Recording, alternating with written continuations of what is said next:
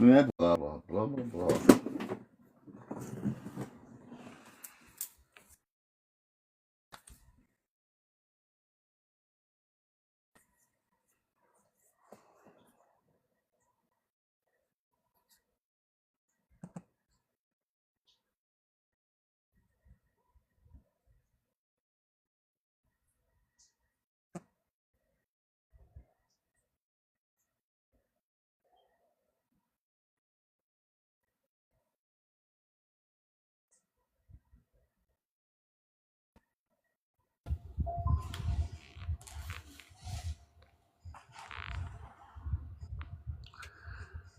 Howdy.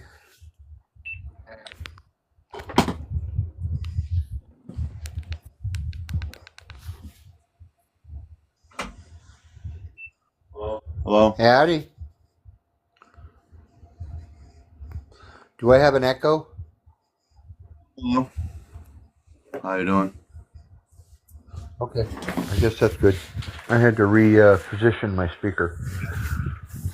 At least now I can hear everything. Well, provided there's not more than one person talking. All right. I think I'm gonna check out getting another phone.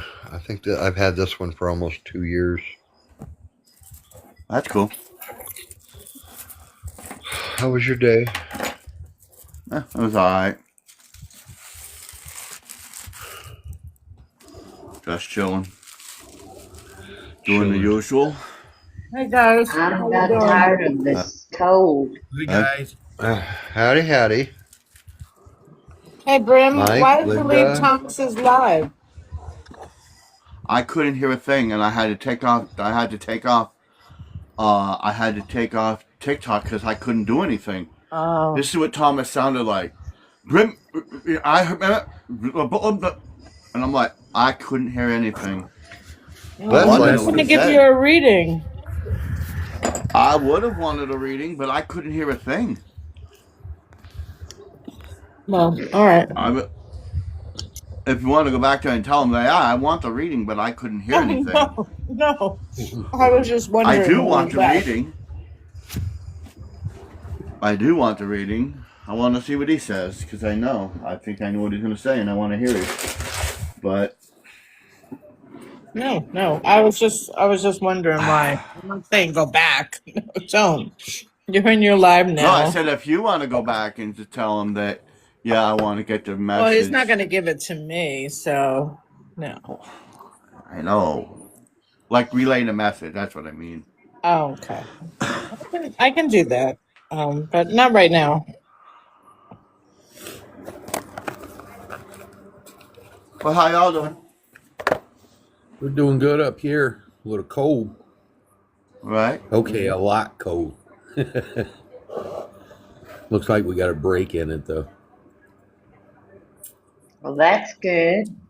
Are you still getting snow? Yeah, it snowed all last night, couple times. I wanted Yeah, to it's turn the snowmageddon. camera. Yeah, it was wasn't like a blizzard. We had high Is it winds. even snow? And no, we had winds coming up Shady Brook and coming down our other road, and when they meet together, the air mushrooms out. So you can watch the snow actually going sideways and hit each other and mushroom out. It doesn't happen long, and it is so cool when you can catch it at the right time. But what helps too is you see all the snow blowing off the roofs. The light dust snow, and it travels. So by the time it's coming down here to our end, there's how many houses? Okay, a few of them. And they all gather up and they end up down here, and I get me some good drifts. What about you guys? Well, Mike, I hope you're not like killing yourself out there and trying to No. keep the neighborhood safe. You got to be careful. This is dangerous weather. Yeah, I'm only doing the one straight across from me and just ours. So, because he works for the electric company. and his hours, he could come in at any time, and I don't want him to come in or leave and have him shovel. No, just Not be when I got a careful. machine. I will. Take Thank you very take care of much. yourself, really. Yeah, I've got my layers of thermals on and clothes and gloves. I'm going to ask you guys a question before. Hold on, sorry. I want to ask this Shoot. question before everybody else gets in. Yeah. To be your authentic self, everybody's telling you to do this, this, and that. Does that make you unique? Well, Or that's just like them? interesting. That's an interesting question because Yes, if you're being your authentic self, hold on, sorry. If you're being your authentic self, you're being who you're meant to be. Everybody's telling you to do this and do that. Are you really being your authentic self?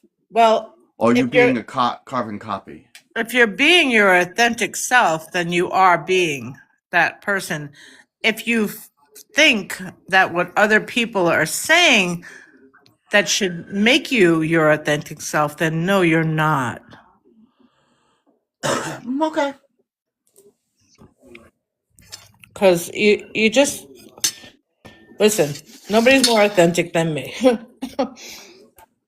There's no bullshit behind my words. There's no nothing. It's who you are is who you are. I mean, I had this conversation today, and I'll just give you an example.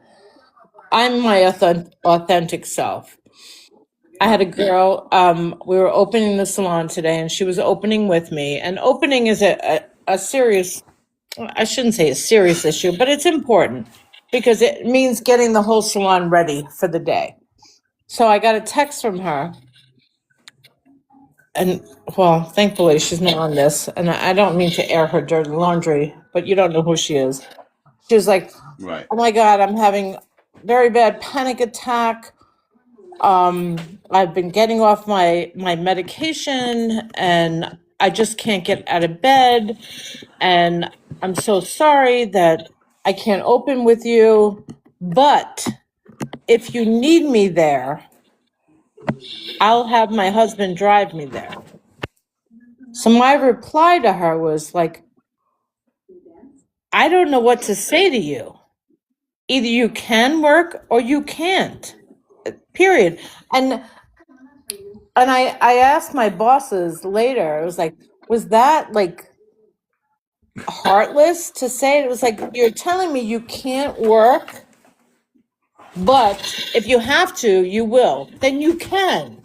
Then you can. It's a matter of pushing yourself to that more. You're not home with the flu and 104 fever. You're not throwing your guts up. You're not sitting on the bowl. It's like, okay, yeah, and I understand. Panic attacks are real, and I don't discredit that. But when you're asking me, I don't think I can come in, but if you need me, I'll make sure I'm there. And I was like, my response is, I don't know what to tell you. If you can't come to work, you can't come to work. We'll figure it out. And that's being authentic. It's like, but me being authentic that way makes me sound like a bitch. I don't Right. think it does. You what? I don't think it does. Well, that's what I I got. mean, I agree with you That's the feedback I got today. that you were being a bitch. Yep. Well, That Perception. I wasn't feeling her emotions. Like, I'm not fucking feeling your emotions. If I have to go in and get the salon open for the day in a half hour where it's a 2 people job, I'm like, no, I'm not feeling your emotions. Either you can work or you can't. So don't tell me I can't, but if you need me, I'll come in. I was like, whatever. Just fucking stay home. I didn't say that, but that's being authentic. I think I went on a tangent on that one. I could hear the No. Italian. I guess it stayed home. Well, she stayed home. She stayed home. I Yeah. could hear that Italian accent. Well, I don't have an Italian accent because I'm Irish. But it's the But New it did York. sound Italian. That's funny. It's the New York that came out of me. I'm like, what the hell? It was like, what are you saying? Can you work or can't you work? And listen, mental illness and anxiety, that doesn't necessarily mean mental illness. Anxiety is real, and it's real for everybody in a different way. And I totally get that. But I myself need clarification. It, like if I call out for work, I'm literally dying. I have 103, 104 fever, and you don't want me there. It's not like, well, if you want me to be there, I'll take some Motrin and I'll try to push through it. That's not it. I just see something really weird in the guy that came in. His name was Paul, and I looked at his profile and it looked like me. Oh, is somebody mimicking you? No, he ain't mimicking. He looks like me. I gotta find him. It was Paul-719. I looked at it and I'm like, what the hell? His picture looks like me in real life. I found that interesting. Yeah. Maybe Well, it's like a doppelganger of me. so when you say, Paul, authentic, when you're being your authentic self, Right. somebody's questioning you, Mm-hmm. then what the fuck? And if you're, and they're questioning you, and they keep hammering all these things into you, is Then that are you going to be able to keep your authenticity, or are you going to be molded into something I'm going to be able to that keep you my feel that you're not? authenticity, and I'm going to say, what do you perceive I should be looking like? Because this is not who I am. So take a Right. step back and let's reevaluate this. And you talk to the person and go, I don't know what you expect me to be. This is who I am right now. Right now. You might not have been that person a while ago, but you're that person right now. And And you've got to look at the fact that it's an opinion, Paul. exactly, opinions like an Right. assholes. Everybody's have them. I was standing in the shower because I don't know, and I was like, well, what am I gonna do in a life? And I just said, I don't know. And then I heard this convoy say that, and I'm like, huh, interesting concept. You heard a convoy? What did you say? I heard a voice in my head, Oh, and and I heard it, and as I was sitting in the shower, I was standing in the shower, not sitting, and I was standing in the shower, and I thought, and I was like, what am I gonna do in this life? No, I don't know, no, and I was going over all these things, and I sat there, well, stood there, and I'm leaning against the wall, the water's beating on me, it was so warm, oh, I felt like love a slice that. of heaven Oh for my a God, I moment. love that. it was better than having sex at that point, Yeah, well, and I not was sitting quite, there. but it's close. I was there at that moment. I was just standing there going, oh, a moment of bliss, and I could feel the water, and I'm thinking, huh. And I heard the voice say, if you're your authentic self, and people are saying comments that kind of relate to you and kind of don't, it's almost like sometimes they're trying to mold you into something you're not. So if they mold you into something you're not, are you really your authentic self? And I Well, went, and I was going down this little rabbit hole in the shower, and I thought, well, if I'm a unique person, so shouldn't it be my differences of opinion and the way I think and the way I absolutely. am make me unique, so I could Absolutely. bring a different perception of the message? And So your authentic self, and I don't mean to interrupt, can change. It can change Yeah. like hour to hour, day to day, like what you feel. It's like what you feel is authentic. And it doesn't Yeah. have to mean what you felt a year ago is what you feel now. Right. And I'm going to mute myself because I keep chatting. You make a good point. You make a good point. That was a good answer. So I don't know if somebody's asking to be your authentic self. You're authentic. I think we all are in this group. I have to mute my TV. Sorry. I think there's no bullshit with any of us. I mean, Jesus Christ, you guys know me in and out. You know when I fall, I'm right there on the fucking live falling. And We know when you snort. you know when I snort. You don't know when I wet my pants when I laugh, but that's okay. But my authentic self right now is who I am right now. My authentic self might not have been, it definitely was not the same 6 months ago, 20 minutes a year, ago. or 5 minutes ago, or a year ago. It's what I'm feeling at the moment. Right. So that would be considered going with the flow, going with the universe's flow, which is inside of us, which we're connected to. Yes, absolutely. So, The same person, like I said before, like you just said, who I was 5 minutes ago is not the same person I am right now. And it won't be the same person I am probably 20 minutes from now. no, it won't. It won't. Your core values will always be there, but your opinions, and just life's experiences or what, you might have thought of something and it was like, well, maybe I'm going to think about this a little differently. Maybe somebody brought something different to me. You're always authentic. That's how I feel. I'm always authentic. Do my views change? Absolutely. Do my opinions change? Absolutely.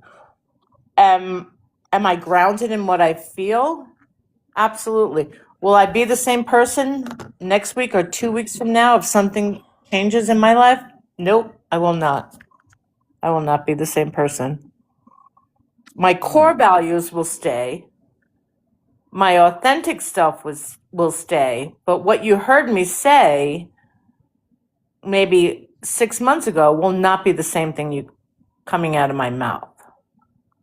What?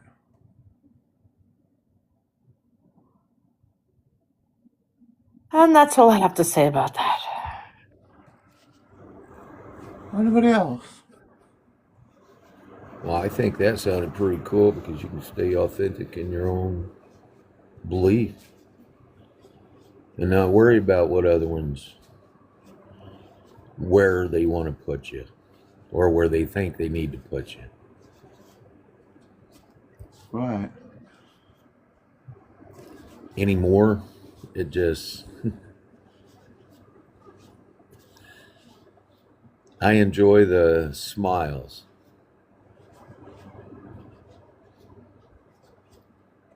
Usually I'm not one for going down rabbit holes, but I was in that shower and I was feeling just like I was in the shower and I could feel the water beating on me and I was like, oh, I want to take a bath, but this is so much better at this moment.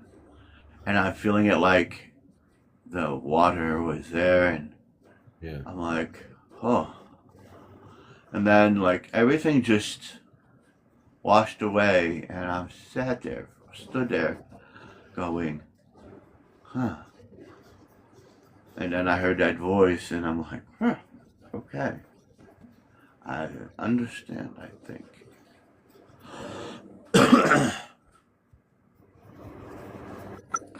It was very enlightening in that shower. Yeah. And I started going down the rabbit hole in the shower. Well, as long as you didn't fall down the shower drain, we're good. Oh no, the old me probably did.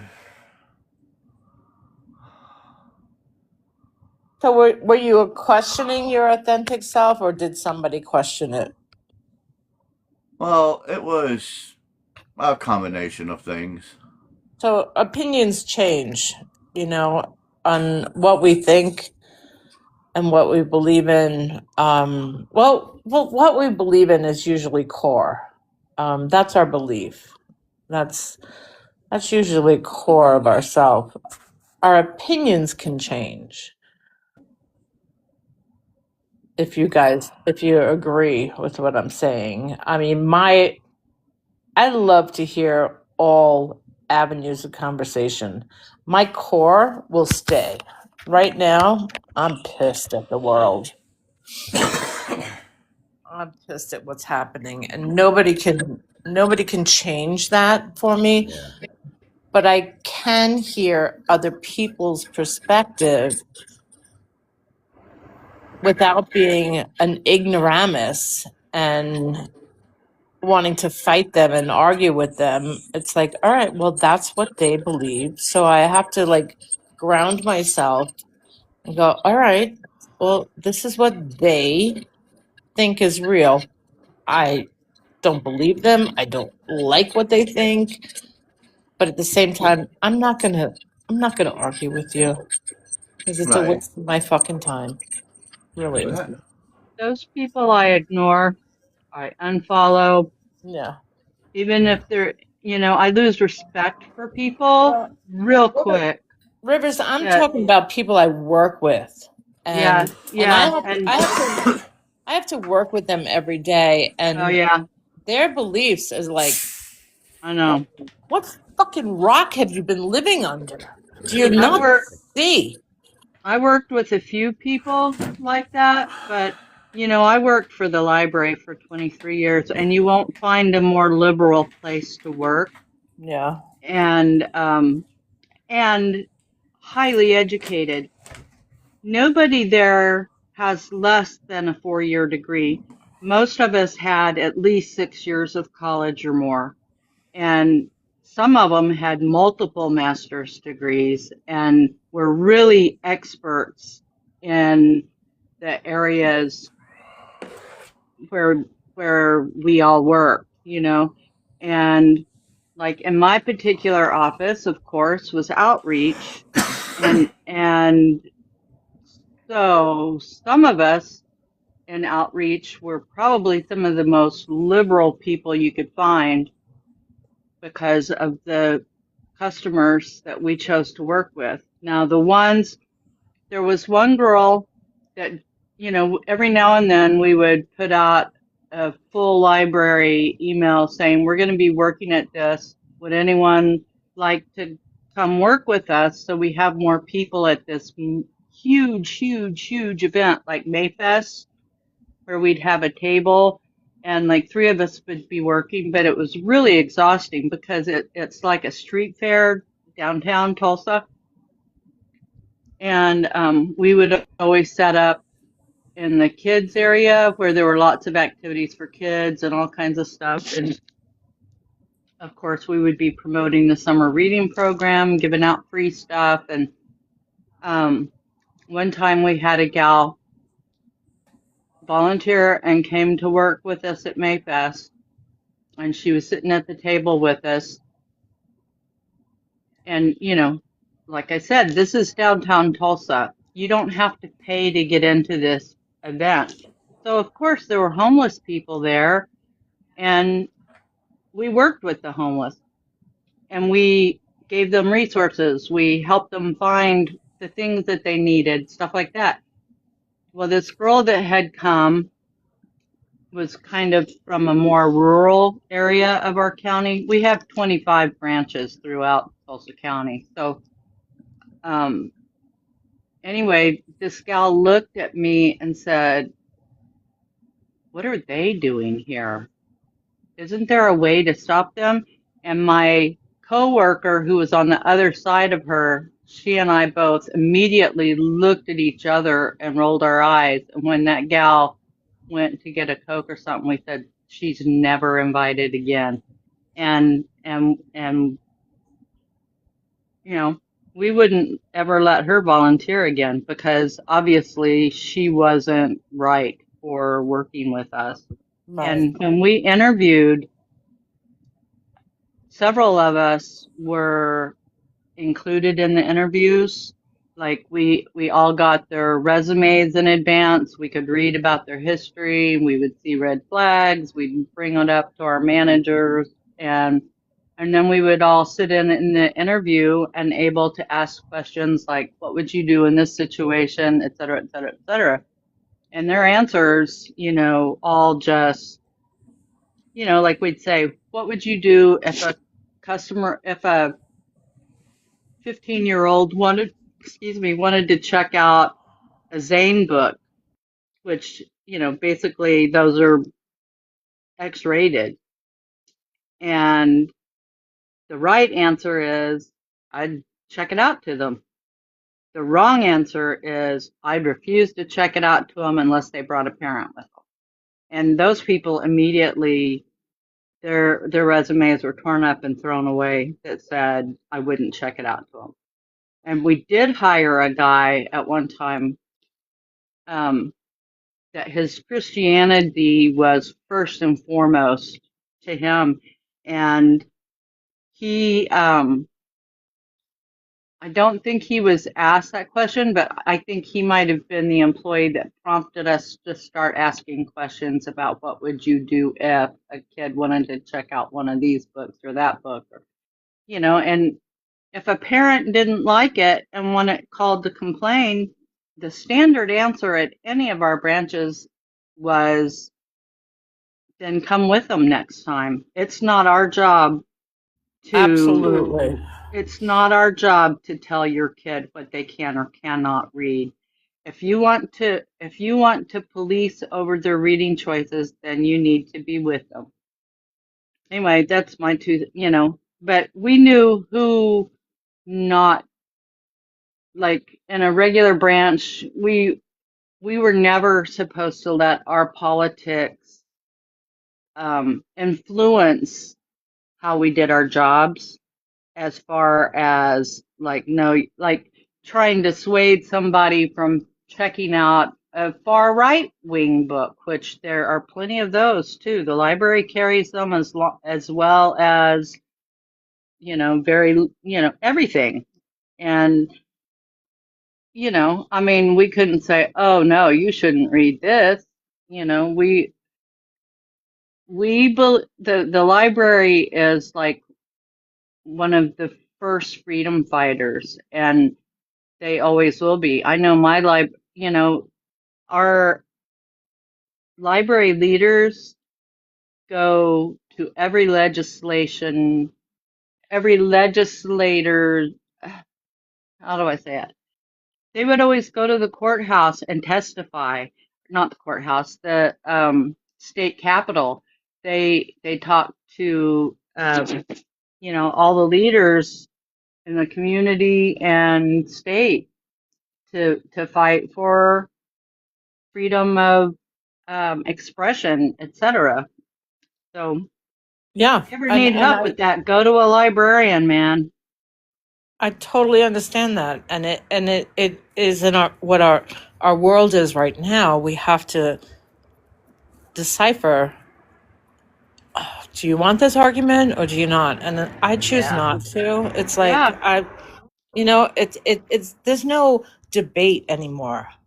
There's no No, debating. it's all about It's like all about right and wrong now. yeah. You It's can't ridiculous. claim to be a Christian and say what's going on is all right. You can't, in my opinion, you can't be a good person and support the bullshit that's happening. In my I agree. opinion, I and agree. and so I have deleted lifelong friends from my life too. And there is a friend, I don't know how she votes, but she's a good friend. I know better than to talk politics with her, and she doesn't talk politics with me. She's also been a good friend to me during my, after my surgery. She would come by pretty regularly to check on me, visit me, bring me some lunch. Yeah, you just have to put people in their where you Yeah. want them. And Yeah. there's little boxes that you can put them in. And it's like, Yeah. okay, this one I'm not going to talk to about that. This one I'm not going to talk to about this. But I don't mean to get off top. We got off topic because Brim Yeah. I'm was sorry. talking about himself. No, I could go on for Authenticity. Yeah. I could go on forever with you with this because I Yeah. totally agree. I Yeah. totally agree. And Yeah. everybody that knows me knows how I feel about it. I mean, even my TikTok friends, because of the stuff I post, it's real clear where I stand, and my real life friends know that too. Facebook, I've deleted so many people that um if I just silence them. I don't delete them. yeah, I just silence them I because don't want to talk I don't about want that your here. rhetoric on my page. You Yeah. know? Well, So well, I had thoughts of maybe I shouldn't post any of this stuff, and now I really don't care. I really don't, because if they want to come for me, they can come for me. I'm not afraid to go to the other side. And if they go house to house and bust in, I will draw my weapon, and they can do what they want at that point. Whether I will bang or not, I don't know. I will find out if that should ever happen. But I'm not going with them anywhere. well, let's hope that never happens. Well, I hope not too, but some of the stuff they've been doing in other places where they bust in and take the whole family, make the Yeah. kids stand out in the cold in their pajamas, not But even allowing them to get shoes or a coat. I No, don't mean to steer it wrong, but I think yeah, we're going into I'm a sorry. political rhetoric Yeah, that we yeah, probably shouldn't at this right. point. Yeah. But yeah, I feel for you, and I'm in the same I wavelength. feel for you because you're still going to work and having to be out in public with Well, them. I know how to handle myself in That's public, good. and I know when to and when not to, and I know the group that I'm around and what I deal with, and that's okay. You have your beliefs. I have mine, Yeah. and God bless you. That's all I Yeah. can say. As I delete your account from my inventory. I'll be quiet. So, Brim, let's get back to you, love. Well, it was just a question, and it's funny that I had this vision for 40 years. Every part of that vision is still playing out, even if we're in this new world. It's still playing out, and I was told that no, that vision is not right. You're seeing this, you're seeing that. I know what I've seen, and it's still playing out to this day. And I find that confirmation. It's just confirmation on everything in that vision that I've seen for 40 years. The whole thing is still playing out the same pathway. And I'm like, interesting. I just find it interesting. I don't say nothing about it, but it's Well, just confirmation for me. yeah, and I'm gonna put my 2 cents in there again. Everybody has their vision and what they think. And Right. when you give your opinion, doesn't mean your opinion is wrong. Or not your opinion, your vision. Right. It doesn't mean it's wrong. They just might see it in a different way, a different version, or a different experience that they've had. And that's okay. Let them have theirs. So it doesn't make yours Right. wrong. So that's the beauty of being an adult, to be able to go, okay, all right, I get where you're coming from. I don't hear you, I don't see you, I don't believe what you're saying, but you have your world that you're living in, and that's fine. Right. That's fine. So it doesn't always have to be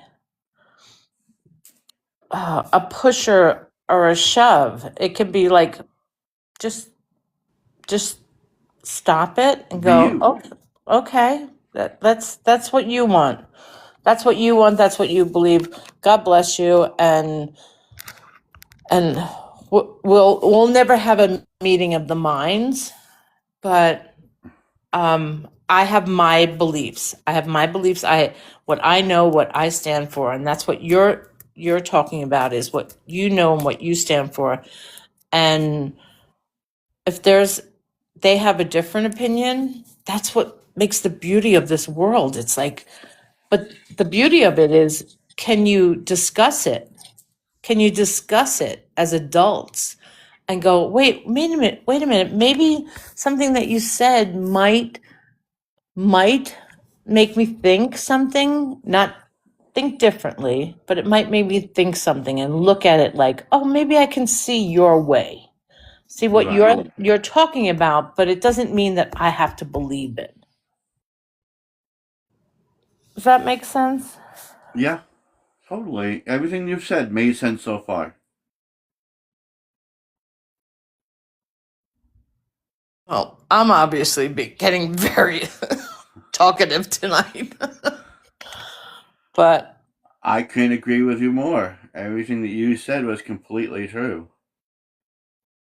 yeah, so, we all have opinions are like assholes. Everybody has one. Everybody has one. We don't all have to believe.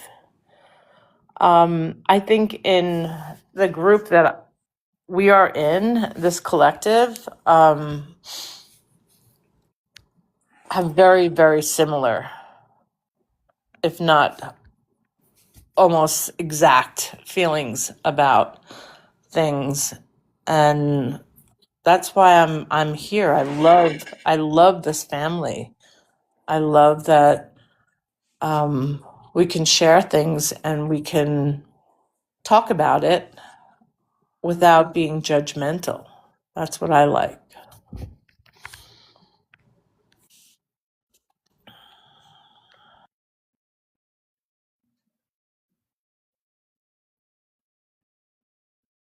Beautifully said.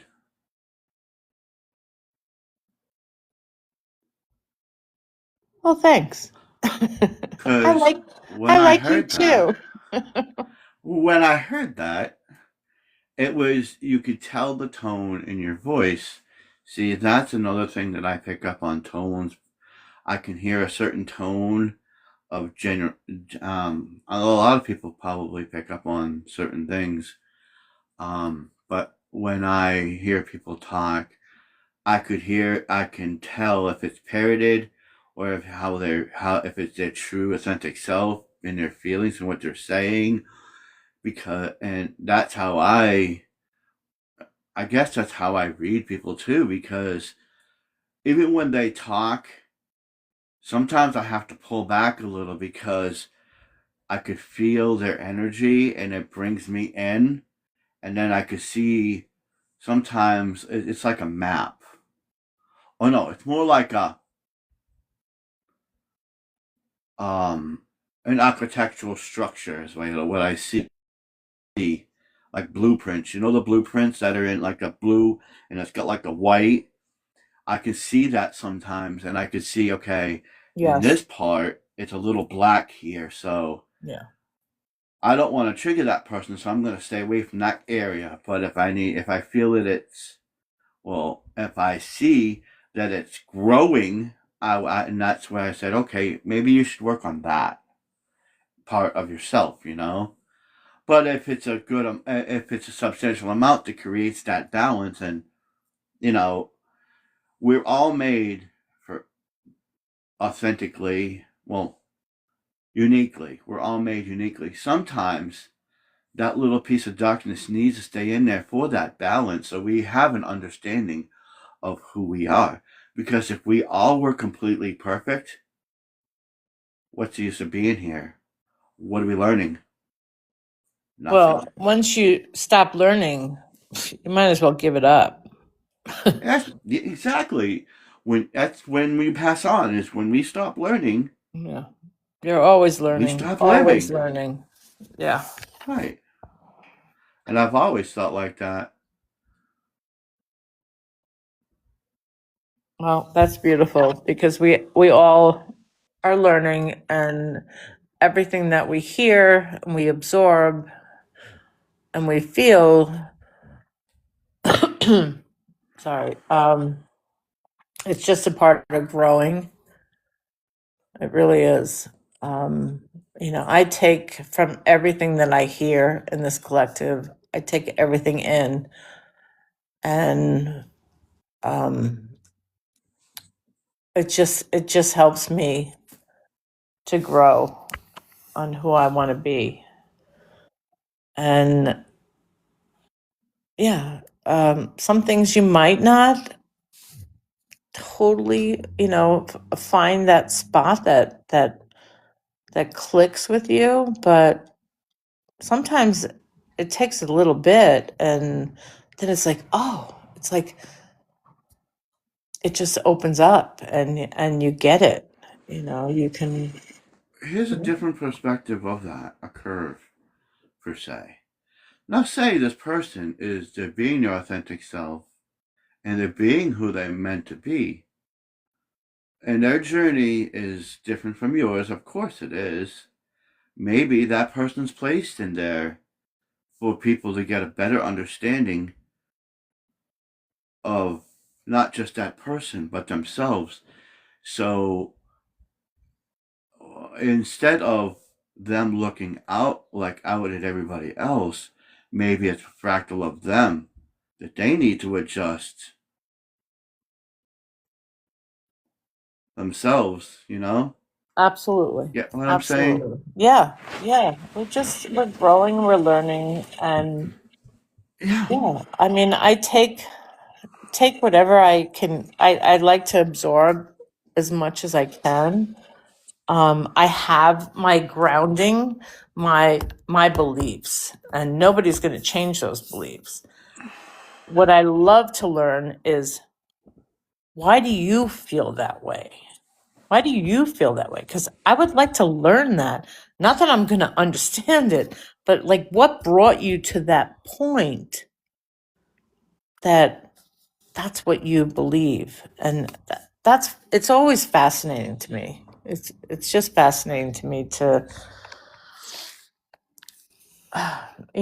just sometimes to learn everybody's, just to learn from people. You just got to keep growing, learning. The day you say I know everything, you fucking lost it. Then you're never gonna grow.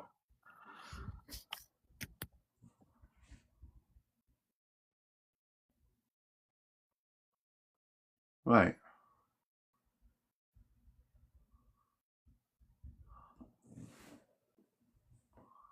What do you think, Maya? Suzanne? Mike? Everybody else? Well, I I just think that in the room. there's, I don't know what you're talking about. I think there's a Oh, lot of times we're going to have people that are going to come in and they're not going to agree with us. But, and this is where we end up having a problem. They will go to other people and discuss it and feel like you're totally wrong. And that's not really fair to you or to any of us. I was talking to my son about that, actually texting a couple hours ago, and he accused me of trying to shove spirituality down his throat. I said, "No, son, I'm trying to educate you because you weren't educated by me when you were younger because I didn't know any better. Now you don't know any better, and I'm trying to help you out." He says, "No, Dad, you're just trying to shove this shit down my throat." And that was the last thing that was said. I left the conversation. I don't know how to proceed from there without arguing. Well, in a texting, it's very hard to express things. That's why it's good when you have those kind of conversations to use the phone, because people react better to tones and frequencies than texting.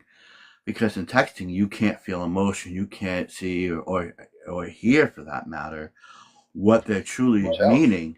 It's just a bunch of words on a black screen, and they get offended by that. So if you were to use a phone and call and say it in a frequency and a tone of love and light, they might understand it that way. But if you come off as a brute, then they're going to be pushed away. And that's where our voice matters.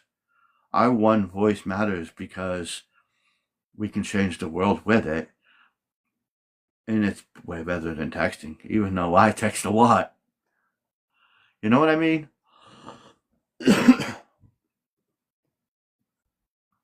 Sorta. I'm just, I don't Yeah, know. I think I didn't get a chance to teach my kids anything outside of what they teach them in school. Uh, when you have the kids with you, living with you, and you're paying child support to their mother, it's very difficult to um, have any extracurricular activities. The only one I managed to get these kids into would be after school karate training, and I was the assistant sensei. It lasted a whole semester, and yeah, there for a long time I thought I was going to have a permanent bruise around my belly button because after the training, the sensei and I stood beside each other, and all the kids lined up and popped us in the gut. Uh, that's when I could deal with it. Now, probably not. Back to that texting thing for a moment. Now, if I was to text you a message, this is just a scenario, Okay. an analogy. Um, Dad, can you cook me supper? I'm really hungry and I want it now. Okay. I would be like, demanding, are we? Right? That would sound demanding. But if I was to call you, go, Dad, I'm really hungry. Can you cook supper now? That's more, you can feel it. You see what I'm saying? Yeah, definitely. That's what I was trying to explain to you, that Yeah. texting you can't feel emotion, and sometimes our words, the way we word things, people can go, "Oh my god, ain't you a little Yeah. egotistical?" texting can be so misconstrued, just like what I Yes. said earlier. What my response to this girl who wasn't coming into work today, she was like, I can't work, but I can if you really needed me to come in. And my response was like, I don't know what to say. If you can't work, you can't work. And now I know my text was misconstrued because I didn't have the warmth behind that to say, oh my God, I'm so sorry you're going through this. But my response was like, well, can you work or can you not work? So that's how texting can be so misconstrued. It's just, it's a very cold way of communicating with people. And yes, Lavender, it's very passive aggressive. And but when you text me and you don't want to call me, that's how I'm going to respond. But do I want to put like warm, fuzzy feelings behind my text? Fuck no. It's like, it depends on who I'm talking with, Dale, I would say, give yourself grace right now, and give your kid grace, and communicate a little more one-to-one instead of texting, because it's in my opinion, texting is very cold, and it's just like to get your point across. My my I think son phone is calls are for that, to be real quick. Say what you need my and yeah, my son is so far not awake. It's almost like he just doesn't care. He'd rather be in the programming of this world instead of moving on to something better. But Uh, love, I don't mean to interrupt you. You have to give him time. oh, have been talking to him about this for the last 4 months. I'm not rushing things. I'm just giving him information. It can Like take a few years everything, even, 80 unfortunately. percent, 80% of the Bible is untrue, and or maybe more than that. And I don't even think we got through the Bible one time with him growing up, so he doesn't even have that. Uh, Well, he, it, I really wish I'd have been a better father when I was younger. I mean, Can't change it now. you're a good father now. That's all that you have to focus on. four And months, be gentle with him. Give him grace. Dale, That's why four, I stopped. 4 months is not a long time. Look how fast time is moving. 4 months, you gotta let those seeds germinate, you know, and, he's an adult. How old is he? Mid 30s or nearly there. Yeah. I don't try to talk to my kids about it. I, I will, I send them videos every now and then and, things that might make them think. Um, but I don't tell them, oh, the Bible is fake and etc. I send them different But videos of things that are happening and all the ships that are being seen and about different aliens and, and spiritual stuff. I send some of both. I don't want either of them completely blindsided, but Graham will be 30 next month and Emily will be 36 next month. They're grown-ups and it's not my job.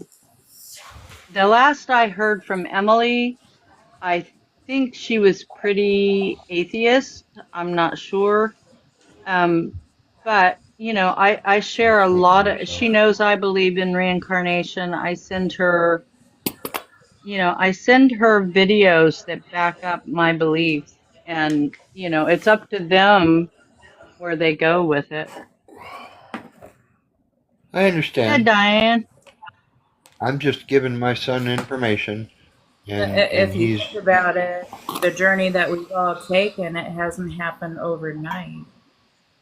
And there's a lot of information out there, and Exactly. we have to give a little bit of grace. Now, you can show things, but you don't want to overwhelmingly and be pushy where they're just gonna like The one stand thing back and say, too, hell no. Like, I had gotten that way at one point. It's taken some of us years, but I have to tell you, we're in a time now, things are happening more quickly, but give them more grace. That's not a long enough time. What did you have to say, Diane? Go through our own thing as well. 4 months is nothing. I have been laying track for my kids for 2 years, and Cordell listened. He would always say, I don't believe what you're saying, but I'm not gonna check it off as you're not right. Like he said, he's keeping it as there just may be a possibility that I was right. Now he started waking up on his own. I find out that he actually it's been going on for quite some time, with his dreams and stuff.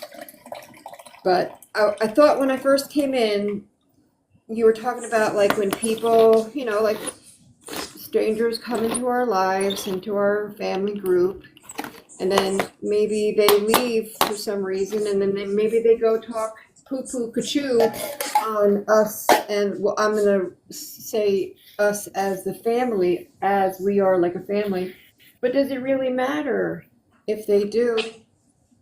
And then, like, I can tell you that myself, I I had some really dear friends that I was really close with in other groups, but you know, you grow away, you find out who really is, and even if they go and they talk dirt about us, they may learn later, like, oh crap, man, I got sucked into these other, listening to their stuff, and they were wrong, and the original, like our family was right, you know. So you just have to, you can't let that stuff bother you. It doesn't matter. You do your best. You don't think about your past, because the past is that. It's the past. Think about every day when you wake up is like a new start. That's what I tell my granddaughter all the time. So you messed up. You think you weren't a great dad. Today's a new day. Don't stuff it down his throat. But you know, still, like, if you're excited about something, that's how I did it with Cornell. I was just telling things. I was like, oh my goodness, you know, like this happened. And the worst thing I did was, we were Jehovah's Witnesses. The worst thing I did was to tell him everything I ever taught you was a lie. And it crushed his world. It was the wrong, I was like blown away, and I should never have said that to him, because it really wasn't, not everything, but a lot of it was stacked with, the good stuff had stuff stacked on it to hide it. But yeah, the worst thing I ever did was to tell Cordell, like, everything I taught you about the Bible was a lie, because it's too much. You're ruining you're like toppling their little pyramid, their Jenga pile, you know, by rocking their world, telling that everything that they think is, you know, good, was good, is now not good, kind of thing. Yeah, I have friends.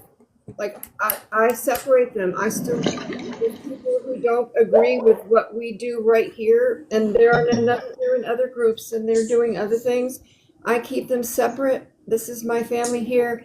Those I still hold out for a chance that maybe someday, you know, they'll wise up, or just see, like, oh man, you know, I've been wasting all this time here. You know, I'm not too worried about it, but there are some of us that have been here for quite a while, and you see these people come in and out, and then someone just fall away completely. And, you know, I'm not too worried about them anymore. I'm worried about my own. And if they have a problem, that's on them. And if they're not, you know, able to sit here and say, oh, I disagree with something, and talk behind I thought like about my back. I thought about just forgetting it. I thought about, you know, a while ago. Yeah, I thought about, well, you know, there's very few that I do go into their rooms. Very few anymore. I think regardless of what our children believe, if they're good people, they won't be left behind in any way. Honestly, I don't believe we're leaving anyone behind. Everyone will wake up. It's just a matter of when. It's in And their own timing. it's not the It's like end. what we went through. You know, we had our own timing as well. And there's a lot we don't want to see when people go through because of what we had gone through ourselves. But sometimes that path it's their own path, but we can be there when they need or when they have the question. But forcing it's not going to do any good for you or them. But you can have that compassion and that caring and let them know, I'm right here for you. You know, my arms are open if anything was to happen or whatever. I'd like to play a song. Let's It might do help it. people with this here. This one's called Cocoon.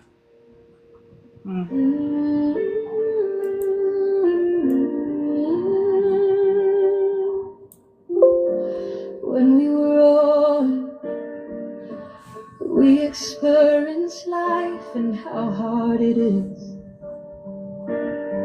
shaping who I trying to shine bright like a morning star. Living life, trying to make the greatest story ever told. We will never know, because it still has to unfold. Our souls travel through the ages, as if we're reading book, flipping through its pages. We wander like the lone caterpillar through the huge world, vast and wide, hoping that alone needs to subside, seeking what life is all about, puffing up our chest, tall, no stop, taking on the world, but sometimes failing, showing we are strong, showing our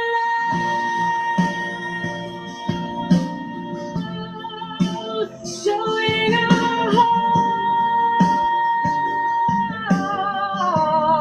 hearts, showing our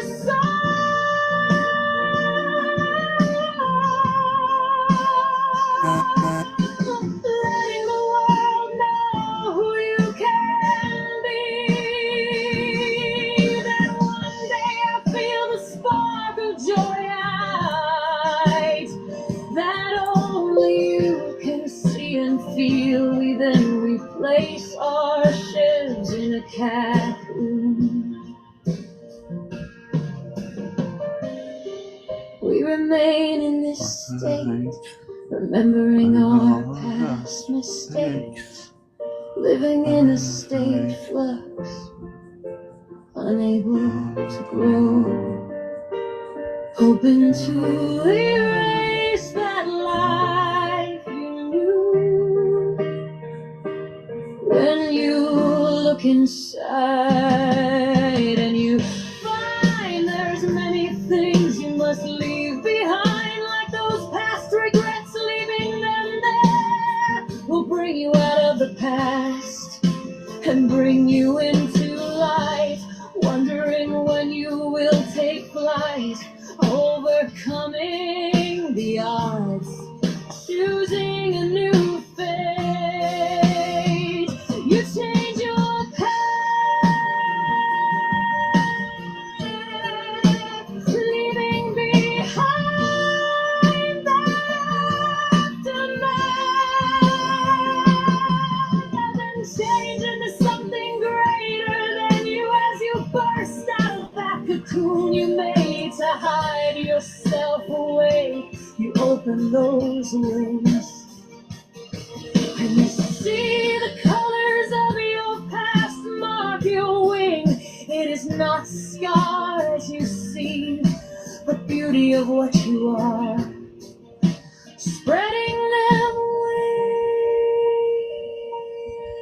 wide, showing the world who and what you are, flying high until others come to your side. Seeing this gives you a family you always wanted, coming directly to you, becoming a whole, a beautiful collective, a flutter of mind, of soul. It spreads its light for the world to see. Now you see who you're meant to be. One thing.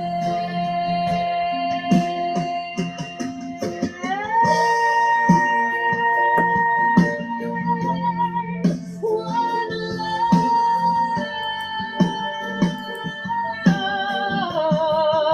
one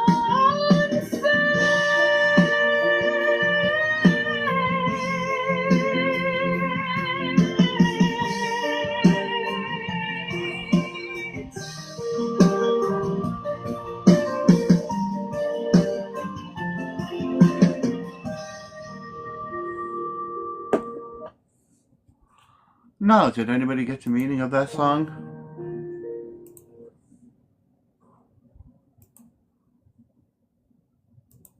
I've already forgotten the word. Pain.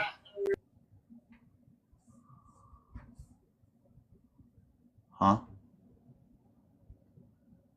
I said Something I about already forgot the words. That was beautiful. change. Real pretty though. Yes. It was Very about, good. you know, we live in our lives and we try to be the best we can be. We're trying to be that strong individual. But as life progresses, we end up finding out that we have to change this big change, this moment of clarity. Awakening, some might call it. Some might just say that life change, that one moment. When you get to that moment, what do? You look within yourself, you cocoon yourself by everything that's around you. You just cocoon it and you metamorph yourself into that beautiful being. And when you do, you find your true self. That true self shines out and it shows the world that the beauty of your wings, the beauty of yourself shines through like a beautiful butterfly. And you fly around the world, showing your beauty and showing your love until you come to this collective, this family, the family you always wanted. You always wanted to share your thoughts with, that will receive you with love and light as you receive them. And you become one with a flutter instead of one individual. You're one piece of that flutter, that collective. And you go as that flutter around the world so everybody could see the beauty you have, the beauty that you've had within, all at the same time. I was going to call it butterfly, but I called it cocoon. It's beautiful, Brim. It really is.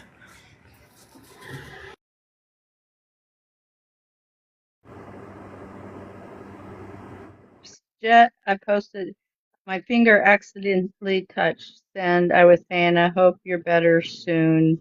You've been going through this for a long time now.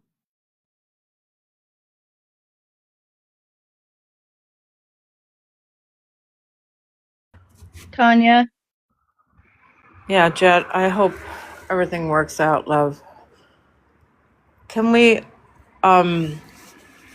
circle back to what Brim was saying in the beginning of your authentic self? And if somebody's doubting you, how do you feel about that? I feel okay about that. I mean, you know, all I have are the things I've learned and the things I've experienced.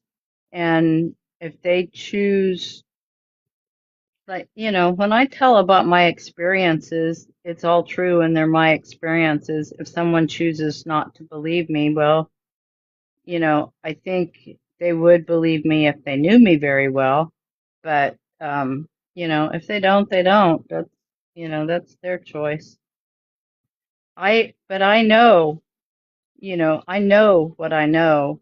And, I know that when I was in the hospital, I was surrounded by archangels and including Azrael and Yeshua and Mary, and I don't even know all.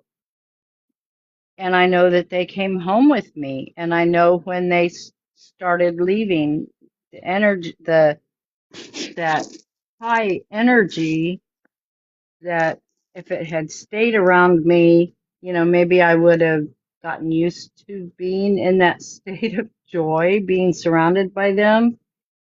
But, I felt that high energy dissipate. So I knew when they were leaving, I knew some were still with me. But I felt Azrael with me for a very long time. And you felt that love, right? Yeah. And and that's not a feeling that you can fake. And the people that knew me during that time and heard me talk about it at that time, I don't, they could hear it in my voice.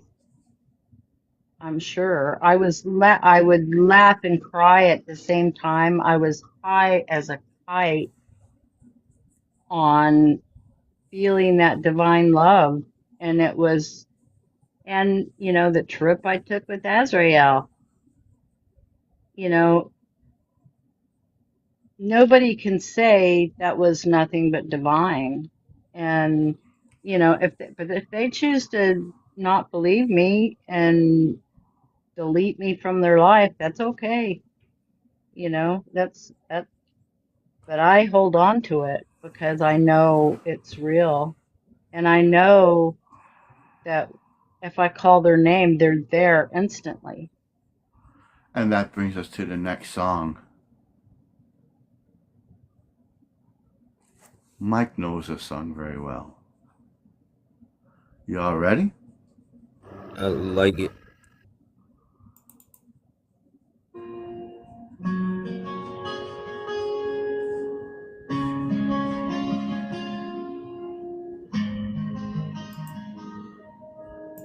Sitting under a tree, I feel the gentle breeze blowing softly, blowing sweet across my face.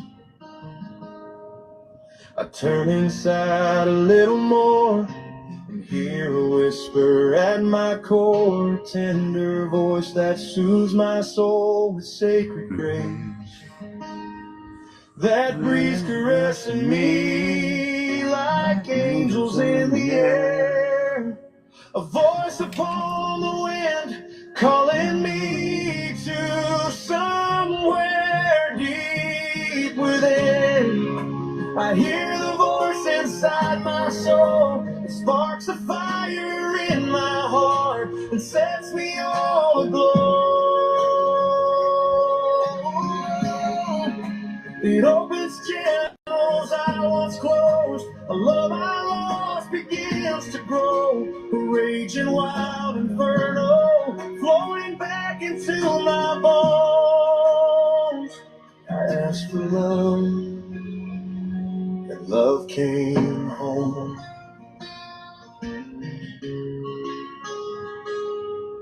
A soul stepped gently close to me and showed me what I couldn't see, that love is more than intimate, it's universe-wide. Unconditional, divine, a perfect pattern by design, creation's quiet masterpiece inside the mind.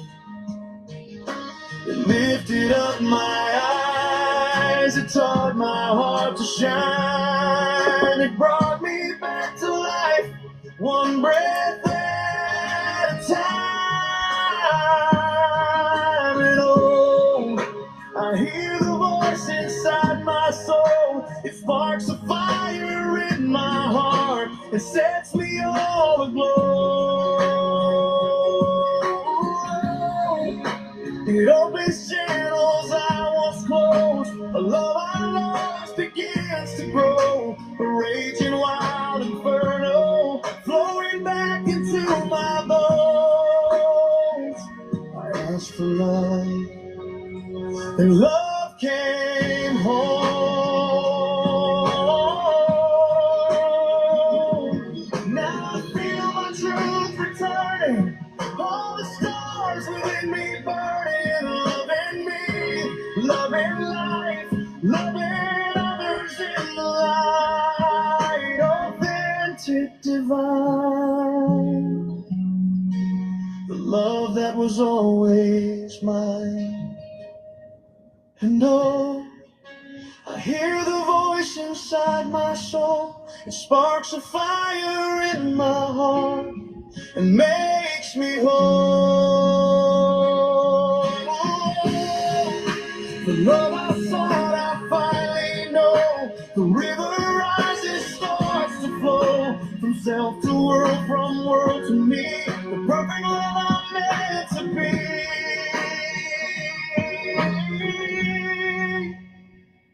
I asked for love, and love came home.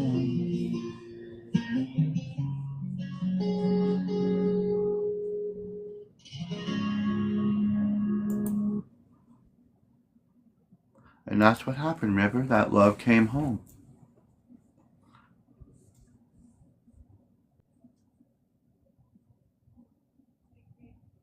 AK was just messaging me because I invited him, and he said he's fixing to go somewhere. There's a work meeting he's got to go to, so he's got to go. I was telling Tanya, but maybe if it's okay, I'll just tell her now. I, Tanya, that nurse sat with me almost all night. She put the lid down on I was hooked up in both arms to different IVs and getting tons of medicine, etc. And I was telling her that it was okay with me if I passed. You know, I was good either way. And I couldn't.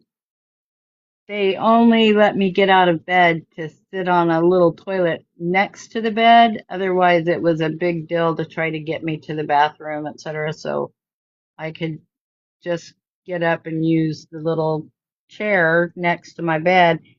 And she put the lid down and sat on it and put her elbow on her knee and her face in her hands and listened and asked questions almost all night long, and listening to my different spiritual experiences and with Azrael. And, you know, it was really cool. She was just super interested in all of it, which was cool because, you know, who knows how that would influence her.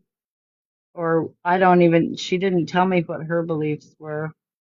And then I've decided ever since that hospital stay, when Emily took me there, it was the first time I'd ever gone to that hospital. Emily works there. And now I've decided that's where I'll go. The other hospital that I used to always go to is a Catholic hospital, which the two biggest hospitals in Tulsa are Catholic hospitals. So, you know, nuns or priests, and I've never been anywhere near Catholic. So it really, you know, their stuff is foreign to me.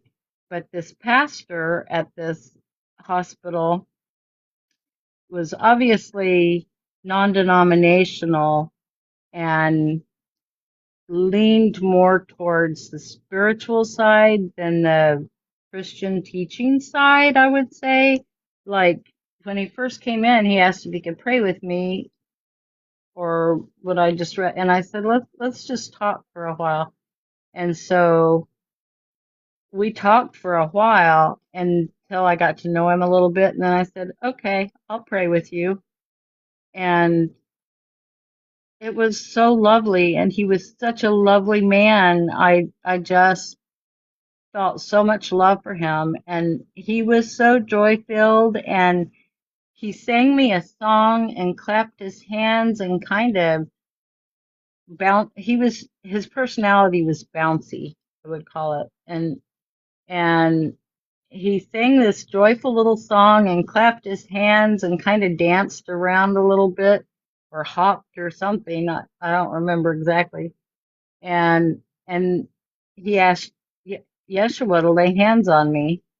And, you know, it was just a cool exchange with him. I enjoyed it. And because I wouldn't pray with just any preacher, you know. So it was really cool. Decided no matter what, that's where I'll go unless I need back surgery and my surgeon can't do it there for some reason or something.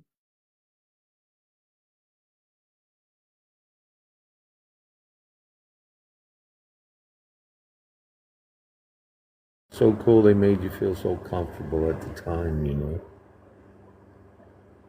If I got better care there, everything was better there, and it might be because they're not as busy as the really big hospital, but I think a lot of people had misconceptions about that hospital as I did, and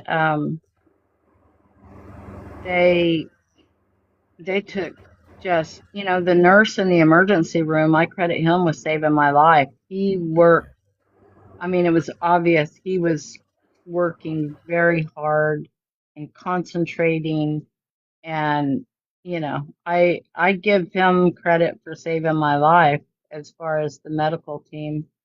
And um the thing, people, I know, Robin the Oracle remote viewed in my room with Honey, and they were on the phone, and he told Honey, "Oh, I don't want to scare you, but I see Azrael there." And Honey laughed and said, "Oh, that's okay. They're friends." Because Robin didn't know my experience with Azrael in my life, and it was, he thought he was there to take me, and he he is, whenever I've ever had a crisis, he's always been there because he loves me.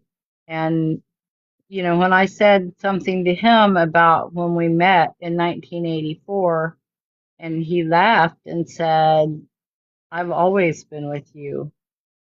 I am a part of you, and you are a part of me." That was pretty freaking cool.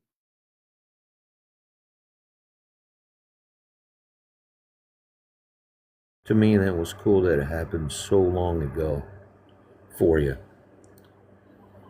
And I didn't know who he was at the Yeah. time, and he didn't say, "Hi, I'm so and so." We had an entire conversation with him asking me if I wanted to go with him and where we were going and what I needed to understand. And I said, "Yes, yes, yes, yes, I understand. Yes, I want to go." And then, but the whole conversation seemed, it was all telepathic, and it it seemed like, I know I heard him and answered his questions, but it seemed that it was all instantaneous too, which was different. And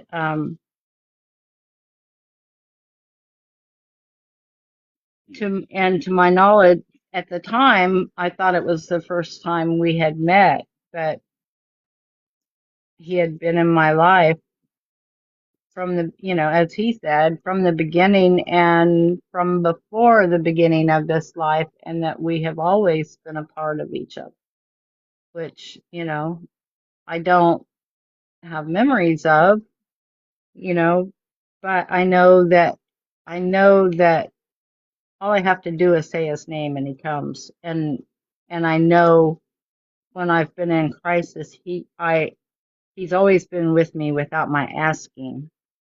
But I'm sure other angels have too. He's just the one that stepped in when, but he was the right angel for it too, Yeah. when I was in such deep grief. Yeah.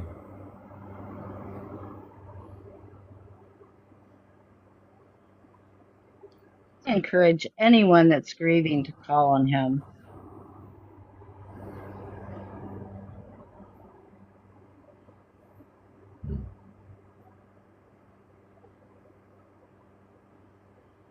What if it was this? He was always there, but he just stepped forward. But he said, he said Yeah. he's always been with me. And, but, that's when I knew he was with me, was when I saw his form, and that was lucky. But he did that knowingly. They come in a way to not cause fear. If he had come to me the first time in his real form, I would have been so fucking freaked out. I'm talking about Archangel Azrael, Diane. I would have been so freaked out. I would have been terrified. But he came to me in the form that I saw good spirit, which was a white mist. As Archangel Azrael, okay. Yeah. He came to me in a way that I was comfortable seeing him. And after the hospital last January, I felt like he could come to me in my true form and I would just hug him, you know, if I wouldn't poke an eye out.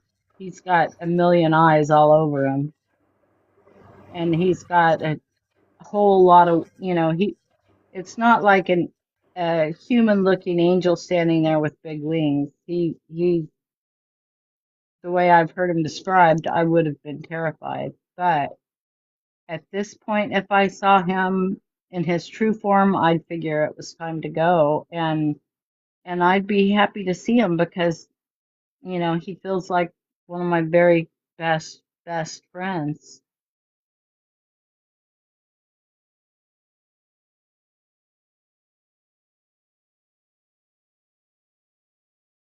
He is incredibly loving and incredibly kind, and he didn't like seeing me suffer the way I was. But I mean, he didn't come right away. I mean, I was in that state for a good while before he came to me and showed himself. And what he did was the most comforting thing he could have done at the time, which was to take me to see my late husband. And, you know, to play for any of you who haven't heard the story, for those that, uh, when he took, and I said, yes, yes, yes, I want to go. And I had to go knowing that they were all passed from this life, and I said, yeah, I know. Yeah, I understand that. I don't care. Yes, I want to go. And part of my experience was also validated just within the last couple of years where I read something about the souls that you see that have passed, like when you get there, they all look alike, but you know your people immediately. And that's how it was for me. I saw a sea of white mists, but I knew my husband immediately and went to him. And then I was just enveloped in this indescribable love. And I don't know how long I stayed there, but the next thing I knew, I was back home. And I was always so grateful for that.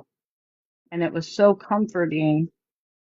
And I didn't understand that it was Azrael until years later when I had a reading and the reader said, kind of, and it was on Zoom, and she kind of pulled her head back and looked surprised and she said, Archangel Azrael is here, but I don't know why. He seems to have a special interest in you.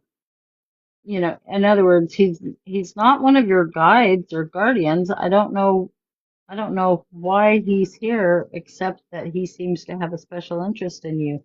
And that's when I realized that that was him that took me to see Eric's soul. And then, I developed my relationship. I developed my side of our relationship further and started talking to him. Then, um, the hospital experience was wild, and I just knew he was there, and I knew that he stayed with me for a long time after I got home. And now he pretty much, sometimes he's here and other times I have to ask him to be here, but I know that all I have to do is say his name, and he's probably here hovering knowing that I'm talking about him. Cool. And I have complete and full faith that when and in the hospital, I woke up that morning that my higher self was just screaming, "This isn't my body." She fully expected to pass out of this body, and I mean, it was real obvious by the way she was talking. Oh shit, I forgot what I was talking about or what I was saying.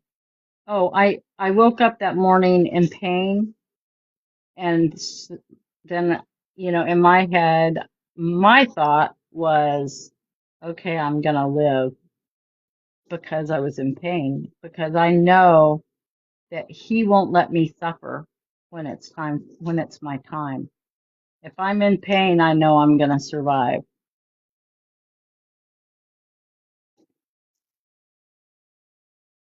Not gonna let me suffer.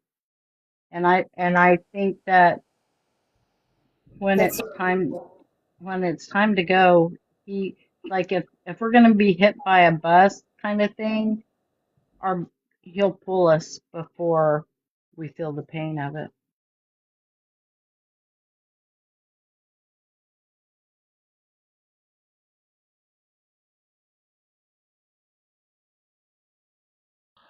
That was very beautiful.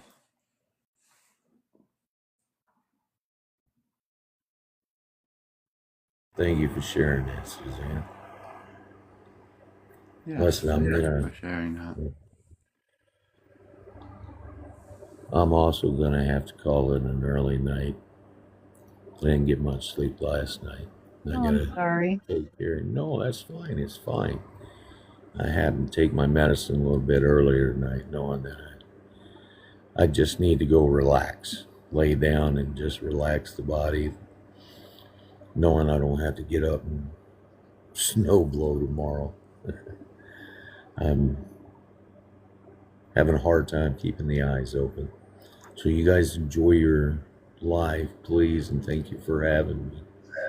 We'll No see you. Hi, problem. Mike. We'll see you soon. I hope you have sweet dreams, Mike. Love you. Thank, thank you. Tell, Love you guys too. tell Bye bye. Gigi I said hi.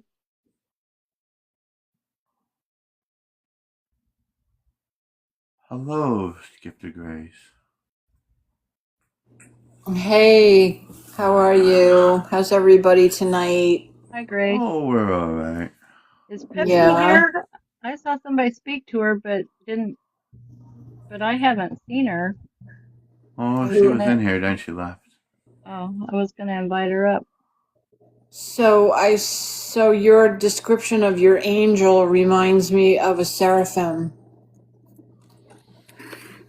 So in the Orthodox Church, there's a prayer that they say about the angels, and they mention this the many eyes, which is considered a seraphim, and the seraphim is covered in eyes all over their wings.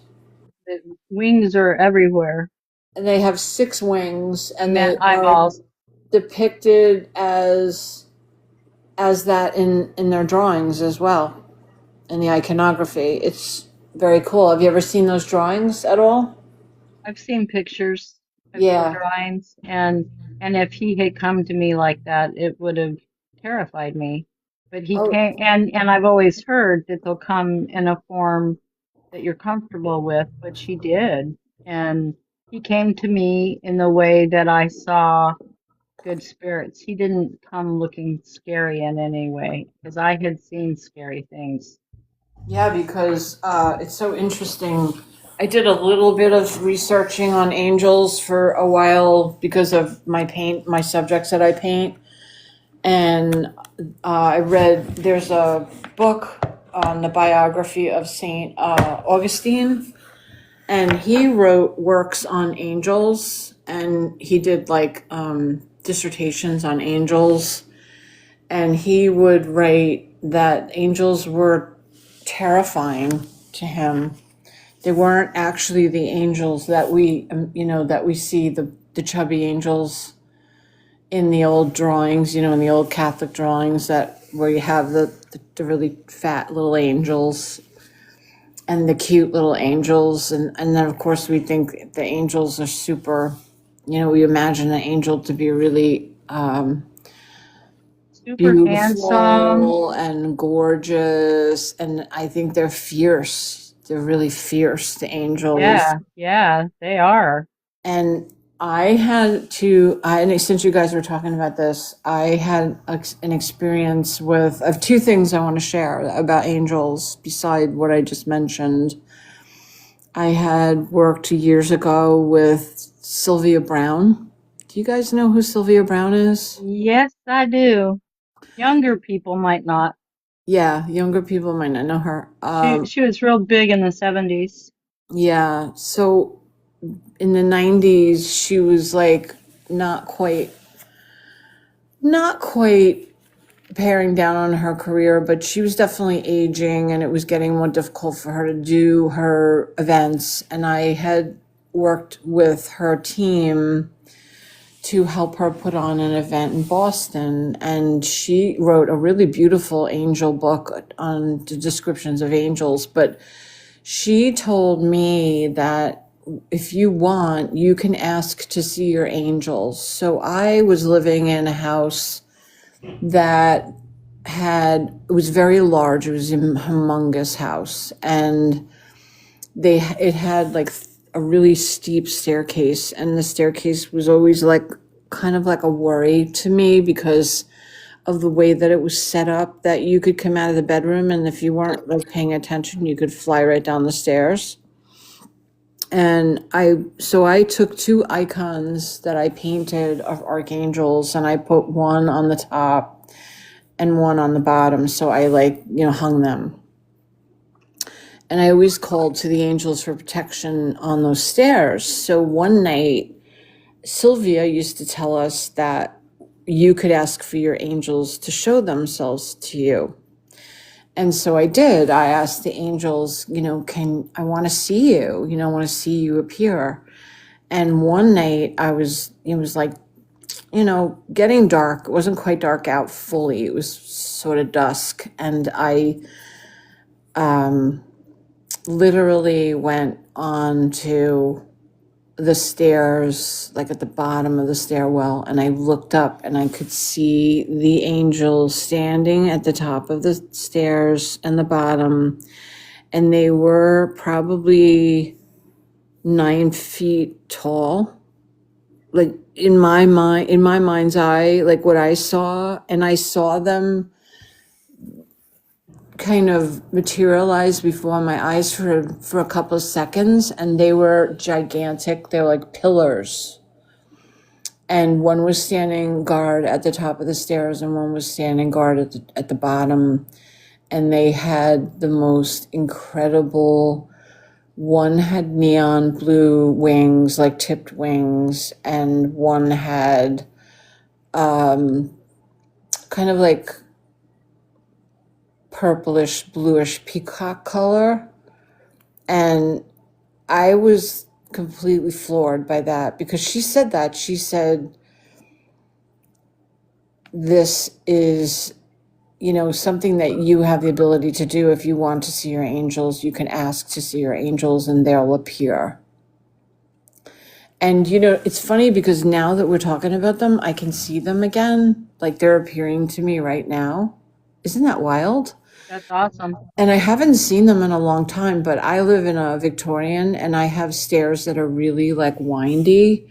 And if you're not careful, you could take a real header down the stairs. So I have the same plaques, the same drawings, the paintings I did of Archangel Michael and Gabriel on the top of the stairwell. And now that I'm talking about the angels appearing again, I can see them. And I'm loving this. There must be a reason why I'm seeing them. And so it was just, having that experience with Sylvia and being able to have her teach me about that and having them materialize like that in the house alone. But, you have to have a spiritual awakening or be a spiritual type of individual to have those types of experiences. And for me, it's always been about angels. Well, if you weren't spiritual, you wouldn't be calling on them or asking to see them, or maybe if somebody was doubting and was wondering if it was real, they might, if they asked, you know. Exactly. And you know, I fell down those stairs in my old house. I took a literal slide down those stairs one morning and I just skated down the stairs like on my hip. And I went from the top to the bottom of the stairs and I had a bruise, but I didn't get injured. And I knew, I was like, I know that those were the angels, Yeah. kind of gliding. I feel like I was gliding through time. Keeping you safe. I feel like there are a couple of times in my life that I have had divine intervention. Yeah. There was one time living in, and I knew it at the time. There was just no way for me to have survived it without an angel stepping in. I just feel they're there for us. They really are. They are, even without asking. Mm-hmm. Like they can't help us with mundane things unless we ask. Yep. Um, That's but absolutely right. You have to invite them in. Otherwise, they but will not bother you. They will stay there, but they'll be around you, but they will not intervene at all. and except they will in an emergency situation. They'll step in, especially if it's not your time to go. They'll step in and change the outcome. Like what I was going to say, I drove a '67 Karmann Ghia. The way I found out there was an issue with my steering column was we'd had a big snowfall, and it was like I-5, which is 5 lanes on either side, at least then. I don't know how big it is now. And there was ice, between the lanes where the line is. You know how when you drive, your lane is cleared, but changing lanes, you have to go over the little hump of packed in stuff. Yeah. And when I changed lanes, it sent my Karmann Ghia into a spin, and I spun and spun, and I went back and forth across Oh my gosh. five lanes, and there was enough traffic that I would have been smashed. And then in a Karmann Ghia, of course, it was made with real steel, so that might have been some protection as opposed to cars today. But I wasn't hit, I wasn't harmed in any way, and I came to a stop in the fast lane without getting hit. And immediately I thought, this was if an angel picked me up and sat me down. And I just knew that it was divine intervention. And they will help in that situation, Yeah. but otherwise you kind of have to ask them. But I talk to them all the time, and I give them permission all the time to step in or nudge me in a different direction or shove me in a different direction if they need to. If I'm, I got this little book about angels years ago, and it was obviously written from a Christian perspective, and it said something to the effect that you shouldn't cuss because it'll scare your angels away. And I'll just say right here and now, that's complete bullshit. Because they hang out with me and I cuss a lot. But I always tell them that you always have permission to help me. You always have permission to redirect me. You always have permission to step in. So I'll tell you another cool story that also is related to angels that has happened a long time ago, but it's such a wild story. So when I was living in my first house in my area, it was like a starter home. There was a furniture store behind us, like it was on the road that was around the corner from us, like adjacent in a way. So my backyard faced these businesses, and this one business went on fire in it was like maybe 9 o'clock at night. This place blew up into flames, and it was an old furniture store. So there was so much kindling in there. Like it was enough to, like there was probably 80-foot, high, flames ablazing at one point, and we all thought our houses were going to burn down. And so we had to evacuate the house, and my kids were babies, and I had 2 dogs and a bird and my 2 kids and Rich. And we were outside sitting on the concrete, on blankets. Thank God it was summer. And my neighbor had a house that was closest to this furniture place. So we were, there was absolutely no pressure on the water hydrants because the firemen were using the pressure to try to put out this fire. So we were trying to use the hose to keep the sparks from igniting our houses. And there was no pressure at all. So my neighbor was crying and she said, Grace, I don't know what to do. She says, I don't want to lose my house this way.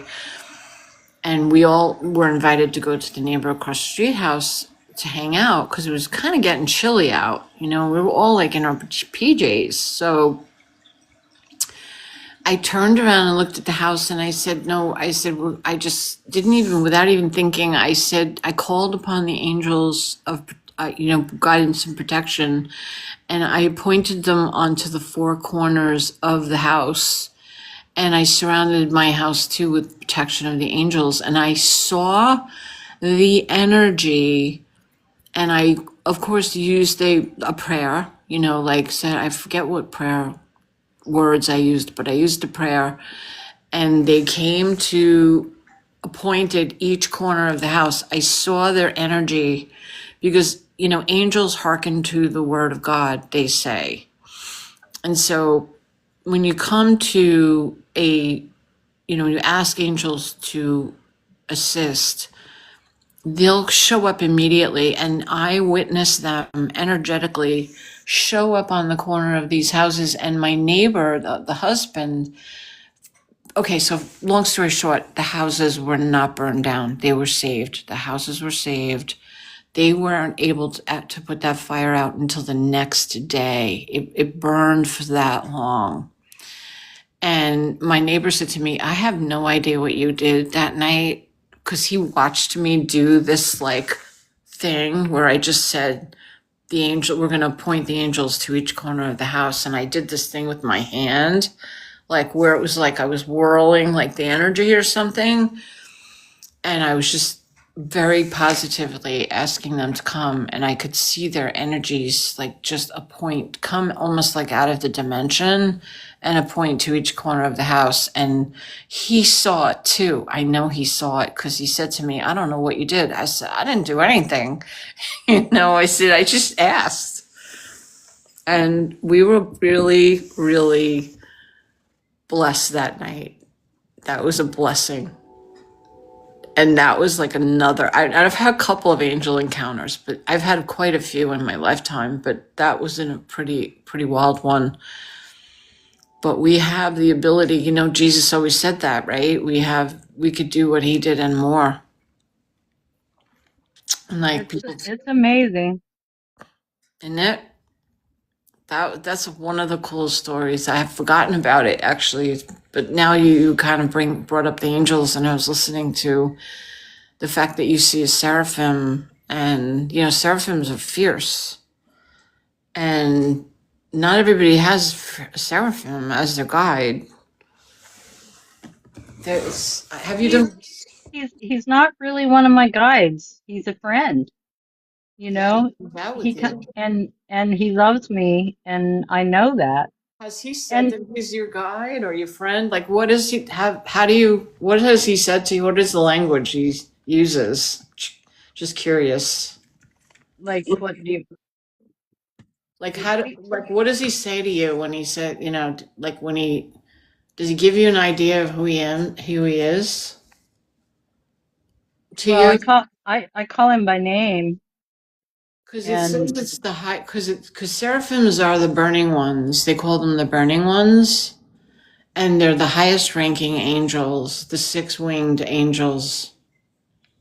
I thought he had 8, but it just might be what I remember. I don't know. You probably could. I wouldn't doubt Yeah. he has it. You know, you never know. I think this is just our interpretation. He just talks to me like a friend. Like I love like that. he laughed at me, and I've asked, can I just, you know, when I'm ready to go, can I just lay down and ask you to take me? And he, he kind of laughs. And it's like, you're not done here, you know? And uh, I talk to him like he's my best friend. Like when I first came home from the hospital, I was talking to him pretty constantly just because I'm so comfortable with him, Right. and I I feel like he's my best friend. Yeah. And I when I talk to them, and like, I haven't since Paul got here, but I don't do a lot of my normal stuff with him here because I'm just too inhibited. But Mhm. um, you know, I'd sit on my bed and call in all my guides and angels and Yeshua and have a conversation with them rather than praying the way I used to, and tell them what was going on with me and things I wanted or needed help with, um and I just say what's on my mind. And sometimes I use the F word, and you know they're with me in the car, and I certainly cuss in the car sometimes, and nothing I can do. When that stupid book that said you'll scare your angels away, nothing will scare my angels away. And They're if you not know scared. angels, they don't get scared. No, they don't, because they're pure energy, and they don't have the same, you know, emotional charges that we do. Like we have emotional charges. Oh, They don't they don't shy away from difficulties or anything like that. And when I go someplace, whether I say it in my head or out loud, I ask them to, come on, you guys, we're gonna do this, you know. yeah. So, trying to remember Saint Augustine's teachings on the angels, and that what happened with him is he was so terrified that I don't know what he was up to, but he was so terrified that he stopped his studies on angels because he had felt like he was barking up the wrong tree because he was, I think, don't you wish you could have conversations with these people that are in the past that have done Yeah. these kinds of studies? Because, you got to basically dig into their teachings and what their writings and experiences.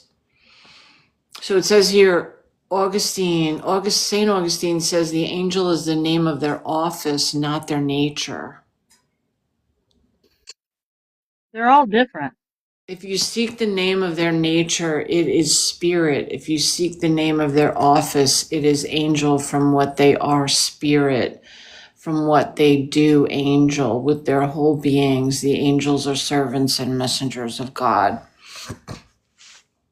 But he stopped his studies because he got freaked out by it. I don't know why he would have gotten freaked out, but I think that he might have had a psychotic break, or there might have been some psychological issue there, that underlying condition or something, because he was having all types of visions and things. Not that I'm saying that we all have visions, people have psychotic problems or psychological issues, but there's, I think that a lot of times with scholars, when, because I do a lot of research, and a lot of incidences with scholars is that they try to debunk everything. And it makes it frustrating because they want to always, like, say, for instance, Joan of Arc, she used to get visions and was led by her visions. And scholars are saying now that she would have been schizophrenic, and I thought, well, yeah, of course you're going to say that. course you're going to say that. It makes me so angry when they do that. But anyway, fine. I'm going to have to do a deep dive to read more about it. And it also says that angels were created wisdom. I'm like reading an academic paper as we're. You know how people say, "Oh, she's an angel now." Well, that's BS. We don't pass and become an angel. No, we Angels, do not. angels were created as angels, and Yeah, they they're were bodiless powers. and Bodiless. they were created to assist humans, and they love us. And we're each assigned a guardian angel at birth, but like Azrael has told me, he says we have always known each other. You have always been a part of me as I have always been a part of you. So I believe him for saying he's always been a part of me. And so I know he's always been a part of this lifetime. I just didn't know it. And same for you, Southern girls. They come, you just can't see them, or they're not. I mean, even in reading, and it might depend on the reader. It might be a reader that doesn't see angels. I don't know, but Yeah, but I I don't but know. I know, especially if you call, you can call on angels and you might get just regular old angels. I ask for them too, you know, because I know there's a lot of angels just sitting around waiting to be given an assignment or something to do, or um and um That's right. if you call them by name, that angel will come. Like if you want to do, I did a cord cutting that Vicky led me through that was completely different than any cutting I've ever done, and it was certainly the coolest one. She and I went together and faced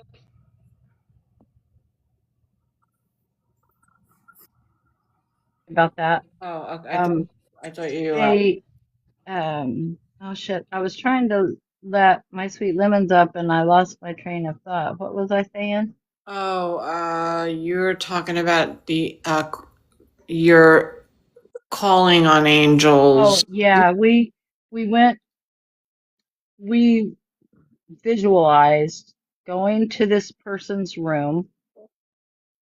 We took we asked Yeshua, Archangel Michael, me, Vicky, Yeshua, and Mary all went and stood together and faced her. And we visualized cords from every chakra connecting us. Yeah. And we had Michael, as some call him, with his flaming sword, cut the Mm-hmm. cords, seal where the seal the part of our bodies where the cords were cut. And I can't remember what we said or did. And that was an amazing experience.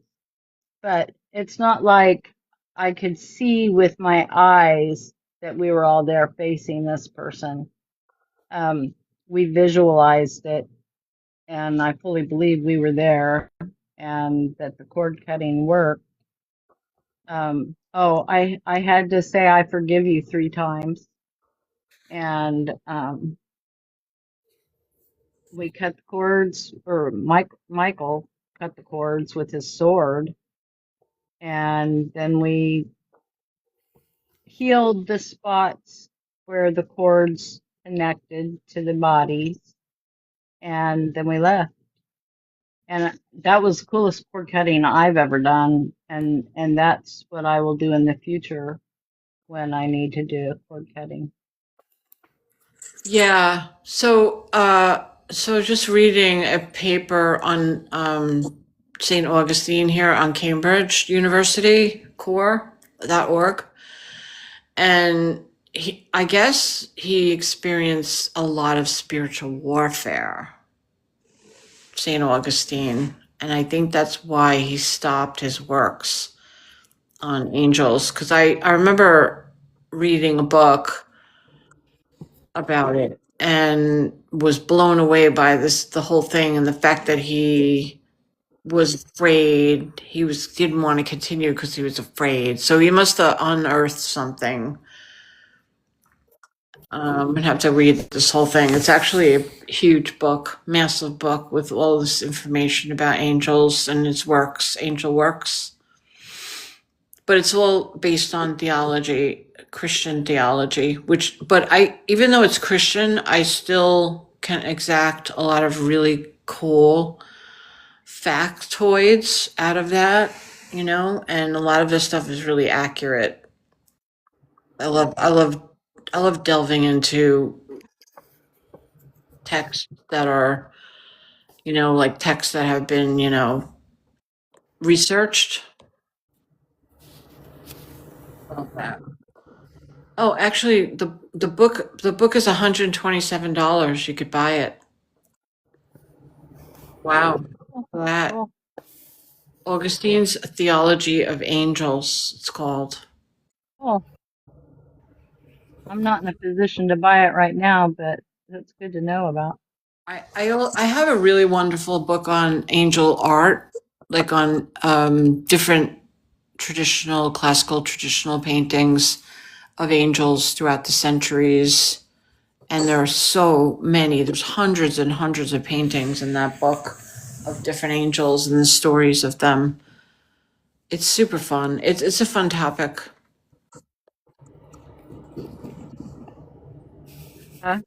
I'd like to see more people talk about angels more often and their experiences with them because, you know, they are like our first defense against anything wrong, anything bad, you know, because they're with us. And, that's the thing that people need to remember, to call on them and to ask them to be with you Yeah. and stay with me and give them permission to help because It's they really need permission. And otherwise, it's only for emergency. They'll step in an emergency if it's not your time to go. I know that. And people And don't think about it, that they don't think about to ask for help from the angels because it's almost like a emergency situation, like calling on angels, because when you are in an emergency situation or a traumatic event, the lid comes off and then you will ask for help.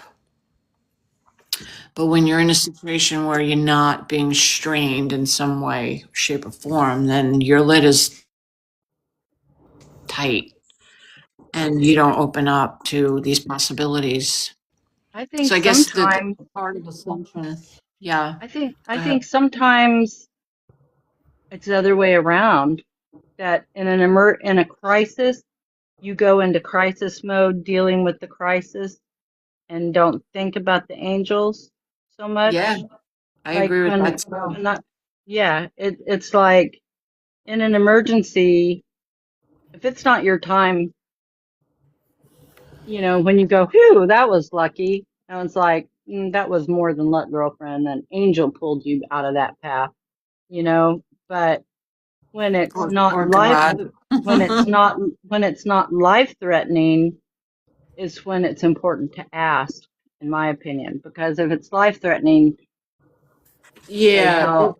it's If it's not difficult your because you're time, not, yeah, it's difficult. Like, I feel like they'll come I think that they'll come if you're in a life-threatening situation, if you have faith in them and you called them and communicated with them. But I do feel like I've had instances with my kids who have asthma and they were hospitalized when they were younger. And I remember being desperate and just needing help. And, I just called upon, help from the celestial realm. And, you know, out of desperation, because I didn't have, like I said, I was open. I was wide open. I was so open and wide open because I was, like a desperate mother trying to help my kids. So the situation was a little bit different than like being in a situation where you're in peril for your, like your life is being threatened. It was like someone else's life was being threatened. It wasn't mine, but I had the ability, I was wide open. And so I asked, and that's how it worked for me. I don't know. I think in every case scenario, it probably is different for everyone, and every situation is different. But they're there and they're around and they're, I think somebody especially like lower level angels are just waiting to be asked. And so, a lot of times I call in my entire spiritual team, which is pretty big. And like I have like 7 guides, 4 galactic, 4 earthly, um, and my earthly guides are more nature based, if that makes sense. And then my galactic guides are more the ones trying to help me with spiritual growth and learning, which seems odd, but that's the way I'm seeing it right now. And but I have archangels with me all the time, like Archangel Haniel, which I had never heard of, stays with me on my left side pretty much all the time, I think. And her purpose is to keep my heart soft as I get stronger. That was my answer. Yeah, so the angels who are considered the lowest rank are closest to individuals, and they act as guardians and messengers. And then the archangels are the high ranking messengers who deliver critical messages to humans, Michael and Gabriel. And They're of with course, me a lot. And yeah. I think it was Gabriel who gave me a message in a reading one time that told me to change my verbiage about healing from my surgery. He said, I'm in the process of healing. Yeah, so I'm wondering That if was you the have more way than he one said it. angel. Do you have more than one? Because Oh yeah. so the thrones are the many eyes, and the seraphim are the winged, like the 6 wings, the many wings. So seraphim and thrones surround you.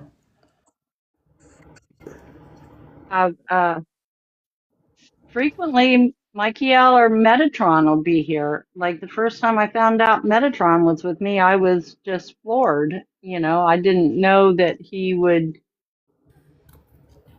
stoop to my to not have a better word, stoop to my Well, level kind of Metatron, thing. You know what I mean? It's Metatron like can I have. always expect Azrael because we're friends. We are close friends and I know him. The other angels I know about and know of, but I don't feel like I have an intimate relationship with them the way I do with Azrael. But they come and especially when I ask them to, I have my faith is completely sure about them. That's not faith, that's knowing. Mm-hmm.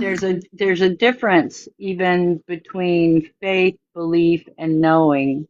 And I'm firm in my knowing about angels. Yeah, that's nice.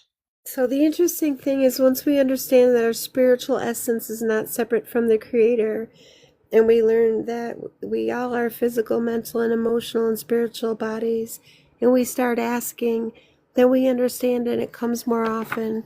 And so maybe it's just like, not everybody's had a near death experience. So, like, I can't always say this out loud because you say some people, they get into spiritual psychosis and that's when they start having psychic attacks. And that's when it becomes a negative influence. Like, so when I first popped in here a few minutes ago, you were talking like, oh, some people, give up the seeking because it becomes like too much for them. Like it becomes overwhelming. Like when they were saying like Joan of Arc, like people thought she was really crazy. Like nowadays they would think of her as like, having some kind of mental illness, but she really was getting all this information. But information is really out there for the asking. Hmm. Yes, it is. And sometimes it's We all have angels. We all have seraphim and oraphim and archangels if we ask. Like as an exercise in energy, you can ask an angel to protect and guide you or another person. yeah. I True. mean, it sounds so simple for me to just say that. But I've had a lot of near-death experiences, so like I got trampled on to get there. So I can interject my own opinion into the information. I don't want to make it sound confusing. No, I think you're right on point and right in line with what the discussion we were having. I mean, I never want to force my opinion on people because everybody comes from a different place and from a different angle in life. So I just like to talk about my experiences, but everybody has their own. And sounds like you're right on. I mean, I agree with everything you just said. I mean, like if I could just throw my hand up in the air and say, Creator has commanded that a guardian angel protect this person right now. Thank you. It is done. It is done. It is done. I mean, sometimes we go through so much pain and vigilance and crying and it feels horrible. But then a miracle happens and we see miracles happen every day. All the time.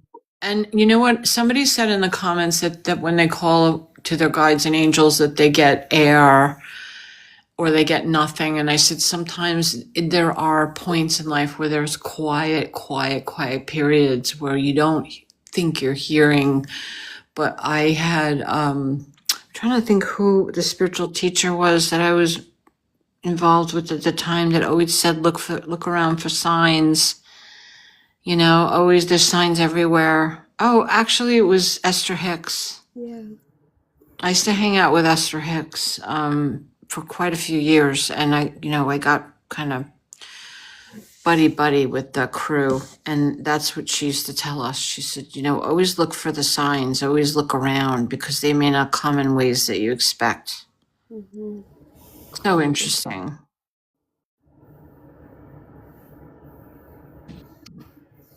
Brim, where'd you go? You're like super quiet.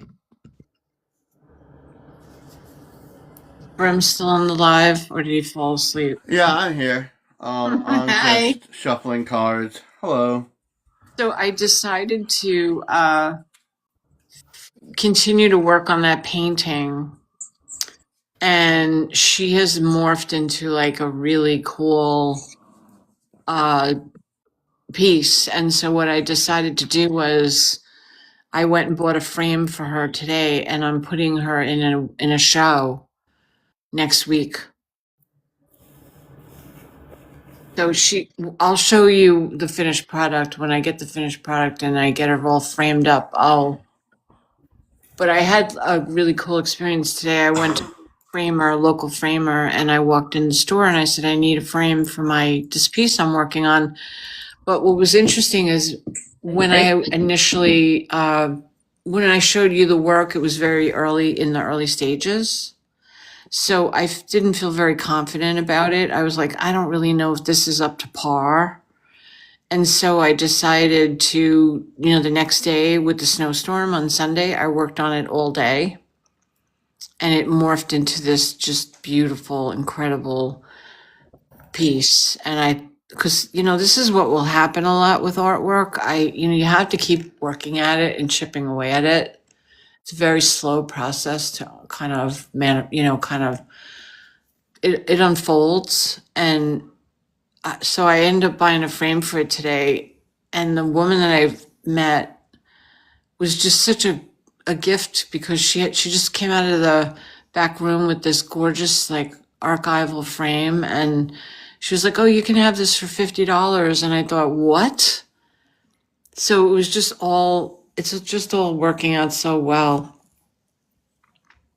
So anyway, I'll show you. I wanted to tell you about that. Oh, I love that picture. Wait till you see the way it looks now. Oh my God. I etched. Okay, so I have a book with sigils, alphabets, and um, it's I don't even know if I have it. I have it on my desk in my art room, but I have a book that has all these symbols. It's like symbols, sigils, alphabets, and I can't remember the title of it. Anyway, it's just this fantastic book, and it's got all these incredible symbologies. So what I did was I took a code and I etched the language through the symbols into the painting, I put a halo around her. So I etched a halo around her head. And then there was a ring, and I did an inner ring, and then inside that ring, I made symbols with a code language of love. And the whole time I was etching, I kept getting and I was listening to this like healing music, and the entire time I was getting this language of love. So I etched the constellations, I etched in grace, and it's absolutely cool as heck. Wait do you see it? Beautiful. Yeah, wait do you see how cool it came out. I was a little nervous about it because the subject matter is really different from what I would normally create, but I was getting messages all weekend that I need to take step out of I need to take a risk. And I don't know, I saw a quote, and when I saw the quote, I wish I wrote it down because I can't remember it now. Don't you hate that when you see things and you get messages and then you forget them? So I gotta write everything down because I don't remember. I get that things come up. Do you guys experience this in a similar way where you get these messages that come through and then they just keep coming through so fast that you can't remember them all? I don't know if anybody else experiences that, but and they're messages for me, like guidance messages, nothing like crazy, but it was actually a really cool quote about like just making something, believing in yourself and making something unique and trusting. That's okay. Don't worry. Does anybody else have those experiences?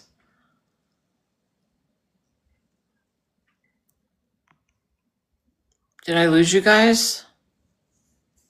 No, it was just skipping over here. I missed some of it because it I'm was here. skipping. Because I left and then I I went think to the live text froze a little bit. and when I type, I can't listen well at the same time. It's know, okay. I'm still here, but they call it old age. I had mostly my it, own. Oh, I don't think that's it. Just think that it's just too much information at once. It's so much on my mind, and if I don't write things down, it goes back into the ether. I'm the same way. And I have a pretty good memory. I remember a lot of things, like quotes and things I've read and all types of information. It's just interesting. But some things, like something like that, was a message for me. That was like a trust message that came to me in a quote. You haven't gotten messages, Diane?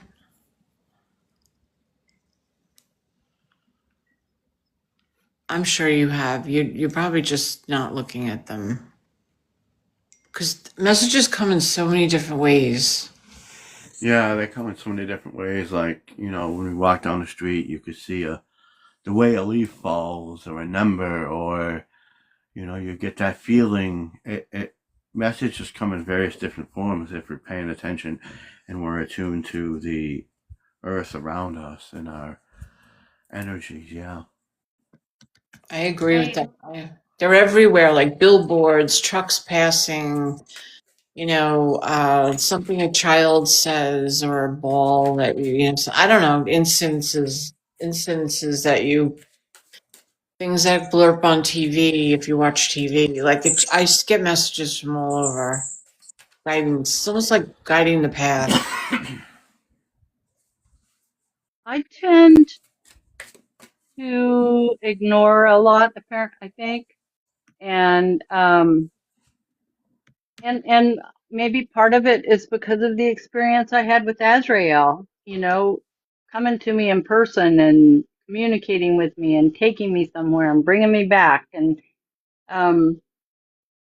like I see angel numbers all the time and I look them up and stuff, but that doesn't feel as real. I'll ask for a feather and I'll get a different feather than the one I asked for, but I can't, like I think it was a white feather, but I don't know that there are any white birds around here. I found a blue jay feather though. So I brought it into my room. I think Brim mentioned it not too long ago about the feather sticking out of my lamp. Well, that's the feather that I found asking for a white one, but it's a blue jay feather. So, it may come differently than what you're expecting. I used to argue with myself all the time, and I didn't realize that I was arguing with guides or my higher self. I didn't, it's like one time I was going to physical therapy and I heard turn here, and I thought, well, that's stupid.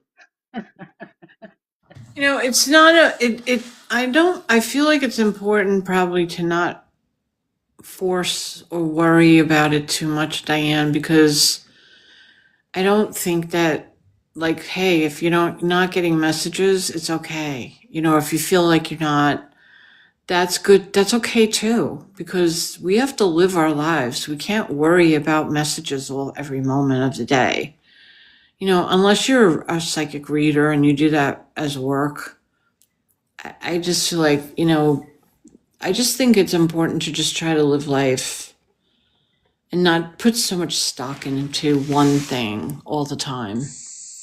I feel like when you don't get messages, you feel like, well, for me, I felt like they were leaving me. My son was the same way. He said something to me like he felt like he was losing his awakening. I don't think that's it. I think that you get to stages in awakening and like levels of understanding, and that we develop in our own time, and there's a time for everything. There's a time for the physical engagement on the planet, and then there's time for spiritual I awakening. brought Bunny in the room. Oh, sorry, boop. Hey, Bunny. Would anybody like a group reading? A what? What was that? I said, would everybody like a group reading? Okay. Group, Okay. group. You gonna go on camera and show us the cards you pulled? Oh, I suppose I can in a minute. You're having trouble with what? Nightbird? Yes. This woman? I have a quick something I want to say to Dale. Hi, Dale. Dale, I have a quick something for you. Have you ever considered reading audiobooks?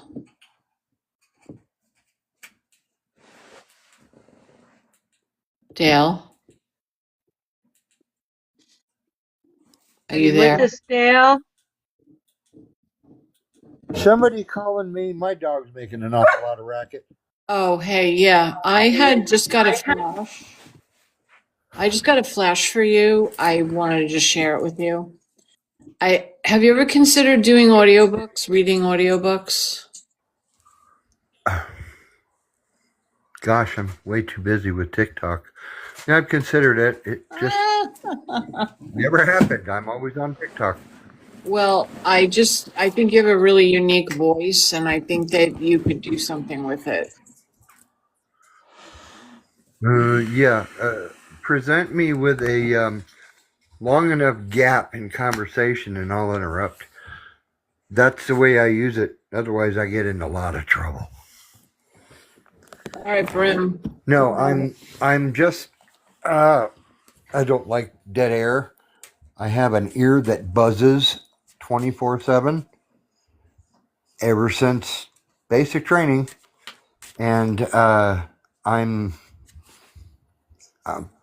I can handle silence for as well. I've gone months in silence, but because I don't have to now, I choose not to, and I try and keep some noise going on because hearing a buzz in one ear loud enough that people on that side of you have to talk louder can be very annoying.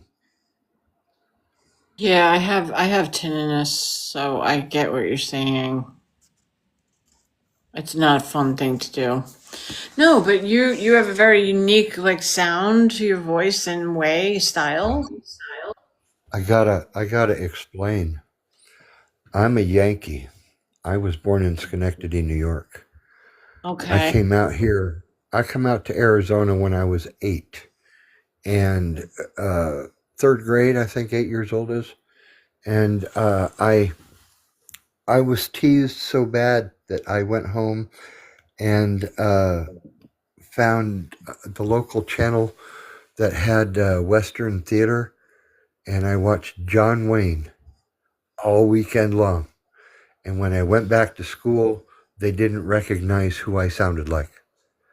And while I was in customer service, I work in hotel reservations, I've had people report stating he's the guy that sounds combination of John Wayne and Garfield. Well, anyway, just a suggestion.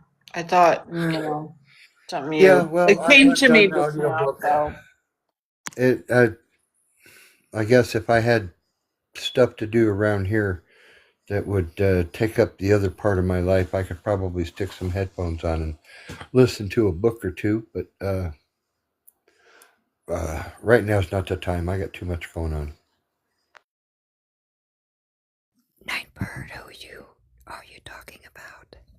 Okay, Brim. I'm excited about cards.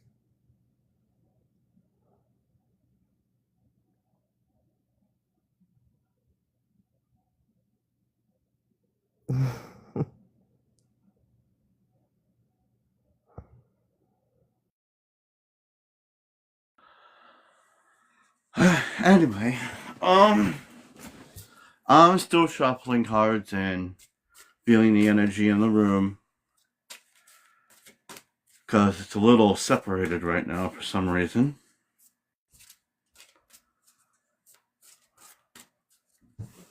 It doesn't have.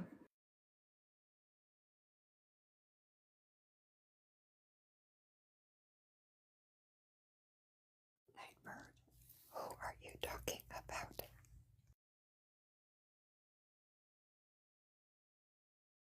Suzanne, how am I doing with my stinking thinking? Oh,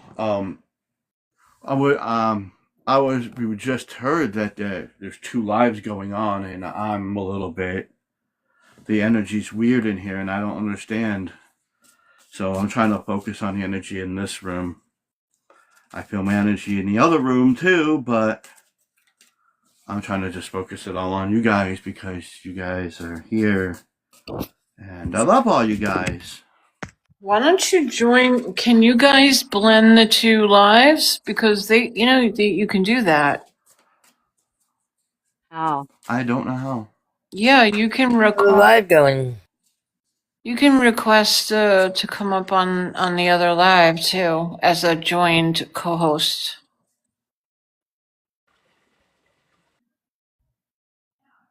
You'd have to request it. See if I can figure out how to do that. Oh, here it is. Suggest to co-host. So go to the arrow on the bottom where you share. Right? I'm not sure when you're live how to do it, but I know that I'm looking at my screen and right next to where it says gift, the gift box, there's the arrow and you click on the arrow and there should be an option to suggest co-host. So let me see if I can find who, you just say Yaya was on live? Yeah, Yeah. Yeah, it's on live apparently. And She's not live. She's actually online, but not live. well, she was live a minute ago because I went to look. Let's see. Hold on. Let me see if I can send her. See if We were quiet because I told Paul or Rem that I wish he'd use my deck, and I took it. He said okay, and I took it to him, but he's not familiar with that deck, and there anyway. It's got a book with it, but I don't know if people want to. It would be more time consuming, but it's just the most incredible artwork you've ever seen, or that I've ever seen on a deck. It's nature based and it's just got the most incredible art. Anyway, okay. I've got 1, 2, 3, 4, 5, 6. For right now in the collective. The first one's a karmic relations. Energy's flowing through our polarity. Our soul growth is important. We don't want to commit conflict. We want to have we want to be united, not have a conflict between certain energies. We want to have them as one in alignment and integration, where we emerge as one collective and love and light, and we feel, even with those around us, we want to connect with them, not be separated. Our family, our relative, family, and our friends, we want to connect with them on a calm, on the energy that we have, but we always want to follow our true north and our integration. The earth is pulsating with Mother Gaia because she's the mother. We don't have to go fast in anything we do. We take our time in nature, and when we do, we could feel, smell, and taste the earth just by our senses of self. We can feel that energy flowing through. We could hear her. I mean, you ever walk in a meadow and you could actually taste a flower, or you're sitting there and you're in the field and you could hear the wind and you could hear her voice through the trees. That's what we need to do. We have to listen to the earth. Stop, listen, integrate with Mother Gaia and feel her working through us with that love and light up that she has.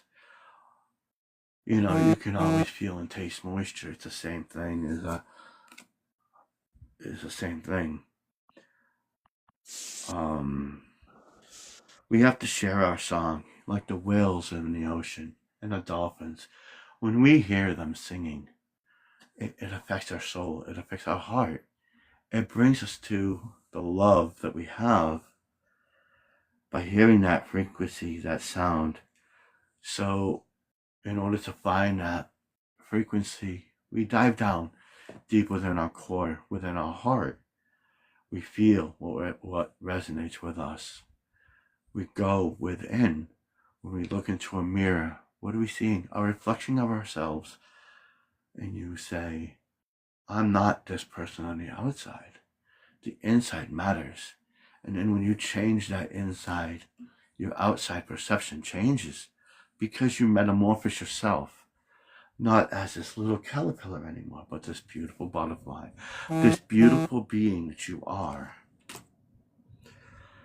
All of our paths lead to one destination. It leads to our home, our inner authority, is what we follow, and our intuition is what guides us.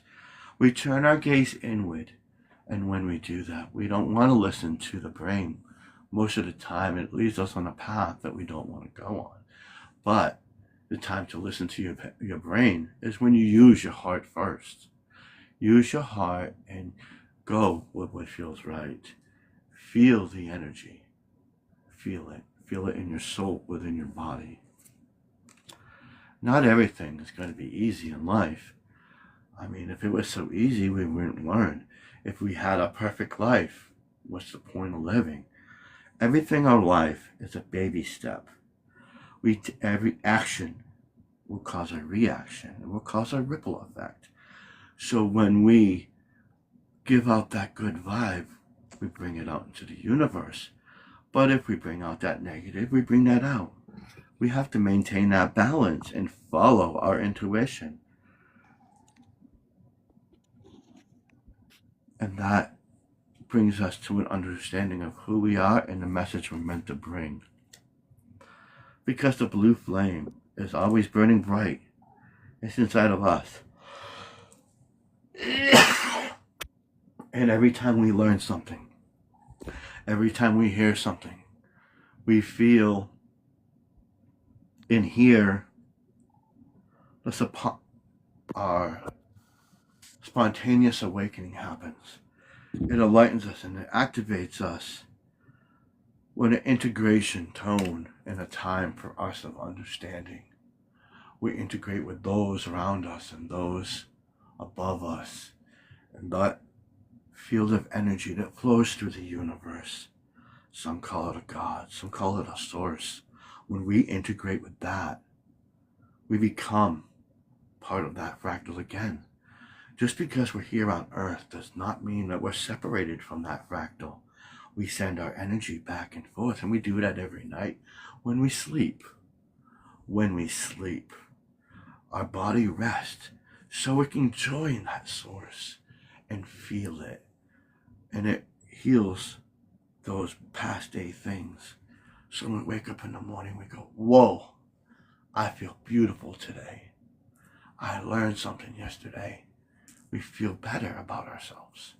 But if we go to sleep angry and that negative energy's there, what are we going to feel? We're going to feel bad when we wake up. Those are the things we have to change in our everyday lives. And that is our reading.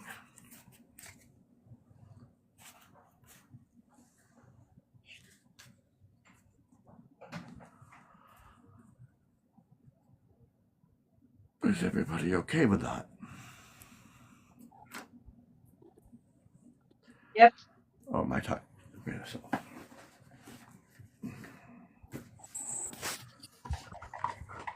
Oh, wow. These might be a process here. These are going to be good cards. But, You're very welcome. I just crawled out from under the dog just to answer you. Yeah, go ahead.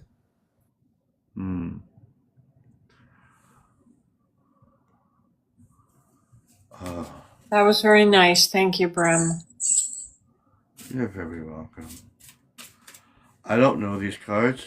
I'm going to, Be sure to show them to us because they're gorgeous. I'm going to go with what I feel.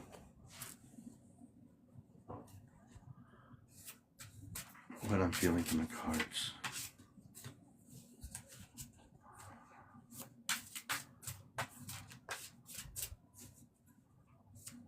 That was what the oracles had to say.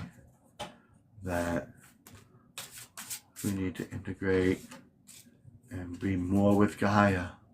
Integrate with her. Feel her love around you. That is basically the reading from the oracle cards. Whoa, okay. Okay, I guess it's got to be those.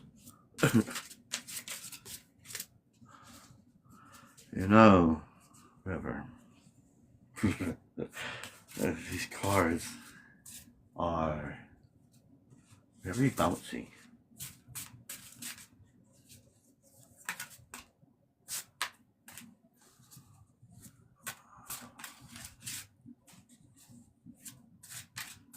There's something else in here.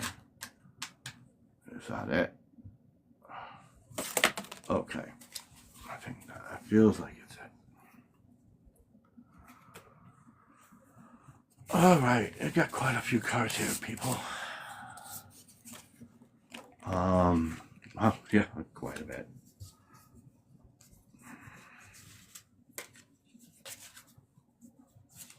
Alright.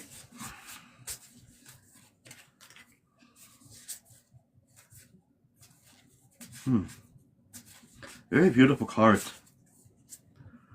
The first card, it shows a picture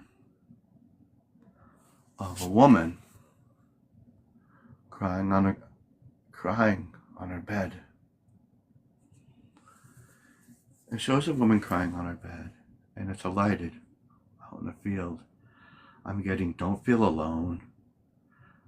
The earth is around you. Mother Gaia is around you, so you're never alone. When you go to bed, don't sob for what happened in the past. Feel and hear Mother Gaia around you. Feel the spark and the fire that lights within you. The energy's always twisting and turning around you. You're always there, you're never alone. Even when you sleep, you're always protected. That is what I got with that one. This one is this card here. And I'm getting from this is, we are so magical. We are intertwined with all of the birds around us. The butterflies, the different color birds, and the inner beauty that's within. We are very magical. We are never ending. We are always there. Our energy goes out through our body, through many different forms. Some people might see it as a bird, or a feather that's left on a pillow, or even a feather in the wind. Butterflies fly around. I'm getting that we are our butterflies, kind of like the orbs that fly around us. We feel that we're ourselves and our energy around us, that we are connected. Sometimes we're like a twisting and turning river, but we all go to the same source.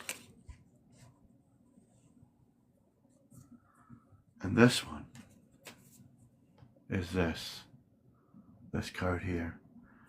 It looks like a shamanic Native American. Now, many times we beat the drum to be heard.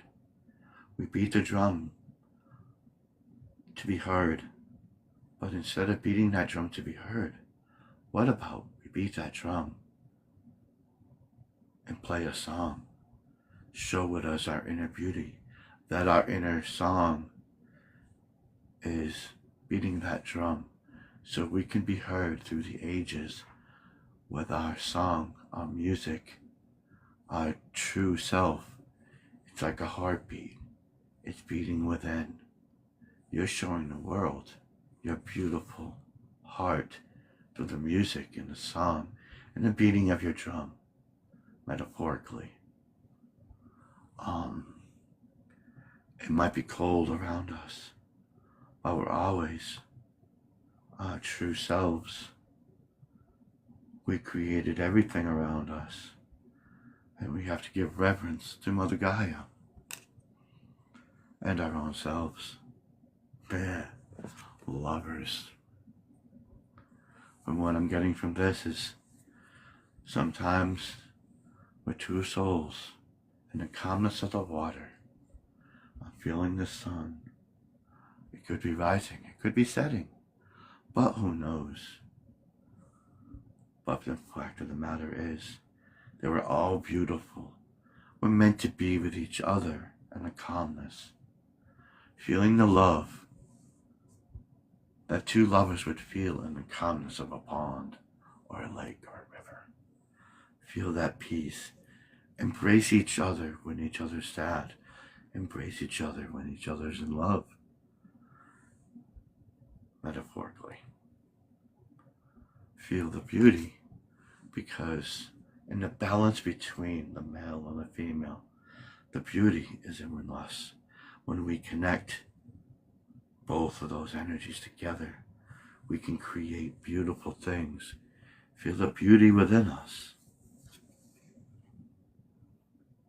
I'm trying, but this is how it's coming.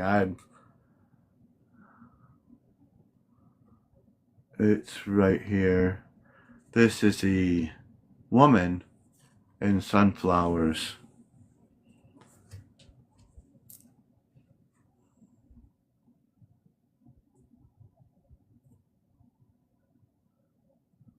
There is a new sun and a new energy shining through.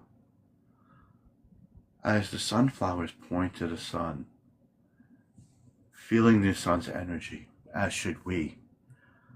They're feeding upon the sun as we should. We should look to the sun. Feel the energy. Feel the love.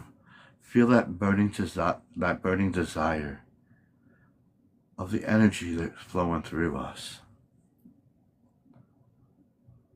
Because the sun is our guide.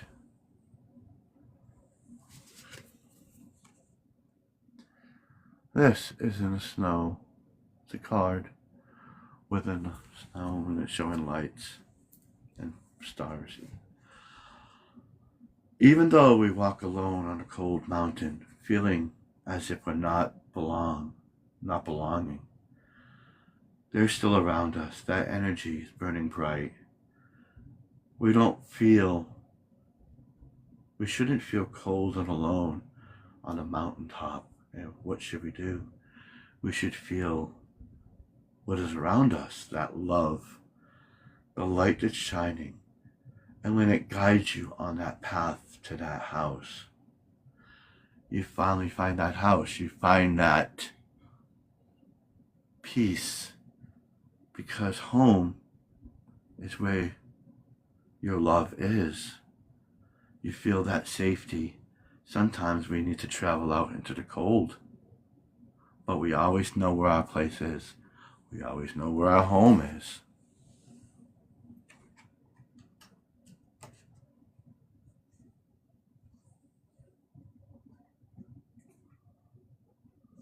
Next one is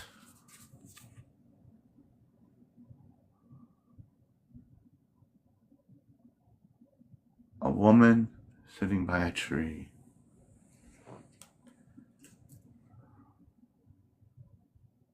And something out of it. As we sit alone and sometimes by a tree, we're feeling Gaia. We should also, when we're connecting to that, she's got seashells. So she's listening to the ocean, feeling herself and her vibrations through Earth itself.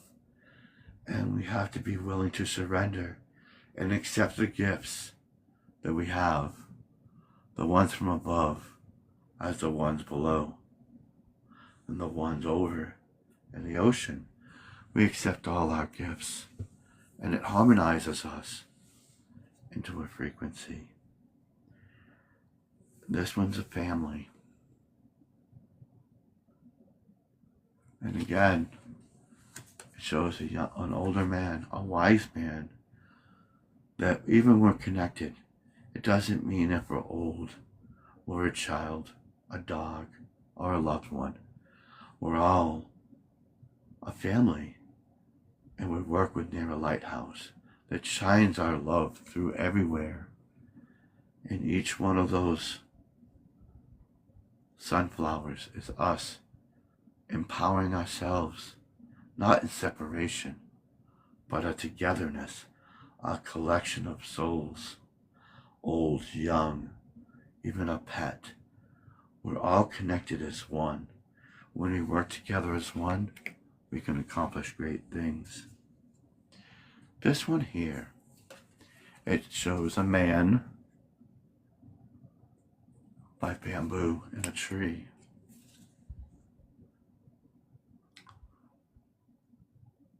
He's also connected to Gaia and to the earth. The energy and the spirits are always with us. No matter how many lives we lead, or how many paths we go on, we're always sure we know where we're going because we have that one straight path. It doesn't matter what path we take, it leads to the same place. And this here shows a woman with oxes behind us. Although it might be beautiful, and it's beautiful to be led, it's beautiful to be inspired, but we don't want to be the cattle. We want to be on our own journey of our own leadership. We want to guide each other. We don't want to be one and the same. We want to be different. We want to be our unique selves. And sometimes we're stubborn and bullheaded. But at the end of the day, we need to follow who we are with that star above our head. Follow our North Star. Be our own separate entity, but also work together in times of need. Let the Spirit follow us. And that is the reading I got from those cards. Just by the pictures. I don't know if that helps you. Thanks. I hope. Huh?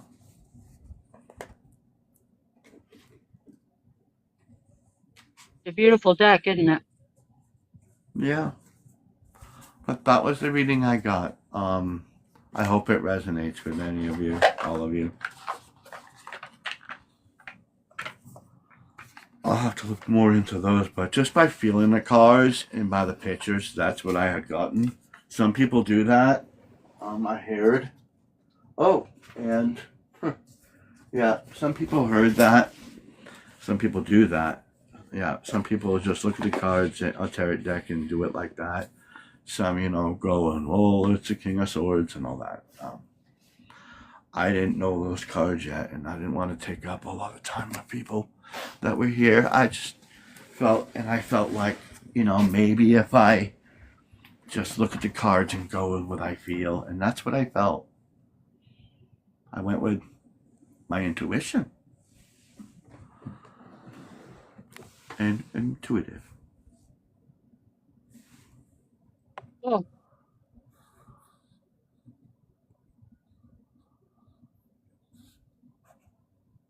Well, what was people saying about the live? that when you look at who's in the room, it says you are. It's weird. It is. Obviously, you're here. Hi, Right. Hopi. How you doing? Well, I'm good. How's everybody doing? Good. And Good thought to I'd see just you. step in and say hi, send hugs and love to everybody. Hugs and love to you, girlfriend. I still haven't seen you model your beautiful butterfly outfit again. Yeah, I will soon. Just with my mom passing and stuff, I've been just focused on other things, Yeah, of course. How you doing? Okay, it's like, take it moment by moment at this point. Yeah, I understand.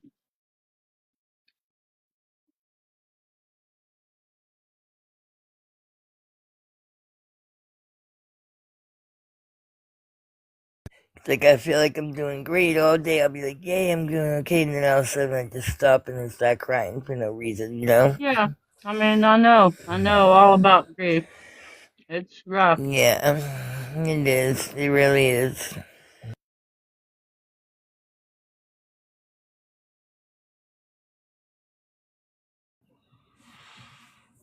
My mother passed during COVID, and Oh, wow.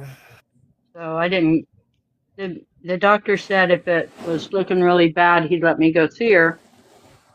And then when it was, we were there packing up her house and everything because we were moving them into assisted living. And we had it all picked up, and it was like, well, there's nothing I can do here. I can't even go to the hospital, so I guess I'll go home. And then the doctor called and said, it's not looking good. You can come see her. And I said, well, now I have COVID, and so I can't, and he goes, oh no. So No. I never saw her again.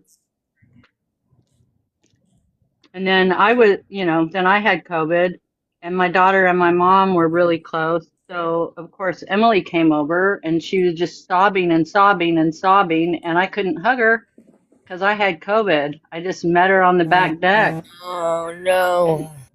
And then my ex volunteered to go to Oklahoma City and collect her things from the hospital and bring them to me, which I really appreciated of him because that's 5 hours between going there and back. That's just 5 hours of driving. So I appreciated him doing that.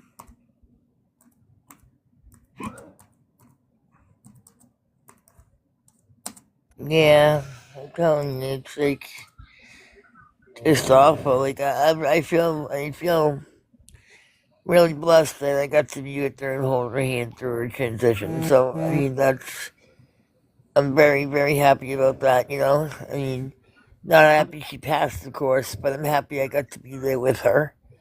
Right. It means a lot. Oh yeah, it does. It does. Cause like I live in Maine and I left. I was down there for a week.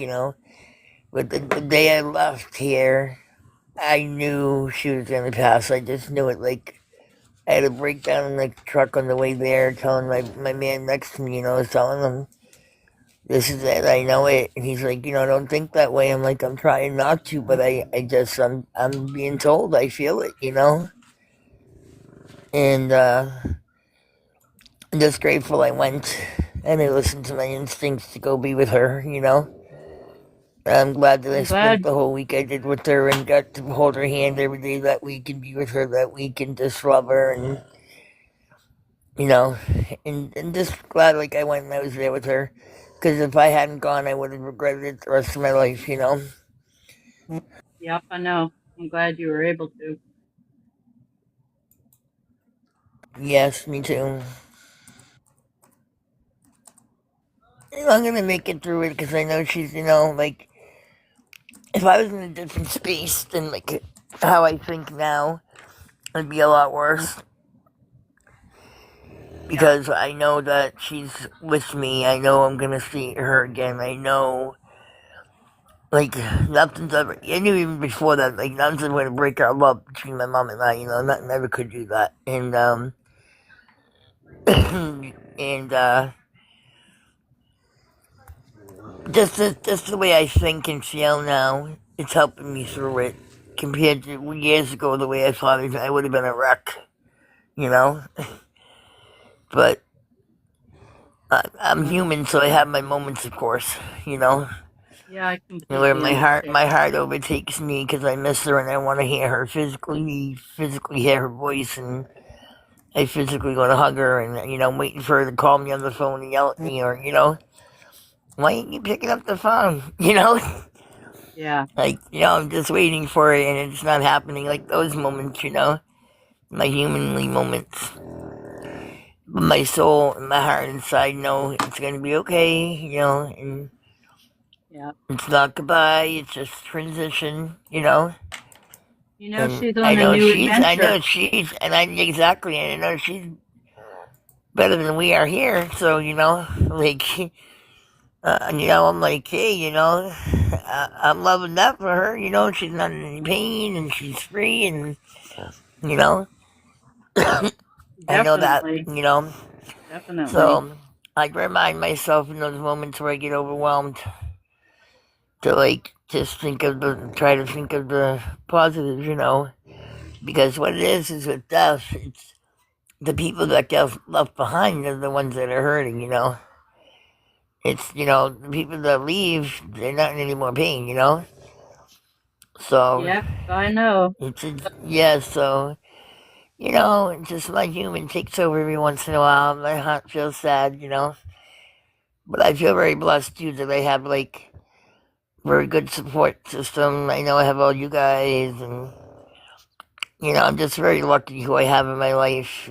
That if I get too overwhelmed, I always have somebody there I can count on, you know. Definitely. Definitely. Who believes, oh, this woman that you know believes she has an implant? She on TikTok? Hi, I have her here with me right now. She's having some difficulty and she needs a little bit of guidance right now. Name is Hema. She was with me up in Silver City and she came to my door and I think there might be a reason and I think she really needs some help right now. And she's actually in here with me. Come sit by me. Yeah. I'll let her talk a little bit. Just a little bit. Tell her what your age. Okay. Okay. So she's on here right now. Hi. Hi there, welcome in. Hi, how are you? All right. Tell us what's going on. Well, yeah, I've been like gang stalked for about 8 years now. And I was living in the nation's first refinery in Silver City. And I was living there with this guy, Vincent Rauchi and Ross Carl. And unfortunately, this girl, Harmony Muniz, I just didn't want to be her friend because, well, I just don't, I'm not like a friends type of person. Do you know what I mean? I like to be by myself a lot, and you know what I mean? And she was all in love with me, and I'm not a lesbian. And anyways, she was talking to me, and she was like, Boston, have you ever heard of this thing? Yeah. She's like, they put it in your ear, and she said, and only you can hear it. And she's like, and the worst part is most people commit suicide because nobody believes them. And so you gotta be careful with words that you say on TikTok. Unalived. Unalived, I'm sorry. And I said, no, I said, I don't know what that is. So about a year later, I heard her and she was like, haha, Boston. And I was like, oh shit, she got me. And I mean, I'm a registered nurse, a nurse practitioner, and I couldn't forget.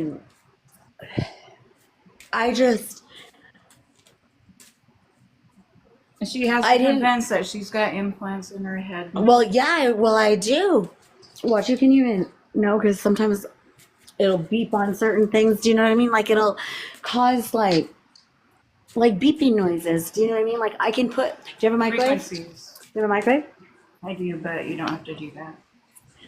Like if I turn the microwave on and I put my head like just to it, and I did it for like 2.5 minutes.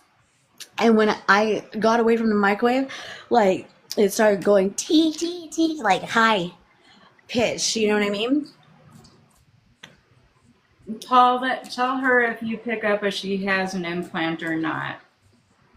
Well, I can just tell you that. Well, I'll put the phone outside and you can hear that. You know what they're doing here in Deming, New Mexico, is where I'm stuck at right now. It's almost like a hostage situation, and you can hear literally what I'm thinking. Like it's like a town. Everybody's listening to it at Walmart and everything. And what it is, I know what it is. It's Geometric Telecommunications, and this is how I found out was because I was in Lordsburg, New Mexico, and I was scared I was getting harassed by the cops. And so I said, by chance, my name is Hema Escobar Ortiz. I said, my social security number, I told them 600-05-4149. I said, 66-1981. I said, is there anybody that can help me? And then this guy came on, well, it's not this guy, but he says, this is Presidente Raul Castro. And he said, I can tell you what it is. He said, but I'll tell you when the cops bother you again. Well, of course, a few minutes later, they were right on my ass again. And he goes, look at the cops and tell them it's Geometric Telecommunications, and you're on channel 3 when you should be on channel 4. Well, I'll tell you one thing, those cops, they didn't even know what to think. And he says, and tell him Presidente Raul Castro told you. And it stopped them dead in their tracks. I don't think he needs to say any more. He's going to do a reading Oh, for sorry. you. You don't want to tell him too much because he will let you know he's getting. Sadness, probably. When Yeah. you talked about the implant, and it's an enhancement, and this is what I'm getting, that it's an enhancement, and what you're hearing now is like a rose. It's unbudding, it's unfolding before you. You've broken through the veil, and you've gotten an ability. This is happening for you, not to you, because your intuition, it's trying to show you that your intuition, for your intuition to come forth, it's the rite of passage. You're crossing through the threshold from not being, from being human to being a high spiritual human. How do I word that without that sounding wrong? You're transitioning on an attuned level, and you don't have to worry about it because the universe is there. Well, I have. Mother Gaia and the universe is there. The creator is there. The creator of the universe is there, and it's there to guide you. You have strong lineage, and you have a dual mission. Yours is channeling and you're uplifting humanity. So you're coming into that awareness, is what I'm hearing, that you're coming into your being. But what I'm just going to And tell you one thing is that here's the thing is that I've asked the cops here because the cops are threatening me, and the sheriffs and Homeland Security, the judges here, and they're threatening me through this thing, right? So the other day I physically sat with a cop and I told him, I said, you're listening to Geometric Telecommunications, and that's for presidents during wartime, and you're not supposed to be listening to that. He goes, I know, Donald Trump is the one who ordered it. Well, And I'll tell you why he ordered it. I didn't tell, Sherry doesn't know this part of the story, but I was recognized as a prophet by the Vatican. And this was like about 8 years ago. And so they were hearing about how the pontiff, I called him Benedicto II, that he had given me $10 million. And so right away is when it started. They wanted to even behead me in Silver City. They had already gotten the buses, like 2 white vans, and they were literally going to do that, like an Al Qaeda type of thing, because they hated the Vatican. And so, long story short, I decided to go to rehab to see this, because this is what I did. Like I said, I'm a nurse practitioner, so I did everything scientific way to prove all of this. And so I went to rehab and stopped drinking, but I told, I went to the hospital and got a whole psych eval, did all that. And the doctor asked me, he goes, how much do you do? And I said, I do like an 8-ball a day. And I told him, but I drink a lot too. The drinking wasn't good at all. But I told him what my explanation was and why the Vatican was fine with me doing methamphetamine was because of this reason. I literally have, and it was already proven, 65,000 people on this thing, 23 and a half hours a day. Can you imagine? And it is, besides the cops threatening me. And so I have had to learn how to do, like, learn how to talk with my heart to some people that I love, learn how just to try to throw them off. You know what I mean? And let him give you what he's picking. Okay. And you know as well as I do that some of the stuff can mess with you and do a psychosis. Sometimes Well, no, it's it wasn't a always psychosis thing, because this is what the doctor said to me. He goes like this. He goes, continue to do what you do with the methamphetamine. He goes, if it becomes a problem on the outskirts, on the outside, you know what I mean? You can seek outpatient therapy. He goes, but I wish there was more people like you in this world. You know, it wasn't like a drug induced. Everybody knows about it. It's not. I mean, you can literally hear now here in Deming. You can literally. It's like the town friggin'. There are frequencies going off. Yes. And you can hear it worse. Like you can hear it worse as you go into town. And here's the thing: is like the museum is even listening to it loud as can be. And it's all this pumping sound, and they all said the same thing, that Donald Trump is the one who ordered them to it. And I'll tell you why, is because Donald was using this to talk to me friendly, and then as it went on, what they were doing to me is like biker torture. They filled me full of jet engine fluid and friggin' Let him. Let him give you the reading. Okay. And he's going to tell you what you need to do and what you need to do tonight as well.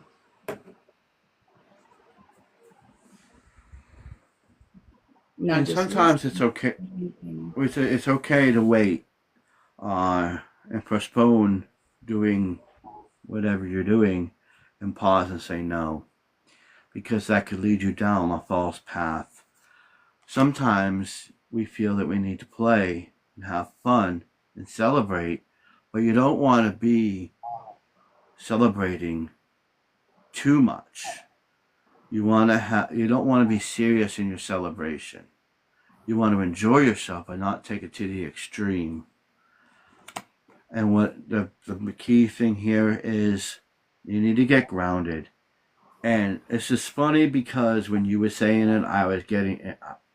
This card is what I was saying the entire time. You have to get grounded. Empaths, you're feeling highly sensitive, and you have to connect with nature. So from what I've gathered so far in hearing all this, you're opening up and you're transitioning into a higher spiritual being. And at this point in time, you are an empath. Your empathic abilities are mirroring out, and you're feeling everybody else's, and you could hear. You've got abilities that you're hearing other people's voices coming into your head, because even if you have that implant, it's not necessarily a bad thing. Not all implants are bad. Some of them are good, and they're there to help us. But in the aspect of what I'm saying is, you're transitioning from that regular human being to that higher evolution of a spiritual being. You're becoming more aware of things. Your feelers are out everywhere. Your empathic abilities are everywhere. So you're not just feeling your own, you're feeling everybody else's. And when that comes into your head it feels like it's a transmission, which it is. You, as a person, with these abilities that are now blooming like a budding rose, you need just to go and be grounded. Look within yourself and feel that you can tune out some of those voices once you gain control and not be erratic. You need to ground, focus on yourself, the core being within yourself. You focus within that core, and you'll be able to understand and how to control that perceiving the energy that's coming in. Like right now, as you're an empath, you are everybody around the building you're pulling it into you. Well, you're pulling it into you because you don't have control. You're not controlling it yet. That's why it's important to be grounded by music, by something you like to do. And you're enhancing it more when you're in these stages of influences. I can't say the word on TikTok, but if you take those influences out in the world, those things that induce certain things, you're inducing it. You're making it worse. You're pulling in not just 100 people, you're pulling in thousands of people, and you're having these voices in your head. You can't start that separation because you're feeling everybody around you because you're in that state. Your mind is like a sponge. You're absorbing everybody's thing. And that's why it's key to focus and be within yourself. Sit in the bath water. Sit away from those influences for a bit. Find a peace and calmness. Otherwise, you're just going to be a chaotic soup. I see a soup, and you're just chucking stuff in that bowl and just stirring that all around, and there's no order. It's nothing. It's a bowl of chaos, and that is what you're doing at this point. You have to learn to look within yourself and control the abilities that are coming out from you. Focus on one at a time. I know, but you know how hard that is? Very hard. It's like, We all go through that. well, I know, but here's the thing where they're literally listening to what I'm thinking, and that's no So you lie. gotta block it. I know, but how do you block it when everybody's listening to it? Do you know what I'm saying? And I mean, and that's what's happening right here in Deming, New Mexico. Like, you can't, and everybody says the same thing.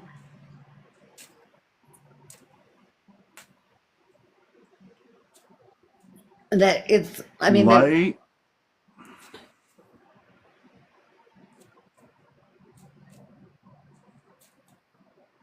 Light, what is her name?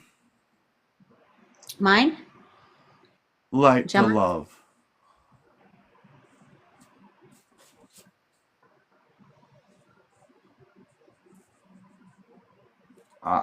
I'm hearing ground. You need to ground because all those abilities are blooming, and you have to learn to control them. And by grounding yourself is the way you can do that. Take your shoes off, put your feet in the earth, pull from the sun. I think I showed you how to do Yeah. that. Pull for the sun, go through Gaia, have Gaia bring all that healthiness back up through. Attune yourself. Because whatever they work against you, you work it for you. And you transmute it, and you transmute it into light, you transmute it into love. Once you have a hold of that, there's not a damn thing they can do. You control the pathway. You are the author in your story, the creator. This is your body. You have to take control of it. If you don't control those abilities, then you're going to be overwhelmed all the time. And nobody likes to be overwhelmed. So grounding, I'm hearing, is the best thing for you. I keep seeing grounding, that you ground and look within yourself, and then and find that peaceful spot when all of these things come at you, you go to that peaceful spot and say, okay, this voice doesn't matter. This doesn't matter. This doesn't matter. This is not something I want to hear right now. Let me push this over here. Focus on until you get to that one focal point within yourself. And then you start to build out, okay, I can take this in. Okay, I can take that in. That is what I'm hearing.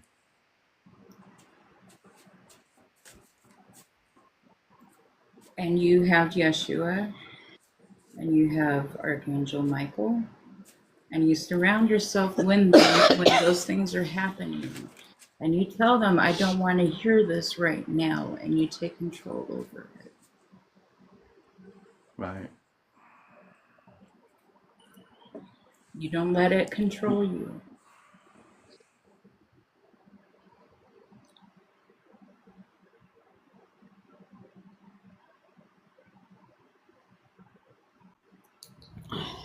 Any What do you think, messages River?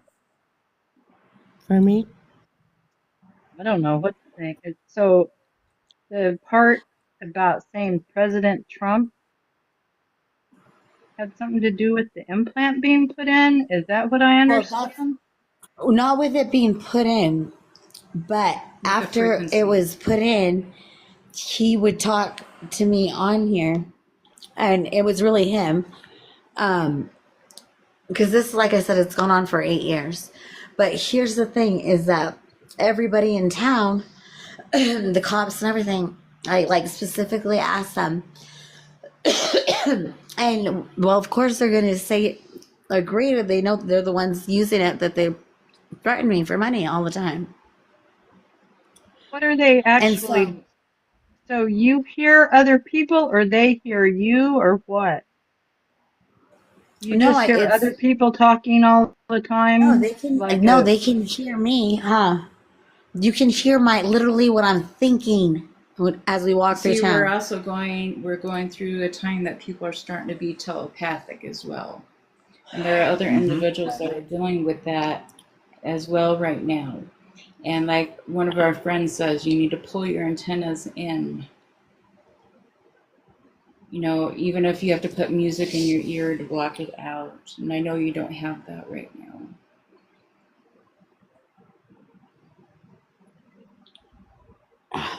But you can like imagine a wall around you and nobody can interfere. Nobody can mess with you with that wall. Like a stone wall, put it up in your Yeah, An I energy would, mind. barrier. I would put on a mirror bubble first thing. Can you tell her how Yeah, to do that, Sherry? reflect it So, back at them yeah, like a mirror. Yes. yeah, yep.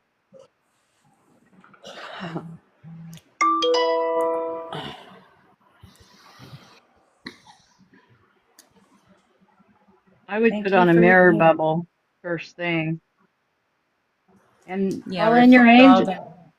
call in your angels and your entire spiritual team. Tell them you're not happy about it.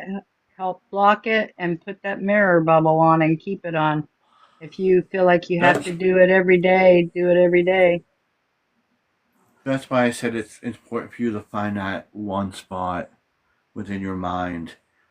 Make those energy shields and just focus on that self with your energy.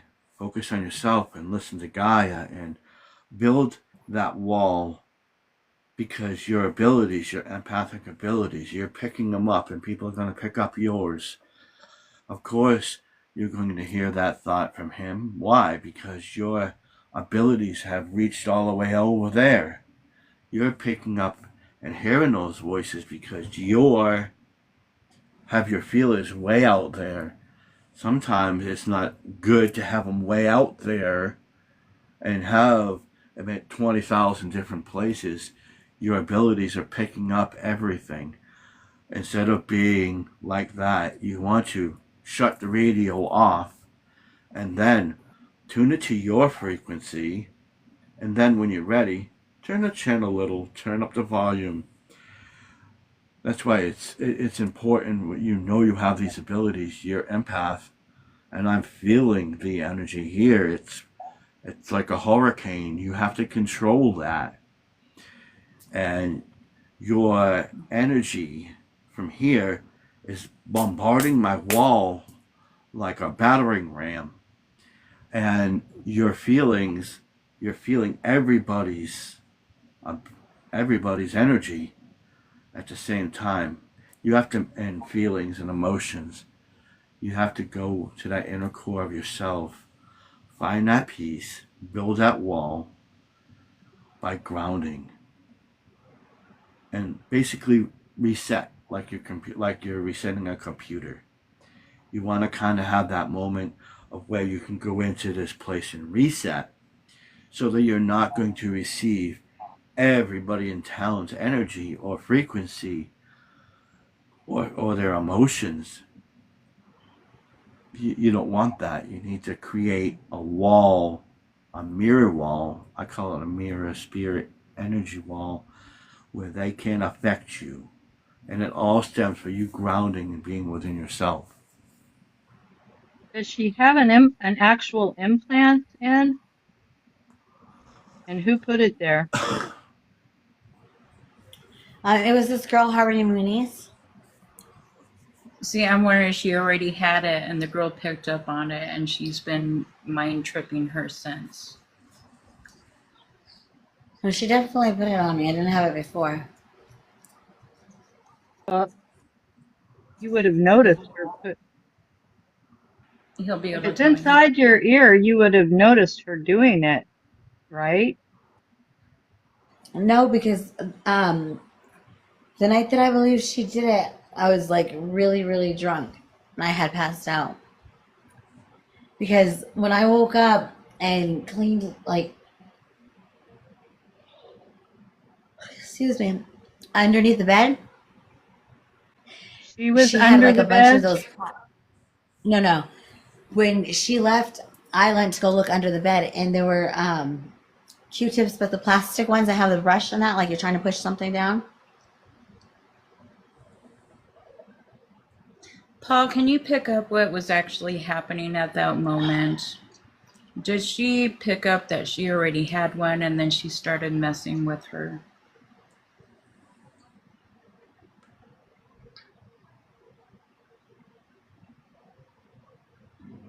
She already had one in there. You Whoever already it was trying to take it out or manipulate it. She was trying to Yeah, manipulate somebody it. tried to manipulate it. Oh, I believe it. Where did the implant originally come from?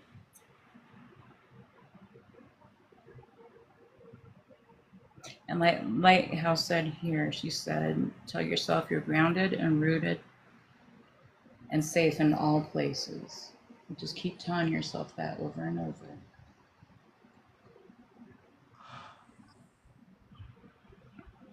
Arcturians. I keep getting Arcturians and Palladians And why did they put it in her? Yeah, I have. to help her with her abilities. She really does have abilities. I witnessed it in Silver City. She does. To help her with her abilities. And like I said, she has to ground. And like Light here said, yeah, grounding and be rooted to that one spot within your mind. Right now, you're just a bowl of soup, and it's all those things are going around. No, and it's like it's creating keeping my chaos. ass because yeah. Well, that's why we're taking Because control over it now. it's like if you can imagine, like I said, that thing was all proven about how long those people, how long they give me only half an hour off a day. Can you imagine? She had actual paperwork. And she really was a nurse. And I just can't. And she worked in the psych unit as well. So she knows all that information. So it was just like I had thought it would be when I went to rehab in I can't even talk, Albuquerque. It didn't work anymore. You know what I mean? It didn't work at all. And so when I came home, I went to a sober living place, and I really didn't talk about anything that had happened because I was thankful that it didn't work anymore on one end because it's just the constant headaches. And like even NASA, who I never gave permission to, does my scans and they put it on Instagram. It's just like, Yeah, and believe it or not, there's actual proof of this stuff, guys.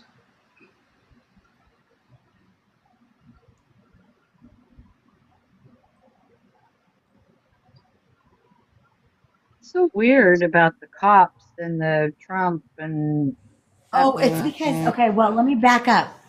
Okay, so Vincent Rauchi was this guy from Hartford, Connecticut, and he had put this black guy into prison for 20 years on a murder he didn't commit. So, and Cross was a biker who had killed these two guys who had went in to steal some gold from him. They both are drug dealers, but they don't, I mean, they're, you know what I mean? They're both shady, but this is what happened. They used it like torture because what they were doing to me was, I don't know if you guys have ever heard of like biker torture where they can burn you with like nitro. And so that's what they were doing to me, was like throwing things at me and it would like spark. Do you know what I mean? And they had filled me full of jet engine fluid. Like they would electrocute me and they would do, what haven't they done to me? What do you mean? You know what I filled you mean? with- No. Well, What do you mean by filled you with jet fuel? With jet, well, that's what they put in They my, they in my would blood. use needles and inject her with it. With And that is something some of these biker like torture. Hell's Angels. Yeah, it's biker torture because I have friends that are in the Hell's Angels too, and they said, so yeah, it was, jet fuel is another name for a substance, a controlled substance. No, it's the no, actual, this was the actual jet engine fluid. Wouldn't that it's an wouldn't kill? It's an actual thing. No, it tortures people with it though, unfortunately, and that's known in that community. Well, and because like She's had some horrible things that have happened with her. And- you don't have to go into yeah, all well, of it. with Vincent, this is why But he's a dirty. he knew. Yeah, he was a dirty cop, and he knew Donald Trump personally. So that's how they're connected. But the thing is that the reason why Donald got pissed off at me is because I discovered. Well, I'm just gonna say it. It's, everybody knows it, anyways. I discovered like what his secret weapon was to war. It was doing this biker things, but on an intense level. Do you know what I mean? Because what they were doing was they put microchips and they put using 3D picture imaging. You know how you can put a gun in there and you can do that, Part of the misery program. like the 3D picture copier machine. And so, anyways, but this is how they were doing it with that. They were sexually assaulting me. Right. She's part of the trafficking in the misery program. She's got caught up in it. It runs across San Antonio. It came all the way across the country. So it's part of that crosswise. There's an X down there in that part of the country, right? So there's two double programs that run through there. It's part of the misery program. It's part of a trafficking program that runs through there. That's right. That's what she's stuck in the middle of. I'm having a hard time I'm hearing sorry. you, Light. I said it's part of, there's two programs that run through there. So it runs through like San Antonio, Arizona, that area, and it runs upwards across the country. So it's part of the misery program and a part of a trafficking program that run through there. That's what she was part of. Unfortunately, I'm sorry. So they were doing this and they were testing you and they were doing this stuff to you on purpose. Right. And she really has been through it, guys. And thank you for the information to try to help ground her, because it is a difficult situation for her. It sounds miserable.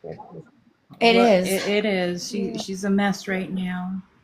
I And don't understand why I feel like police are and harassing. try to get.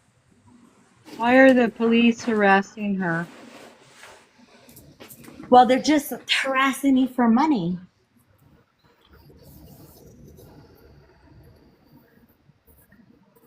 Yeah, What it's makes a good thing. okay? But the And Yeah. like, police here's are the thing, with Donald, that whole thing, you can't. It's not a lie because the cop came and told me. Do you know what I mean? And even 911, they were told not to answer any calls from mine because Donald Trump had told them not to. Well, that's just bizarre, man. it's you hear stories like this a lot. But she's gone through an extreme amount, and And then I've she literally seen paperwork and things on this, and the biggest thing for her right now is to be able to control what is being told to her and know what's deceptive and what is not. Well, what's deceptive is this: the cops have a car of mine and house and things like this, and they have me like a dog on the street, and everybody knows who I am and everything else and what's going on, and I can't get anybody to help me. Yeah, you need to just be safe. You just I have know, to be and safe at this point. that's what they're doing to me is leaving me out, out on the street when I don't have to be. You know, I just don't know what to do. You need a billionaire friend to make a call. Yeah. No, that doesn't. Yeah, I understand. We all have billionaire friends, right? Yeah, oh gosh. You need to just work on your frequency and try to ground yourself so that you can just be safe in the moment that you're in. And don't forget that mirror bubble. Help her do that, Sherry. Yeah. Yeah, I definitely will. Thank you for your guys' help. I know it sounds You're extreme, welcome. but it's a real situation. Sorry Well, we as I couldn't said, be more yeah. help. No, it But helps just listening and It might helping. it might help to call on your galactic family for help with it since they put it in. I would do you can that actually too. control that too.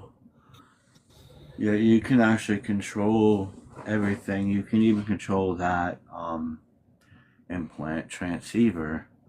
I don't know what the hell I just got that for, but you can control that when you look within yourself and you find that place that you feel that calm serenity and you build those walls up. And just like I said, reboot yourself, reboot everything, and then you block out everything, and then start taking little bits and pieces in that you can understand.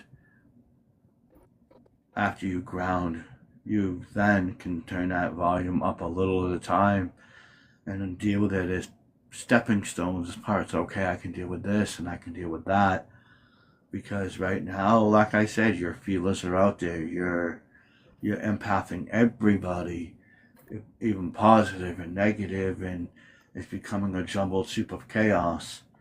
So that's why grounding is important. Then okay, I'm an empath. I'm feeling everybody's abilities. I have to gain control of that.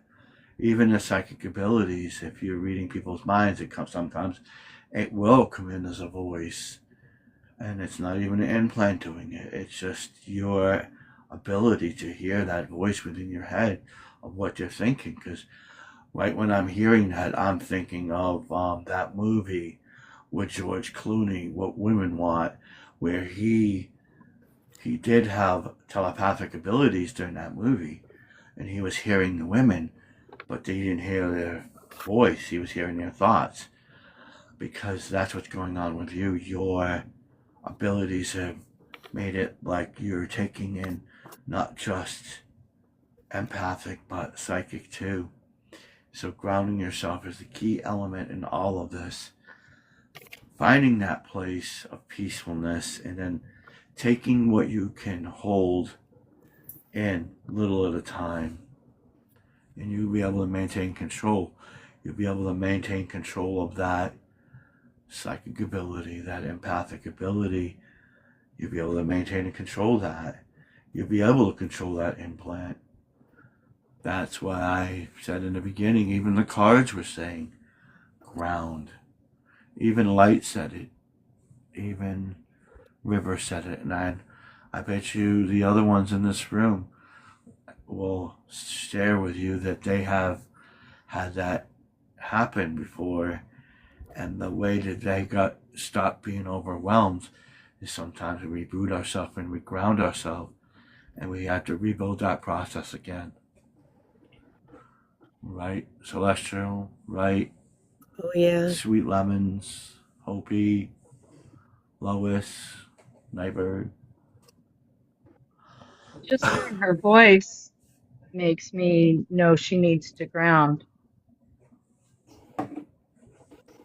Drink Yeah, water. I'll work on it with Because her. I I've recognize, before. I mean, that sound, the sound of her voice sounds like she's jacked up. Like she needs to go Yeah, stand on the earth.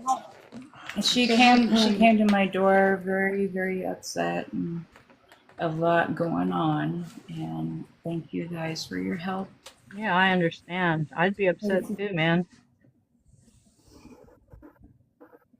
People don't realize or they don't want to believe this kind of thing exists, but it's a very real thing. Yeah, it's Some of scary. you guys know some of my story, but it could be intense. And you're right. You know, in this area, like I was telling her, we need to get out of New Mexico because it's definitely it's a test ground all the way around. And she is very right. There are frequencies going throughout the town. And I observed that when I was in Las Cruces more, but it's come in this direction now. The frequencies are a real thing. But that's the thing. We have to Yeah, we know. how people want. It's like you're walking into a city. If you walk into a city, you have how many? You can hear voices. You can hear cars. You hear all kinds of noises in the city. But when you go to a mountain out in the wilderness, what do you hear? You don't hear all that. That's where you want to be at. You want to put yourself like a mountain scenery where you can hear everything around you and be more receptive to the calmness of nature around you. But when you're in that big city, you're being bombarded every day, taking it in. And some of the voices you don't even want to hear, or your feelings you don't want to feel. See, humans project and mirror our emotions and our feelings. Others are more receptive. That is what an empath is. I could say a thing in my mind, and you could pick up on it. How did you do that? It's your ability.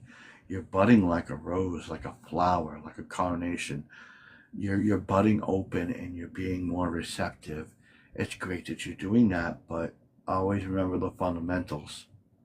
Ground in a place that you feel is safe to you, whether it's out in a town, out in a forest, or just in a bathtub, going within yourself, feeling that calmness.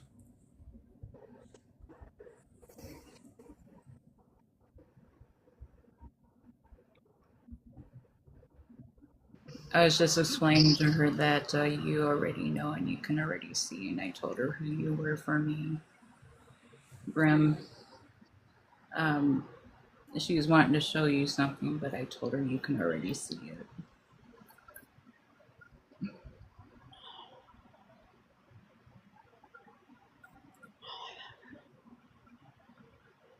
Because when I hear her voice, I see a budding flower, and I'm seeing roots just going everywhere.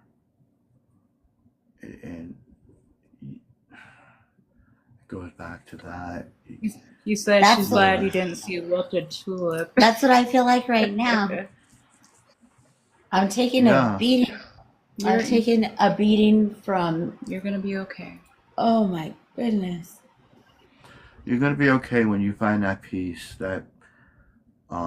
But another thing is you're overdoing certain things you're doing in your life. Um, you have to be more natural in what you're doing, not chemically induced, because those chemically induced is causing more of that chaos soup. Be more natural in what you're doing, and don't be doing that all the time, because it's going to affect your mind and break it down, and you're going to not be able to control. Excuse me. You're going to lose control of yourself.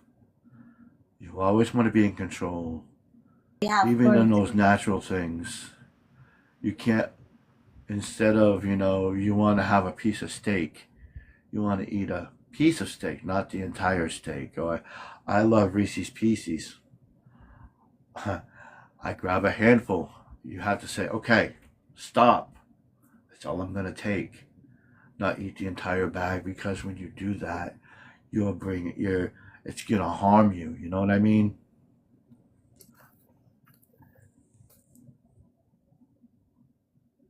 So this was Do you placed by understand? Arcturians and Pleiadians, you think, but Yes. are I think but I the can help government her. and police, etc., can track her with it? Is that correct? They're not tracking. You see, they're in tune with that, because that's the energy she's throwing out. Because they got her so much of her chaos, the energy she's putting out, they're able to understand. Once, if she was to raise that vibration, that frequency, they wouldn't be able to receive it. Oh, good. Good. That's what I was wondering. So that's It's like you're throwing out all of that chaos that low energy. vibrational, yes, and they're picking it up because that's what they reside in. When you hire yourself, they won't be able to pick up on it. And that's what I'm getting. You have to tune yourself and ground yourself. Yep. Isn't that right, Light? Yes.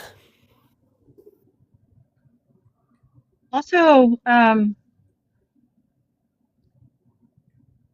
something easy to do is watch things that make you laugh, like a super funny movie or something that makes you laugh out loud. Laughter will help raise your vibes some. Get grounded, watch funny things, do anything that you can think of to help, meditate. And while you meditate, visualize calm and peaceful.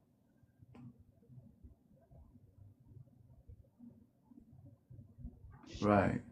Have that fun with yourself in a natural way. She said that it's like a cell Not phone. Shut up. Yeah, it's like not that's what like it is because I didn't prove that there's 65,000 people doing this to me 23 and a half No, hours you're a gonna day. block them out. We're gonna Do you know block how them hard out. that is? We're Yeah, gonna I get under. understand. And I understand it'll be hard to laugh right now. But once you get grounded, well, it'll be easier. Because like maybe. right now you've got this real kinetic energy in you that it's like your whole body's buzzing. That's whenever you feel that, you need to go stand on the earth, even if you have to clear some snow to do it, Or go hold on to a tree if you can't get to the ground. Hold on to a tree and talk to it telepathically. Tell them you need help grounding. You know, you can do it all in your head. You don't have to do it out loud, but be touching the tree the whole time. If you can touch the tree and stand on the earth at the same time, all the better.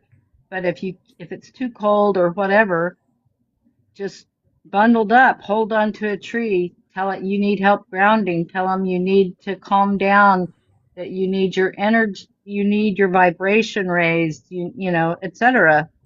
And then just be still and try to calm yourself and exchange energy with the tree. Like I have a big tree that I go to a lot and I'll go, man, let's switch out some energy.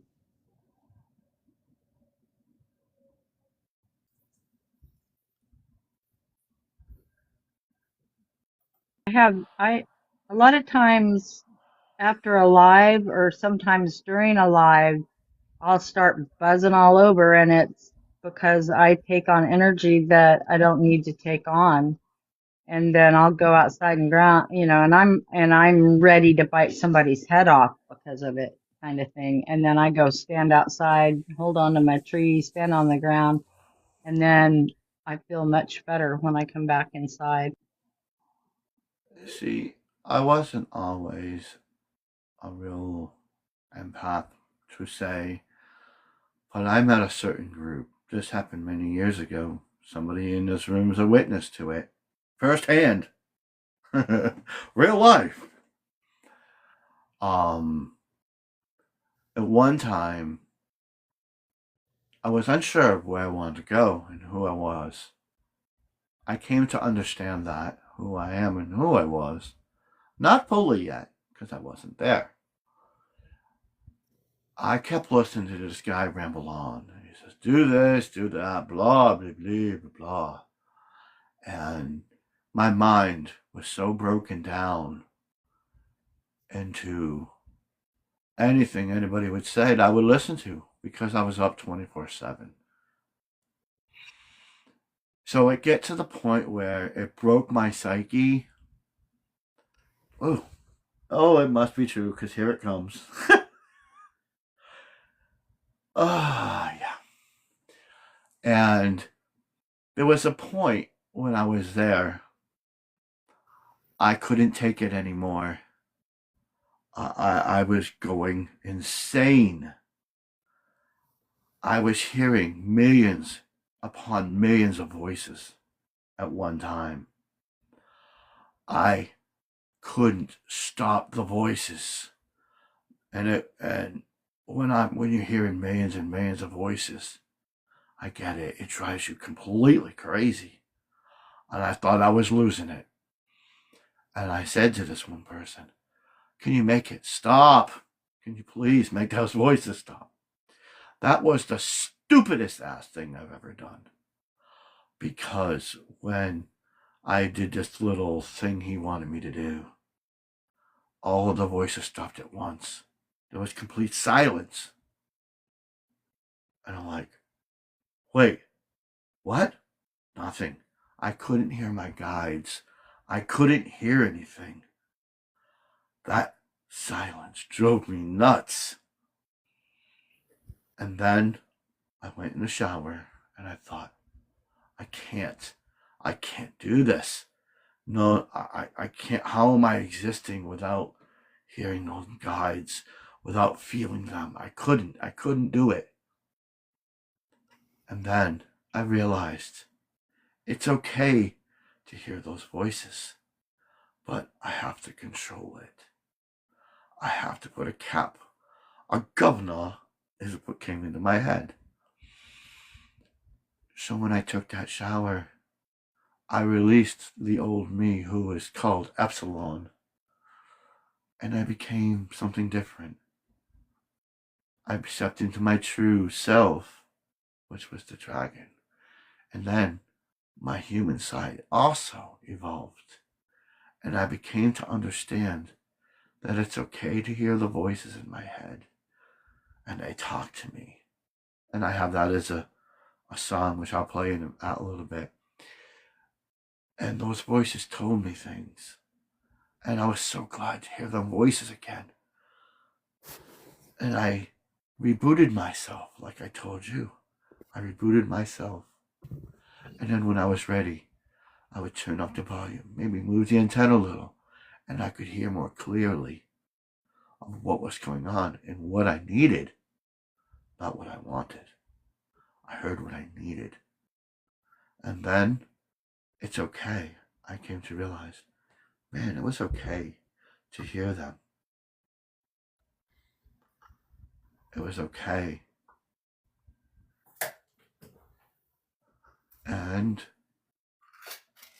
being totally silent and cut off is not another way to go either.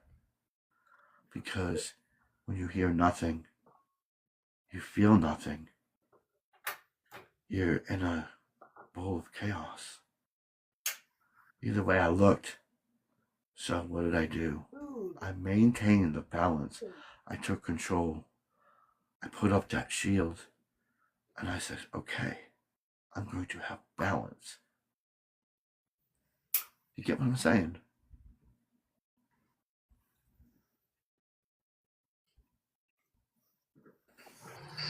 Yes, and I just told her that she needs to focus on Yeshua and let him come through and talk to her higher self and let them know, no, I don't want X, Y, and Z contacting me and talking to me. We're taking control over this now. I'm going to play a song for you. And then another, and take it from there. And maybe this is why I was inspired to do the song. I have no idea. But I wrote it a while ago, about a week ago. Maybe the song is for people who have this problem with the voices in their head. If I could get this screen to pop up for a minute. Okay, there we go. Talk to me. They tell me to.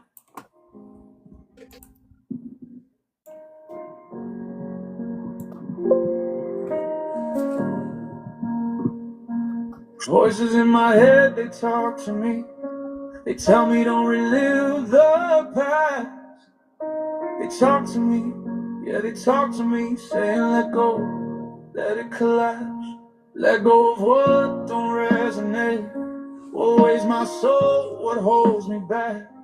Step to the future, no regret. Fast forward now, I'm on that path. They tell me don't look behind. What's it is calling my name. I hear the truth inside my mind. I feel the shift, I feel the change. Yeah, the voices talk to me. They show me what I'm meant to be. Not the past, but what I'll become. I walk ahead, I don't run. Yeah, the voices talk to me. They carve the road I couldn't see. I write my fate, I claim my life. This is my right, this is my fight. They tell me write my story now, like a writer with empty pages. Fill the lines with love and truth, with wisdom earned through ages. I write it with a pure, true heart, washed clean by a brand new life. Untouched hands, a steady flame. I step forward, I don't hide. They teach me, they talk to me. They're always just ahead, not pulling me, just guiding me by the truth I feel instead. Yeah, the voices talk to me. They show me what I'm meant to be. Not the past, but what I'll become. I walk ahead, I don't run. Yeah, the voices talk to me. They carve the road I couldn't see. I write my fate, I claim my life. This is my rise, this is my fight. They hear my heart, they hear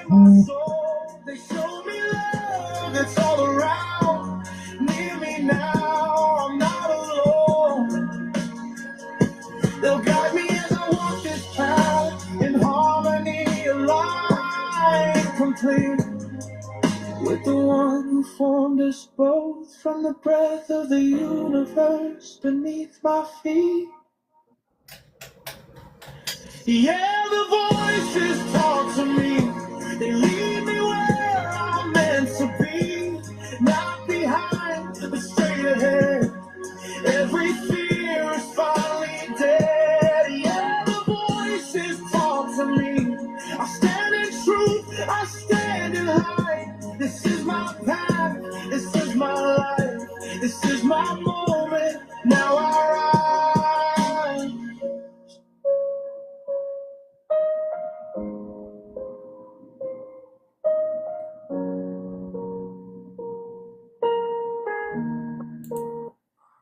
Did you get that? What the meaning was?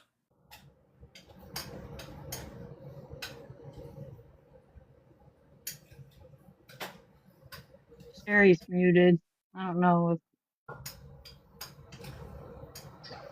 Sorry, I had to go to the restroom in between. But she was listening to it and she's calmed down right now. that's good.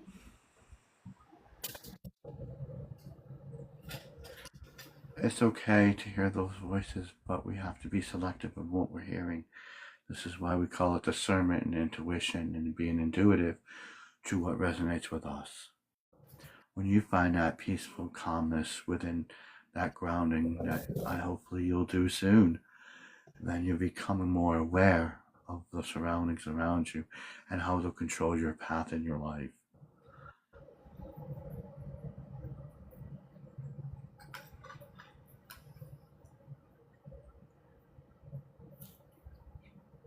So where are you staying now? Oh, she just went to sleep. Is she gonna stay there with you tonight, Sherry? Yeah, I'll let her stay here tonight. I think she's kind of in between places.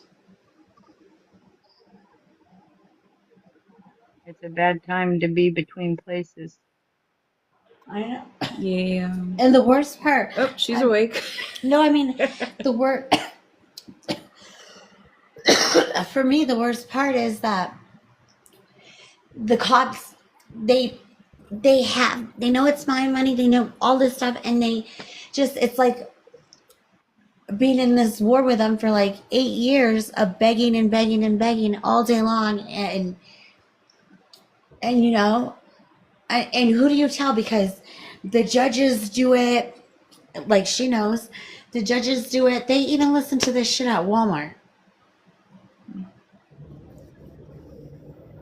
And so can you imagine that the reason why I can never get up on anything that has to do with like my credit card and my debit card, as soon as I put it down, if I look at it, they're already up reading it. And you can hear it. When I was in surveillance, I was able to see everybody's stuff with the cameras. So you know what I mean? Yeah. Like I can't, obviously your computer of your body is your brain. So if I look down at something, they're already fucking saying, you know what I mean?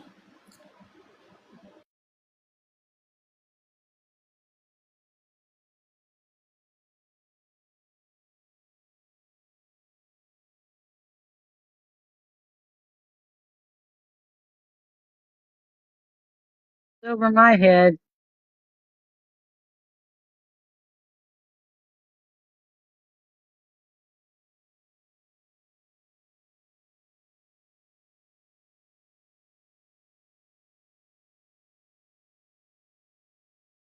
Huh? I was zoned out for a minute.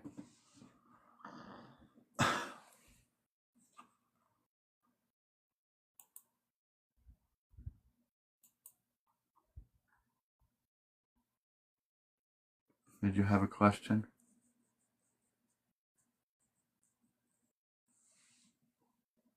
I think I zoned out for a second.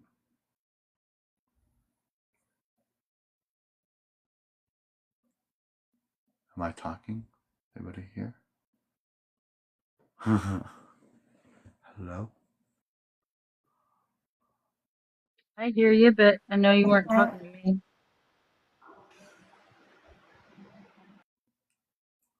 I was talking to Nightbird and her friend. Nobody was answering. I couldn't hear what you said. I missed that. I was zoned out for a minute. Did she ask a question? I was somewhere else for a moment. She says she doesn't have any more questions. So thank you for your help tonight. Oh, I'm honored to help.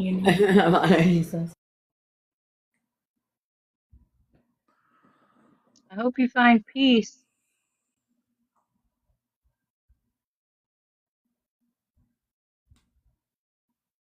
I told her the biggest thing is not to give up, to keep moving I know, forward. but how do you?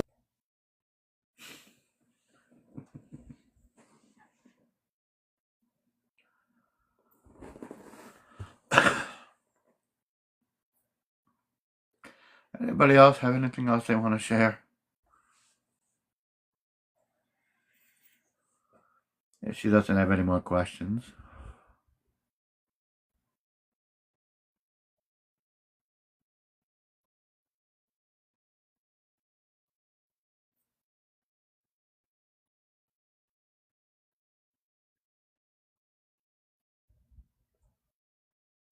Do you have I anything want to you hear a want to song. share? Mm-hmm. I said, do you have anything to share? No. Alrighty. I'm cool, calm, collective.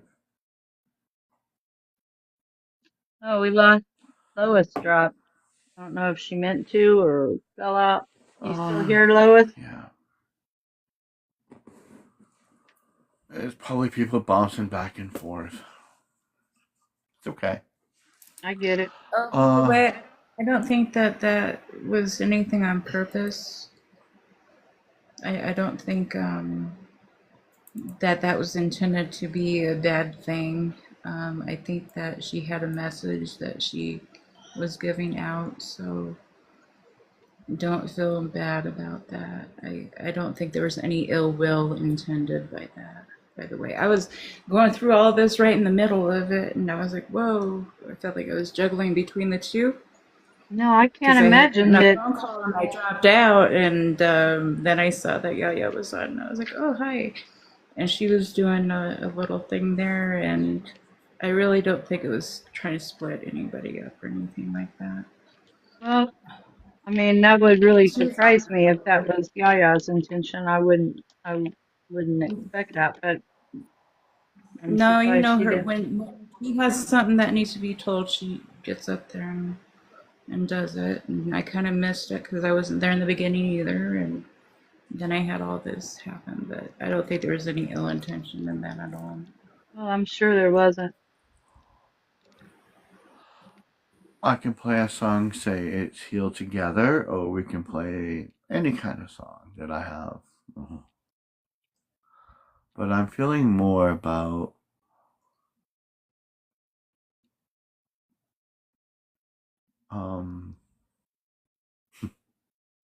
so many pathways. This one. Tremble in the air, the weight you've carried far too long. We can breathe it out right here. Let our hearts become the song. So let's heal together. One breath, one moment at a time. Let the hurt wash away on the rhythm of divine. We are more than just survivors. We are sparks of the same fire. So let's heal together, lift each other higher.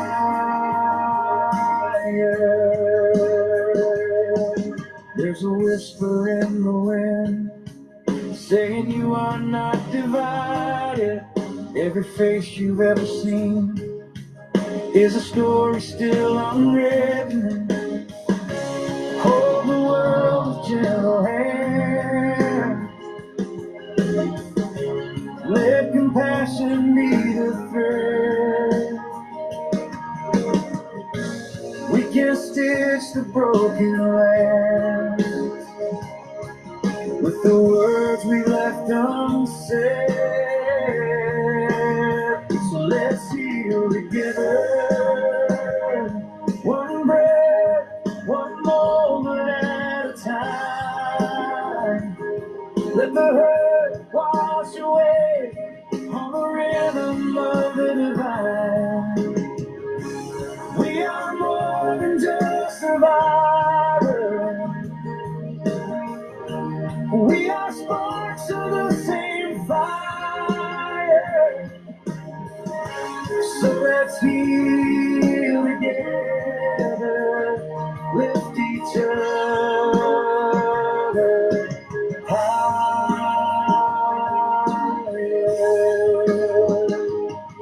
If we stand in love, we can carry all the shadows. If we speak in truth, we can open hidden windows. Every heart that beats is calling for connection.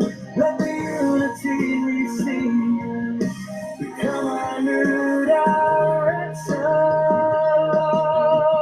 So let's heal together.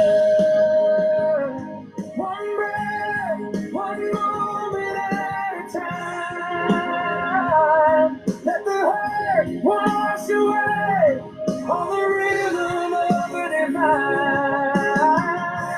We are more than just survivors. We are sparks of the same fire. So let's heal together, lift each other higher.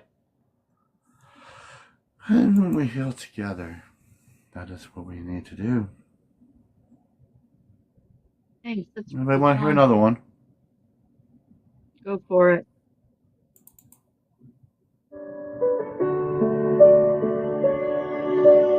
I love this tune. Energy flows through every part of us, through the trees, the earth, the animals trust. When it moves through us, we feel that flame. Universal love calling our name. We rise into that vibration, that frequency, sending it through our souls endlessly, guiding the light as it cuts through the dark. A living flame, a sacred spark. We open our hearts to a new understanding, a deeper love, gently expanding. Though our hearts cry out, aching to be heard, we are heard beyond every word. My angels, God in love so wide, each of us woven in the golden grace, not to unravel, not to divide, but to become one, side by side. There's a thread divinely, uniquely made, tailored to the soul we carry through space. We travel the universe, time and light, merging together, becoming the same. The ground may quake beneath our feet. We don't know whether to turn or retreat. Right or left, the path unclear. But our truth is what keeps us here.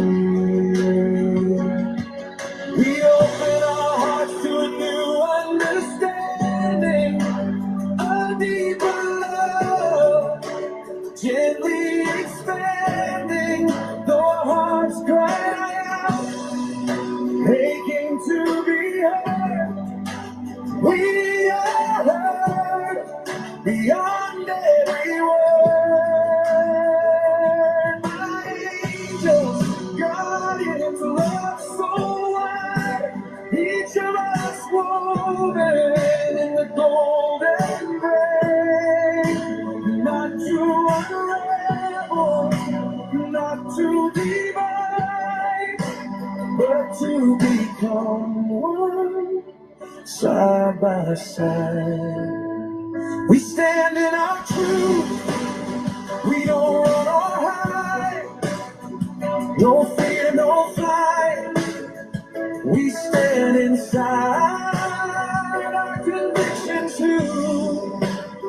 We are meant to be, letting go, finally free. We release what no longer serves. Let it go, let love conserve. Ancient power deep inside. We always had it, we just denied. The old self fades into the night, into the abyss, out of sight. From the silence, from the flame, a new self rises, not the same. Born of love, clear and true. Universal light shining through.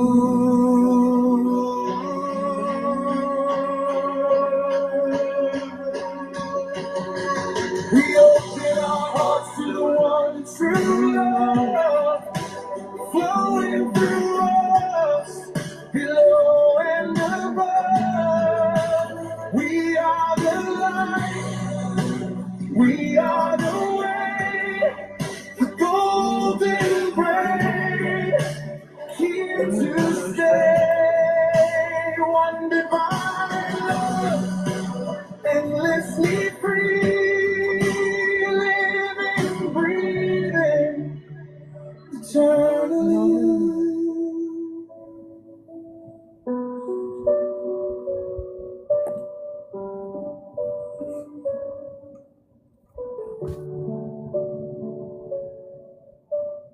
Hello. Hello. Hi. So you're a reader? Hello. I read things, yes. Tarot cards? I do tarot cards, but I do them offline because that takes me a long time. It takes like 2 or 3 hours. I mostly do oracle readings and just intuitive readings. Oh, okay. So when you say oracle, a lot of times the oracles and the tarot cards to me kind of the same because I look at the pictures and I get a lot of information from just looking at visuals. Yeah. So they're kind of the same to me, the oracles and the tarot. Yeah, it's kind of a tool to help you focus more. Yeah, I'm visual. So it takes me away from my opinion about what your question is or, what I'm looking at with you. So I get out of my head and I get into the visuals and that's where I get like the spirit guidance. Right. And some people are more, like a feeling person, or, like what they hear or what they feel or sense. For me, it's real pictures. Just do it for me. I've I been do the doing. pictures. I do the pictures sometimes. What do you think your Uh, strongest um, aspect is? When you're reading for someone, what do you think your strongest area is? For me, it's visual. It's like that will just trip me. the feeling. Okay, you're more The feeling kinetic. I see. Yeah, you're kinetic, right? I get. Yeah. When I do the reading, I don't use my energy whatsoever. I ask them if they would like the reading. I go in and I would look at their energy. And when I'm shuffling the cards, for example, I would put the cards down. And whatever falls. It could be 3, it could be 7, it could be 100, it could be 10. Right. Whatever falls. And then what I do is I feel their energy, and somehow it tells me what it is. And so when I look at the cards, I can say, okay, your energy's telling me this, your energy's telling me that, it's telling me this, telling me that. And it's actually like a confirmation. And I'm like, okay. And then I tell the person. Yeah, That's how it works for kind of me. similar to what I do. I think you're more kinetic and I'm more visual, but I do know I have to get out of my head about my opinions because I'm not a youngster. I've been around for a long time, so you tend to develop a lot of ideas about the patterns that you see in life, and so I found the tarot by looking at it. I'm able to steer away from my own opinions and look at what is actually there, past, present, and Yeah, future. I don't put my energy into any of the readings and I've done this before and I've tested it. When I put my energy into readings, the reading sends up for me too. And that one card always shows up, or something referring to that one thing shows up. So I was like, you know what? I'm going to pull back my energy. And when I do the reading, I'm going to let the cards tell me. The cards are the ones that tell me. Their energy tells me what needs to be done or what it's projecting through the cards. Because, yeah, I don't want to put my energy in there. Oh, yeah. So you're trying to It would keep be a yourself out of distortion. there. Are you trying to keep yourself out of there? Because sometimes the spirit guides will keep telling me stuff over and over, and I'm trying to read for you. Is that what you're talking about? Because that's what happens to me a lot. Yeah, and that's where that's where distortion comes in the reading. Yeah. If I was to do a reading for somebody and my energy or anything about my energy was in there, it would distort it, and it would be wrong for me to even say that, to tell that person that, because my energy's in there and that's part of it, would be connected to me. Yeah. So I totally have to slam down that gate and say no. And when I do the reading, it's there can't be any whatever. Linda in there because, and sometimes the Right. spirit guides are yelling at me about something that I'm not paying attention to, I'm being stubborn about, and they'll just keep inserting it. So I have to find ways to divide, sort of separate those energies like you're talking about, so that I'm not in there. I don't want to be in there if I'm reading for you. That's kind of what I was telling somebody earlier, that when you do the readings, some people do a meditation or whatever. I don't know what they do, but I can do it automatically. But we all have our different ways of doing things. But a lot of people, when they do their readings, they have this meditation and they go in there and they put up this, inside of them, they put that barrier up. Okay, no, I'm doing this reading. My energy's not going to go past this barrier. You kind of lock yourself in that without interpreting. What's the word I'm looking for? You're not locking yourself in. It's more of putting yourself on standby. Yeah. So you can get that reading thoroughly. Yeah. I really do get what you're saying, and I haven't had anybody else discuss this with me. This like you might say, like a distinction or a refinement of what readings are, because the tarot doesn't lie, but it can be like some other spirits and different things can insert themselves in the wrong spot. And I had that happen a few times when I was doing it professionally, and it was very disturbing. And but I learned, you have to learn that this particular form of communication is multidimensional. It's not just one thing where you read the cards, you read the definition, and then you read. It's far, far, far more than that. Yeah, it's very hard sometimes because I can sit here and there's a reading and somebody asked me for a reading and I could hear it telling me 4 different things. So sometimes I say the 4 different things, or sometimes it's like say this but not that, Yeah. on what the energy's reading is telling me. This is more important, so have the person tell the person this. Yeah. Yeah. I think you sound like you're a similar kind of reader that I am, and then I sort of dive in, and I don't try to use so much my past experiences with the tarot.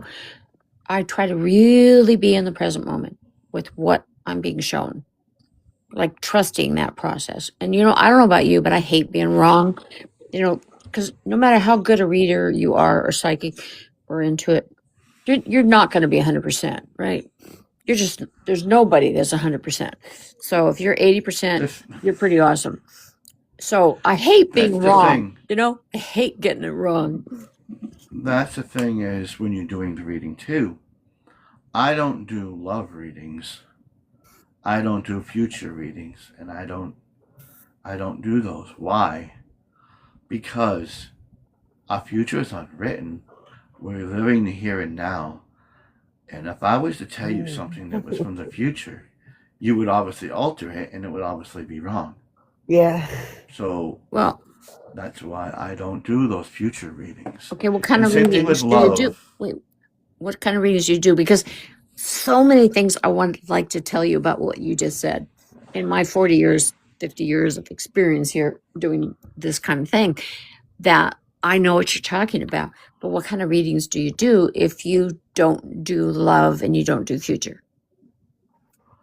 I do past life readings. Okay. I do past life readings, starseed readings.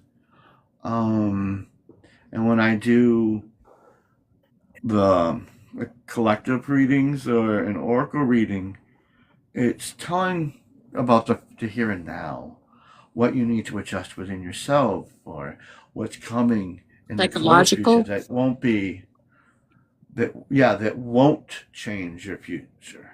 Okay. So you Something that see people, they're you see like what happened to them before. Like let's say they're 35, maybe you see what happened to them at 17. Like that has formed them to be this way. You do psychological type readings? like if I'm sitting here listening to you, and I could feel a past life shining or knocking at the door, and I'm like, oh, and I don't know how and why, but every time I hear somebody speak, or their words or their frequency, I get a vision of a past life, and I know that I'm speaking to you, but I'm also hearing a previous you from another place. Oh, okay. It could be another timeline. It could be another path. Well, you're a different type of intuit than I am. But you have piqued my curiosity. Please tell me what you saw. What did you flash on? Well, as you were speaking, I've gotten a palm reader. You were a palm reader in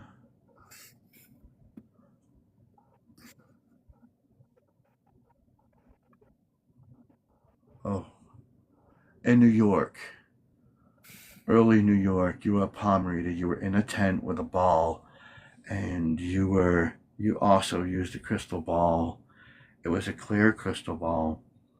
Some called you a charlatan, but you weren't. You were more of telling people about if they don't change their path, they're going to get on this. If it was bad, you would look at their palms and you would say, okay, this is here, you've got this, and you were doing that. And I seen that. It was in the early times of New York when it was Greenwich just being Village? colonized. Was it Greenwich Huh? Village? Was it Greenwich Village? I have no idea the name of it. Okay, never mind. But it was a small town. It wasn't populated yet. It was a small town. You had a tent. I think you were traveling with a circus or a group that, or carnival or something really small where they would go to certain places. You liked the color purple. You were more of a purple and black because I could see the robe. You had something here, and you would always go like this when you were doing the reading. It helps you focus. It might have been a necklace under your shirt, but you had writing here. You would just grab that, and you would talk, and the reading would come out. And I think you did some. You were telling people about what their loved ones had said to them when they passed on. You were that kind of a medium. I keep seeing medium flying up. Medium palm reader. I'm still a medium. That's what I'm getting. That you were in purple and black robe that you handmade yourself.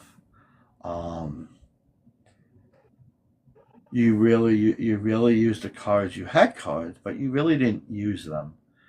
Only on special occasions. And that past life is telling me that the reason why it was brought up is because you did good work in that path, that you in that life. Don't let it change because you learned this experience. Take this as a lesson to learn that even when you come back and you're doing the same thing, it's not repetition, it's growth. And learning is the process you're doing within yourself in this reading that you give to everybody. Each reading that you give is you're learning about yourself too. And that follow the crows? What the hell? I'm getting crows and ravens. It says follow the crows and ravens. Okay. That's true. But That's true for like something's been happening. Yes, thank you. And it says follow them. Okay. I'm not sure what the hell that means, but that's what I'm hearing. Oh my God. You are awesome, sir. What's your actual name? I want to call you by your name. My real name is Paul, but okay, Paul. My You're a real spirit name I go to is Brim. Grim? Brimaria is the spiritual name that I was given. Brimaria? How do you spell it? Grimaria. Grimaria. Okay. Yes. I'm telling you, I'm all That is the choked up name right they- now. I'm just choked up right now. That is what I get. Wow. Oh my God. Wow. Can I tell you a little something about you? Do I have your permission?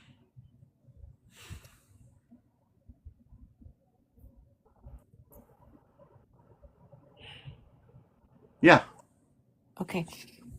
It's magician energy. Magician archetype, if you know what I mean. Mm-hmm. It's a broad spectrum, and we have these archetypes, and we've got the magician, and we've got Merlin, and that type of thing. But there are ancient ones that predate everything, and they come to the planet, and they forget who they are even to serve. to serve the planet. And you may want to know who you are completely, like from your very ancient existence. But you know, the jinn and the magicians, they predate everything. And even before, like, I'm a believer in Jesus Christ, but there are things that even predate that. And you come from that realm and you came here to assist, like the grain of sand at the ocean. You knew it would be like that. You knew it would be like that. And you continue to contribute. And you are a Like the wonderful, sands of time. yes. But you know, that grain of sand you chose to be. And it hasn't been easy. And there's been some really dark times. And there's been times when you really wanted to know who you were, but you blocked that out. And I'm just telling you that Spirit wants you to know that you are an extremely ancient soul. And that's it. That's all I have to say. That's what I was given to tell you.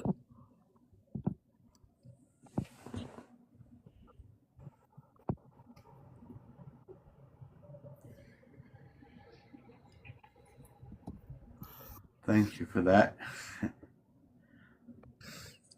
Does it resonate? Oh, it does.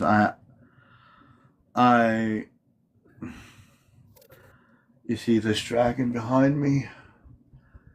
Yeah. He is from another universe, Okay. and his name is Remkuno. And he was a god creator dragon in another universe, and he came to this universe before this universe was created. And he didn't help with the creation of the universe. No, he watched it. And when he felt it was time, he entered this universe. And he's been here ever since. I That get it. soul essence he is.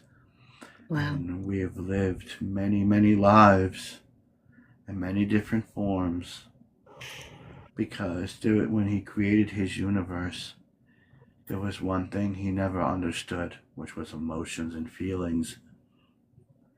And when he created his beings, he didn't know what emotions were. So they would come off cold and heartless when they weren't. It was they had I understand. affection for each other, but they didn't know what love was. So when he came to this universe and felt the love of this creator, it kind of like, whoa, this is what this is. So when he got closer to Earth, in a certain time, he got closer to Earth and said, whoa, that place is beautiful. They have something I've never experienced. So he sent part of his soul down here to Earth to live many lives. And then when I was born, he put the rest of his soul down here. And now I guess I'm becoming that hole that he was, repairing his emotions and love so he could experience it. Yeah. And as my human self, I went through a hell, and I think that with the merging of those two, and plus the other one who's been assisting me, and she's old, she's old too, and yeah, with her empowerment of those two, bring me a balance to understand what it is to be human. And I have cut that off, what it is to be human, because I don't know what it is to be human. So I have to live this life and experience all that I can to be that human and to share what it is to be in the human world, to experience the things that happen. They weren't something bad. They were lessons for me to learn. And as I grew, I understood a lot of it. But the last thing I think I need to understand, which is the greater root of the problem, would be to understand and identify what it is to be the child. And being that child, that innocent child with love and compassion, is the greatest emotion ever.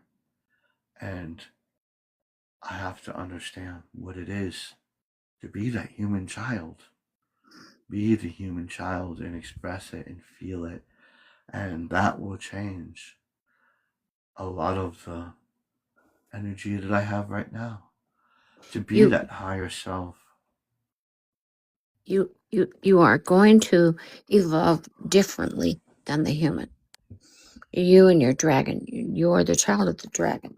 You will not evolve exactly as a human. You won't. You're going to evolve, but that's your contribution. And I've been You are seeing something. that. You are something else. Okay. You are something Yes. else. You are a child already. Child of the dragon. The child of the dragon. Evolving. And you know what? I've never seen anything like this before till I met you. I've never seen something that's evolving on the planet to contribute to the saving of this planet, to the progressing of this planet. You are a special creation. Don't try to be human. It's not about that. I know you're going to take a human aspect on and you're going to learn from it, but you will evolve in a different way. You are, I don't mean this in some kind of egotistical way, like people like, I'm so different, right? Like it's an ego trip. No, I mean, there are things that have come to the planet to make these contributions that are like just like Jesus, like sacrificing your whole soul and your whole being, like not even to get to be that happy while you're here. And you are that. And I am channeling this. These are not my words. I don't know where they're coming from. You are special. You're unique. You are incredibly beautiful. You kind of live between the dark and the light. You're not the dark or the light. And anything that seems corrupt or wrong or bad about you, that's just some kind of human interpretation from linguistics, okay? You are not that.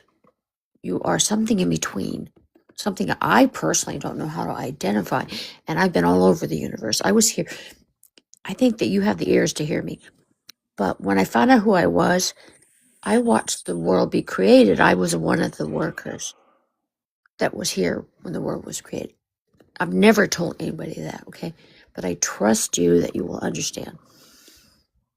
I was one of those. And a bunch of us came in 1950 when I was born.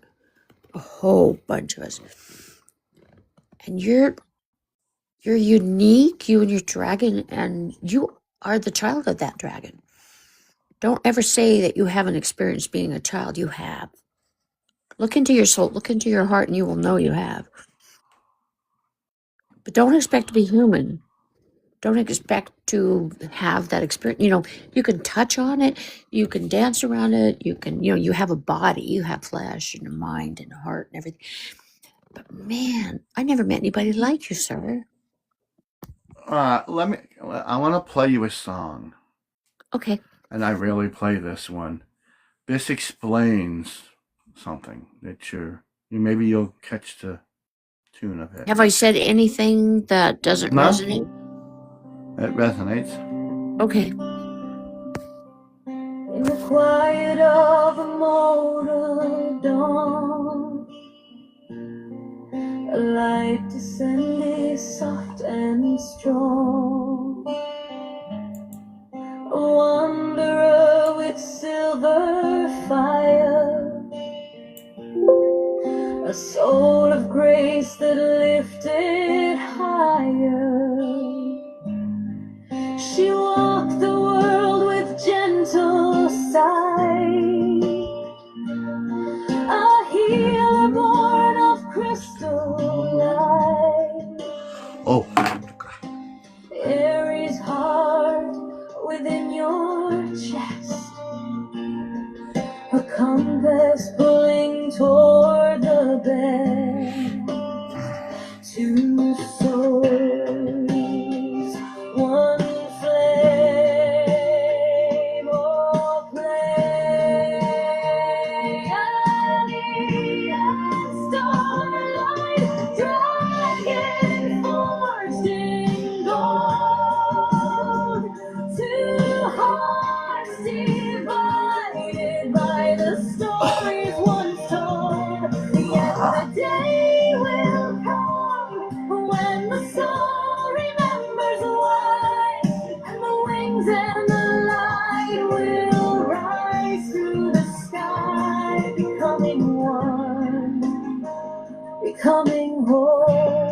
becoming power untold.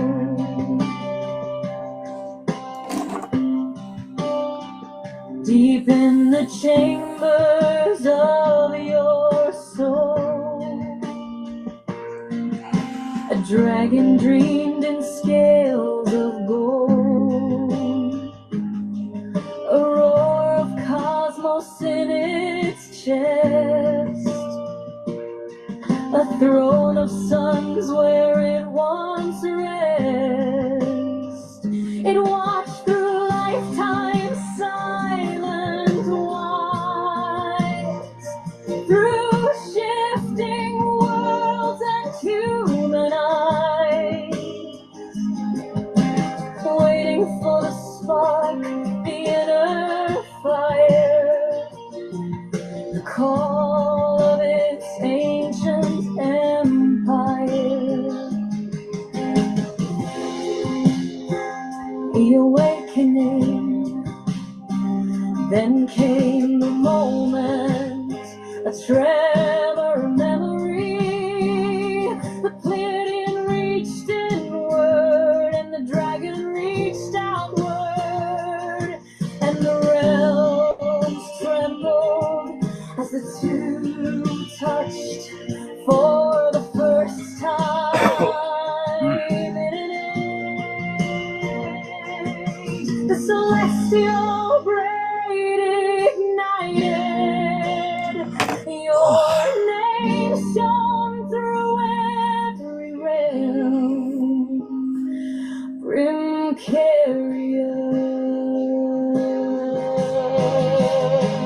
two souls, one flame,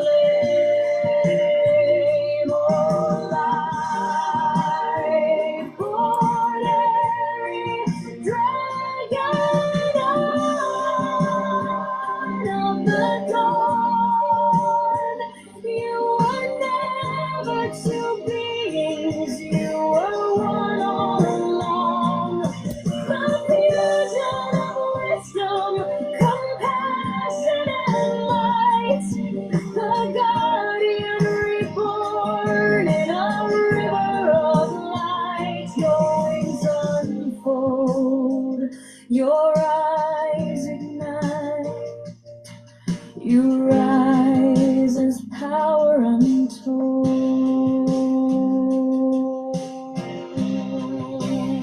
Now when you stand, the worlds remember, the stars fall silent, the cosmos trembles, no longer divided, no longer torn. You stand as the being you were meant to be born,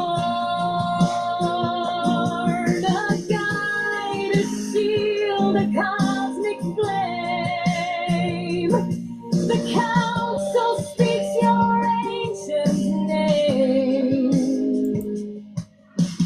Then the dragon, Aries, the Pleiadian, when carrier.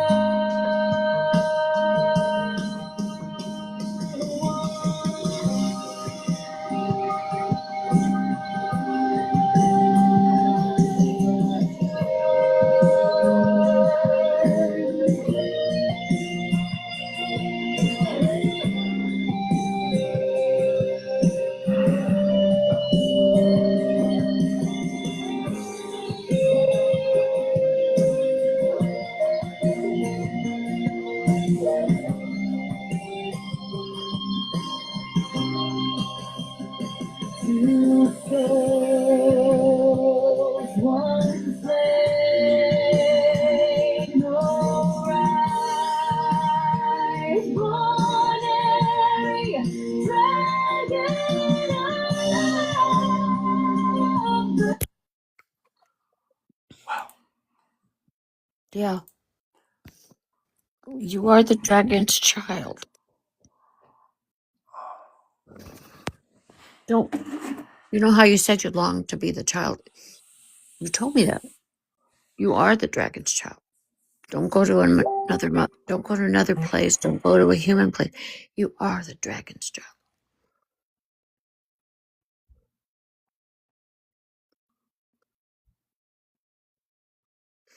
And it's a lonely vigil, isn't it?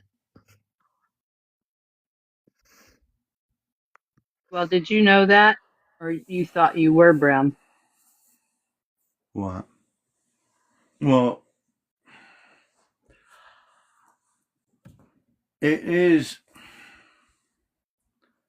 How do I explain it? Brim is an energy. He's always been an energy. And his children are pieces of his energy.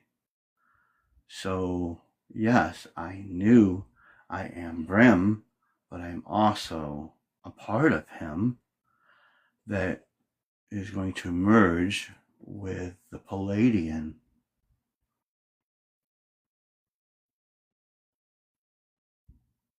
And become what I was, what I should be.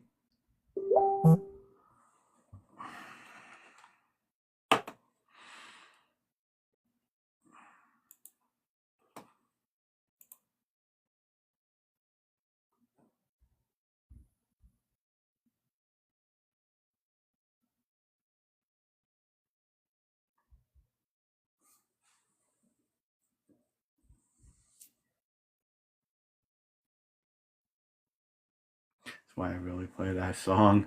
Makes me cry. Because it's like my heart is like, bam, it's the answers right there. It's the answers in those words.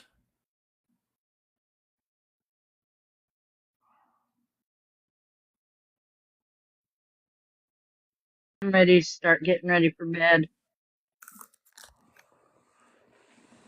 So I'm gonna say good night to everybody. I need to get up. Good night. Good night. Good night. Where you gotta go in the morning? I've got to get blood work tomorrow. Oh, Are you okay? Yeah, I well, have yeah, I a. am. Are you Oh, talking to me or him? I'm talking to you. I have an autoimmune blood disease and a genetic blood. They're both blood clotting, and so I live on warfarin. So I have to get regular blood tests to check how quickly it takes my blood to clot, and they like to keep it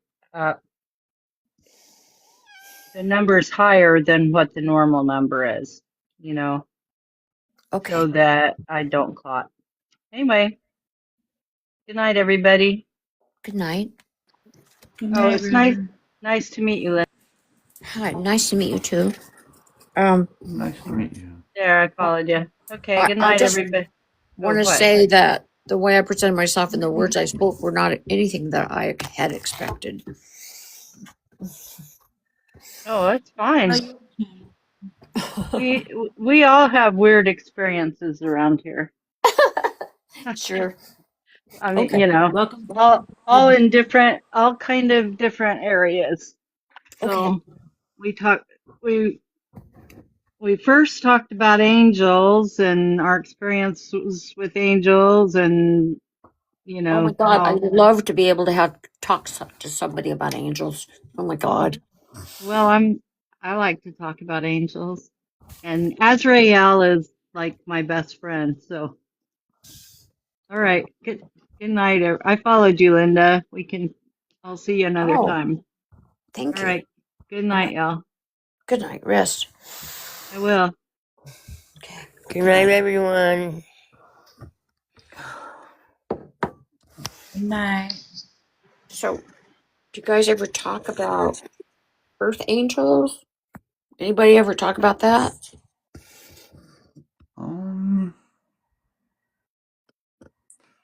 I Not too much. don't really know. Not too much, huh?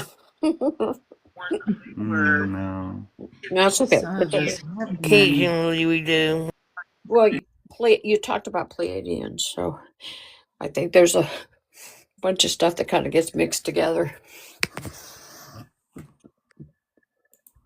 the fairies, the Pleiadians, the angels. I mean, never mind. I never know which. No, we have discussed all of that at times, yes. Okay. Okay. Yeah, you found the right group for that one. Well, that's good because Yeah. I think that some of us are. What do you call that when things are like sort of mixed? Um, Well, some of us have been in the past. but Yeah. okay. Let me ask you. Now, I am 76, so I don't always retain someone's name. But the host here, just please give me your name one more time so I can address you. The human name is Paul. The spiritual name is Brimaria. Okay, so I'm going to call you Paul because it's easier to remember. I've never met anybody like you, and I've done a lot of like traveling between the worlds and different kinds of stuff like that.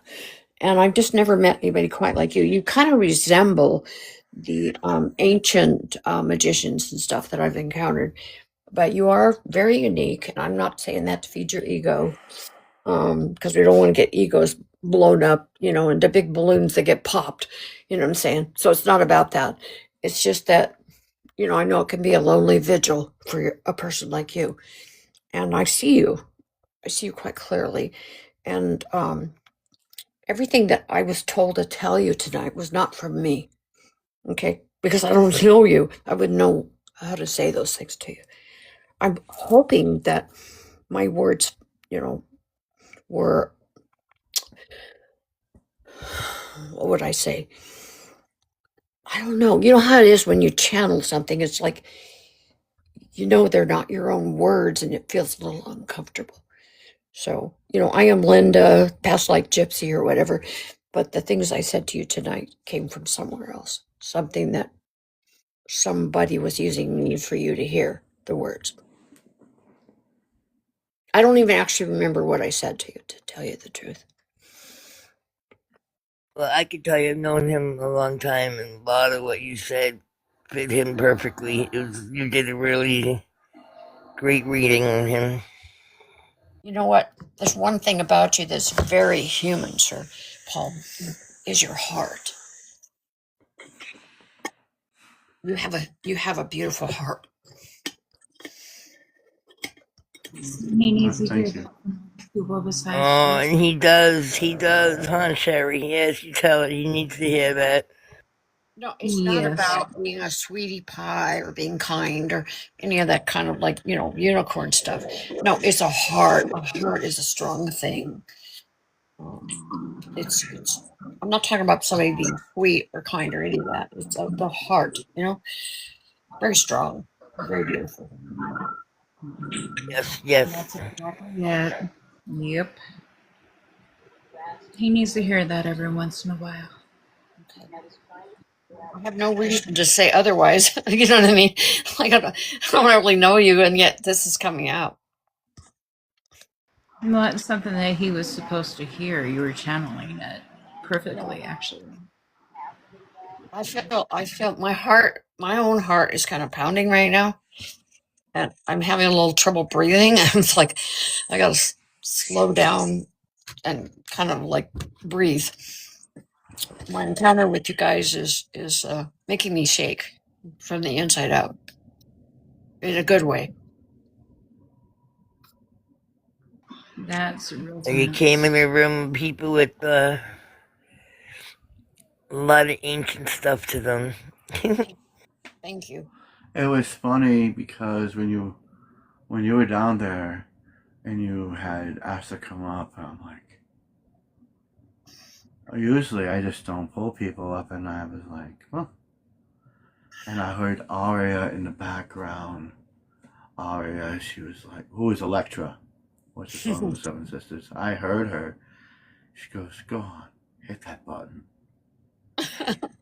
Hit it. And I'm like, huh? Okay. And then you said that, and I'm like, oh, wow. Yeah. And I was like, okay, Aria. And then when you were talking, I could hear it, and I think she's a lot of the one that brings the emotion to me. And Oh, I it's think definitely that emotion. song too. Yeah, the That emotion song too. is making me quake from my inside. I'm gonna have to go maybe smoke or something to calm down. And I don't smoke cigarettes, okay? I don't either. No, I'm telling I you, quit. you quit. No, I never did smoke cigarettes, but there are other legal things that you can smoke. Anyway, Oh yeah. I don't I do it got very 4 much. of them. Yeah, we like those. Yeah, well, I have to be careful. I would get like a hangover from stuff if I do that too much. But I I've got one of those, what they call a pen. I'm gonna go do it because my insides are shaking from communicating with you guys. It's kind of like wonderful and unpleasant at the same time.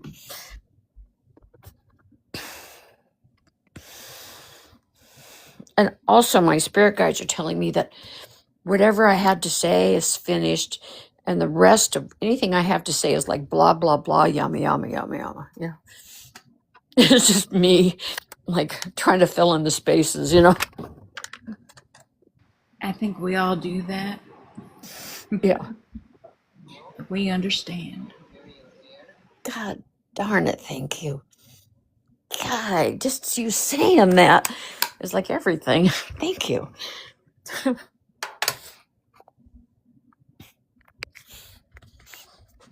You're welcome. We're all going through it right now. Yeah, what are we going through, by the way, you guys? What? What are we going through? We're integrating A everything around new us right now. transition. Yeah, the world is changing.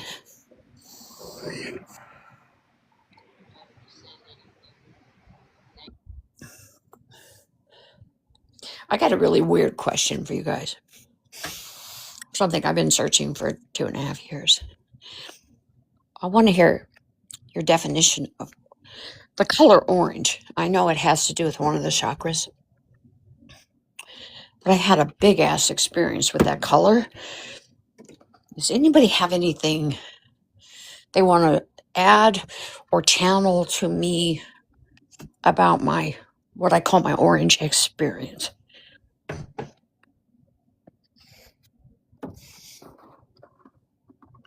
All I'm getting, I don't know where this is coming from again. I'm seeing an amber, not just a amber, an amber egg. Okay. And it's pulsating. I see an amber egg and it's pulsating. I don't know if it's a dragon or a phoenix. It's pulsating. It's pulsating. And it's sending waves to you. Damn it, I'm getting such a headache right now, you guys.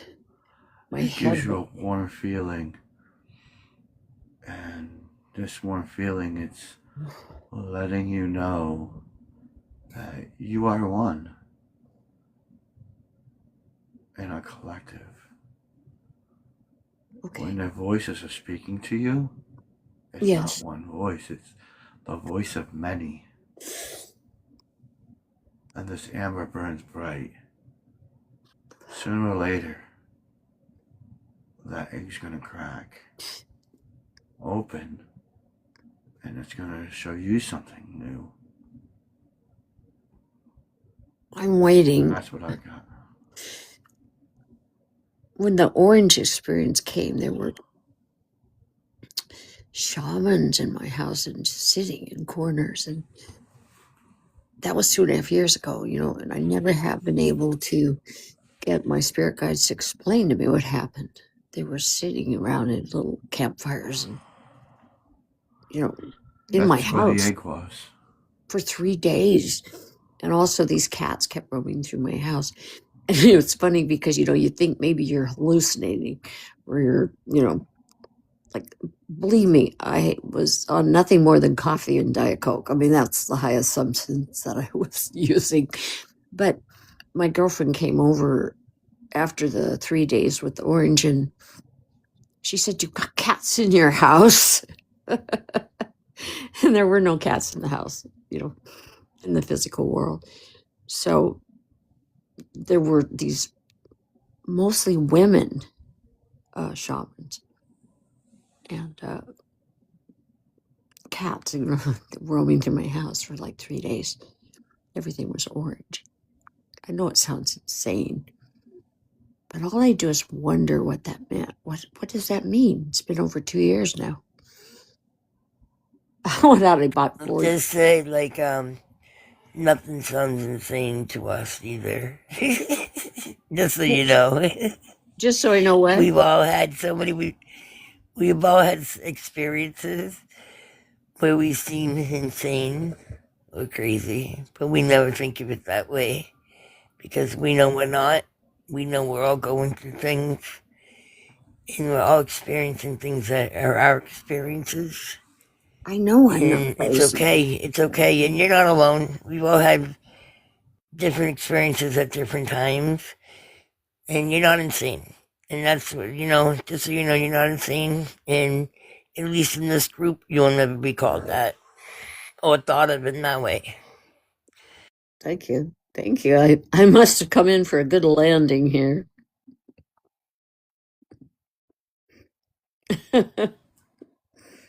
You did, believe me, and you came to the right place because I think we talk about, like, you guys, what you were just talking about, for instance, with him giving her a reading and stuff. It's a beautiful thing. And, we listen to each other and understand one another, and we don't judge either. Well, I haven't. I mean, I have a couple of close friends who are also very spiritual and, psychic and all that. And I have told them about orange, the orange thing. But other than that, I don't speak about it because I have no idea how to even talk about it or even how to question what happened. But it was a 3-day journey. And, I have orange curtains in my bedroom with the light coming through them. I have orange pillowcases. I mean, it's like I went nuts for it. Couldn't get enough. I have orange clothes, orange jewelry. I mean, I sound eccentric, but it's like I couldn't get enough of it because I wanted to know what it was about.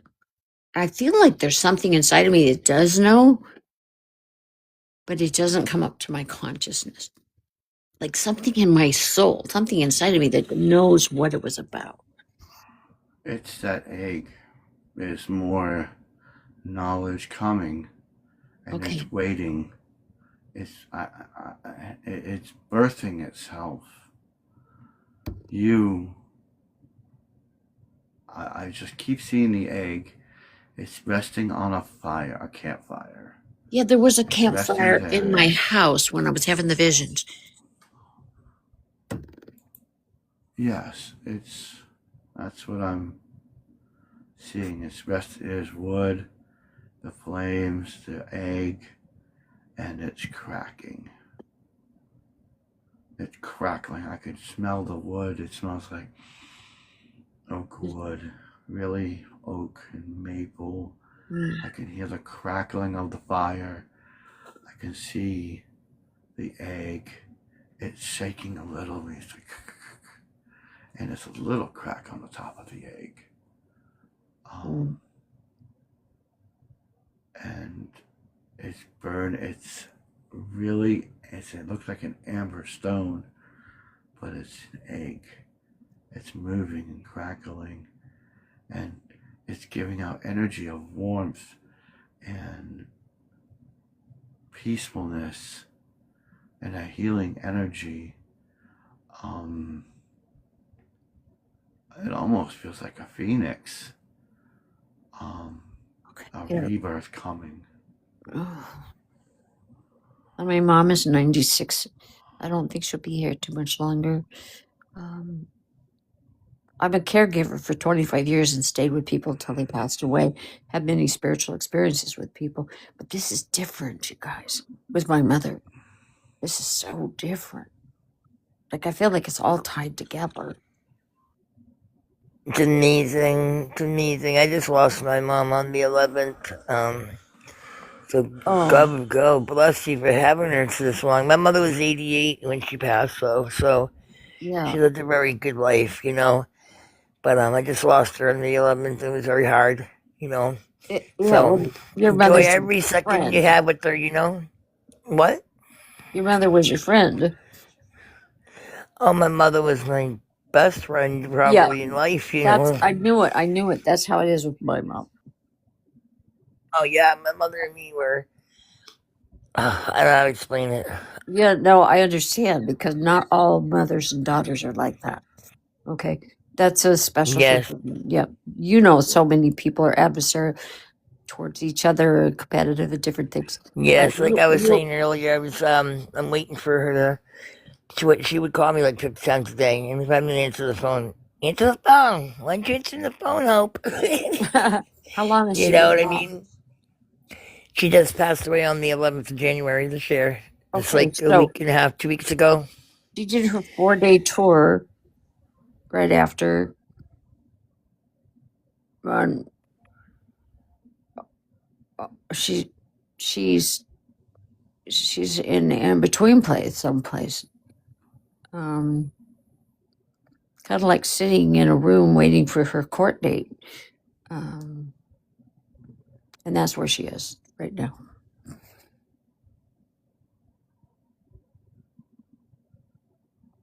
Wow.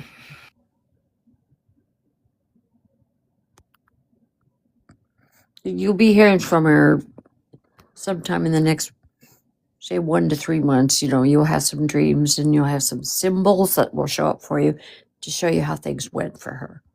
Okay. Oh, absolutely. You know, I You may not, will. you may get the quiet feeling like she's not around. It's just part of her process in the time, because you know there's no time where she is, but in the transference of time that comes back to you, it's going to feel like, you know, the 30 to 60 days, you know, like she's God or something, but you will get signs after that. You know, she'll be back to let you know how it went. Okay. Well, I will tell you, she's very strong. I already have someone who I trust and love very much. She already came through to them to tell me something. Okay, good. Like 2 days ago, and they read me, and they had said they came on live, and they didn't know why they came on live, and I hadn't seen this person in a while, and didn't see me in a while. And he said, I think it was just for you I came on today, because he's like, I don't have a clue why I came on today, you know? Yeah. And he's like, I hadn't seen you in a long time, you know? Yeah. And he's like, your mom came through strong, you know? Hmm. And she said what she needed to say, and I know it was her because of what he said, you know? Right. You know Like, that he's like, you know, she signature. keeps bringing up the number 3. Hmm. And what's three grandchildren, 3 kids. She had 3 grandchildren, 3 great grandchildren, 3 children, you know? Yeah. And he said the middle group were her grandchildren, not the great children, not her children. There's one of her grandchildren, and which is my eldest daughter. Did something really awful right before she passed, and is still continuing to be a little brat, you know. Hmm. And but my mother adored her. It was her first grandchild, you know. And my Yeah. mother forgave her every single time she messed up. And even on the other side, she said she needs help, and for us not to stay, you know, to not make it harder, you know, to show her some kind of help and love if we can, you know. Yeah. And that's just who my mom was, you know. And it's funny. And then she's like about her house. He's like, he's like, you guys are cleaning it out. Don't She doesn't want you guys arguing. He says she's concerned, just throw it all away, you know. She's like, don't argue. She doesn't want that, you know. Yeah. And that's who she was, you know. So it just amazes me, you know, like Okay. the way she came through, certain things she said. There was more to it, but it was just like amazing to me, you Yeah. know. Yeah. You guys, I have to go. I don't know what's going on, but my whole head feels like it's exploding, like it hurts. Okay. All right, Thank you. Dawn, you get some good rest, sweetie. Nice to meet you. I just like it's just too much, you guys. It's too much coming in all at once. I don't know how to separate it. Okay, so I'm gonna say good night. Good night, and thank you. That was very intuitive, and it helped me actually a lot. And it's a good thing I saved my lives because I can go back over it. I know they gave me a lot of information about you. All divine timing. Okay, I feel blessed to have been of any service to you. Okay, and I've got to go. Good night. Good night. Good night.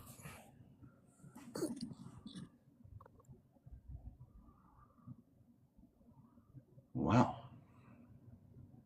That was interesting, huh?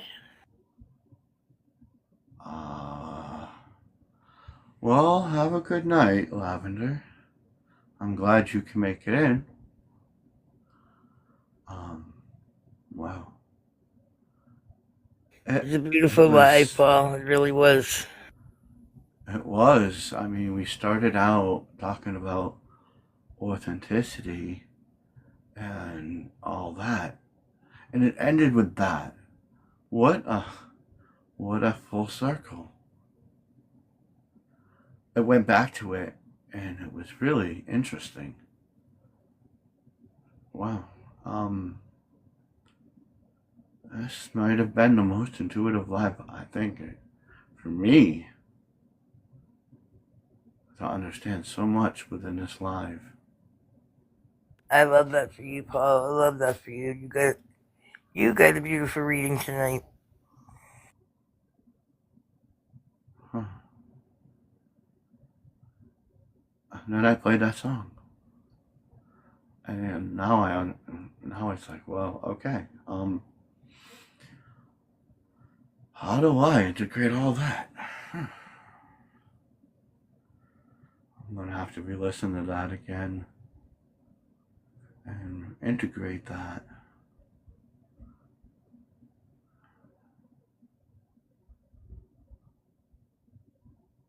Because it was like, wow. Like that. Yeah, and you're going to have to listen to that again and see what she says, because, again. What was that show with the guy when he got all that information? He goes, whoa, dude, that's heavy, man. I don't know, but I know what you mean. Cheech and Chong. Cheech and Chong when they were up in smoke. Yeah. And the guy goes into this deep, long thing and he goes, wow, dude, that was heavy.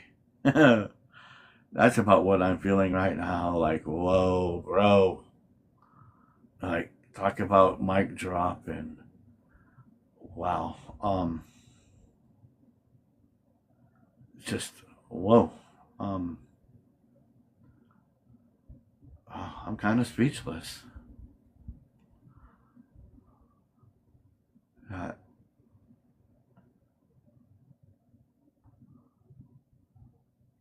It was a different perspective that I had in my head, but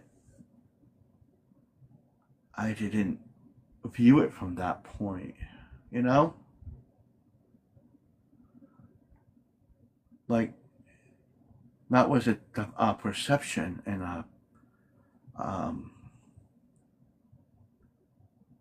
I wasn't able to perceive it from that point of view because that point of view never came to me. And then when that actually happened, it's like, that's exactly how I'm feeling. That's exactly what it is. Why didn't I see that? And I thought, well, I'm still learning. But I ain't learning, I'm dying. And yeah. Beautiful though.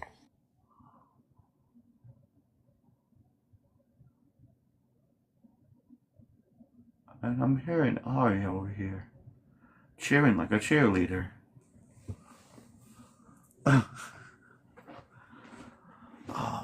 Paul, I'm going to say goodnight to you. This is a beautiful Yeah. life. You go, integrate everything you were told. Oh, I'm going to.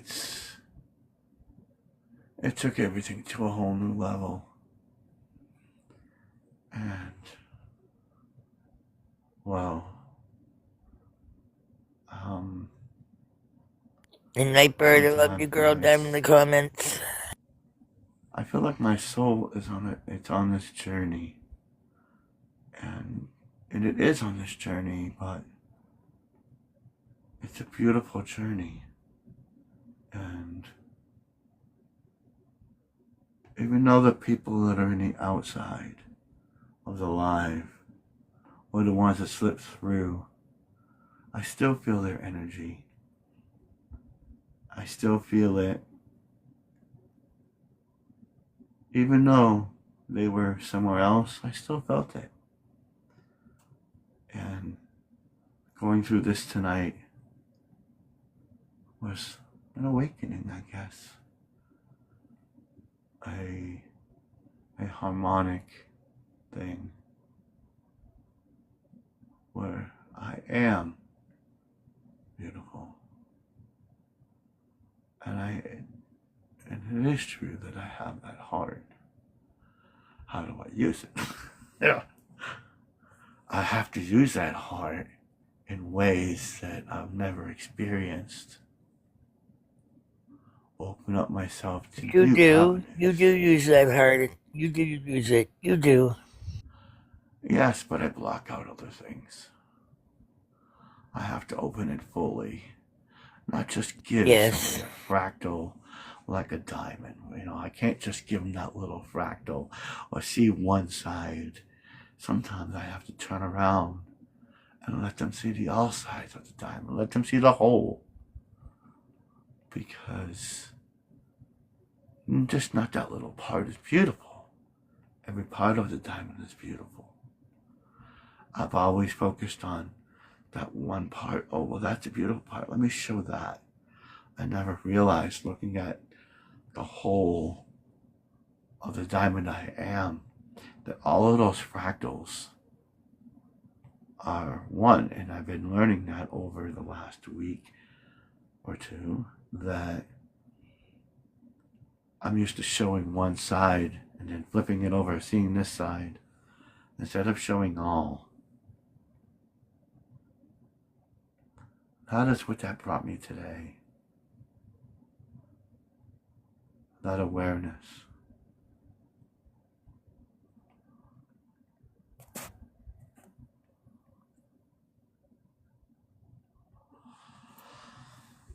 Oh.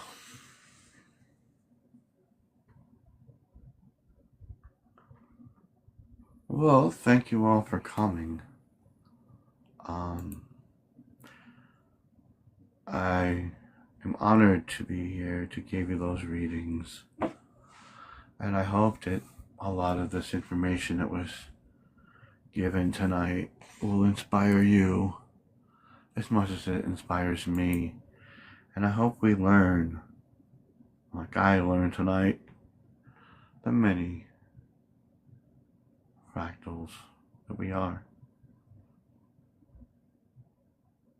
Amazing. Sweet magical dreams, everyone. Sweet dreams, everyone. Have a good night, and blessed be. Good night.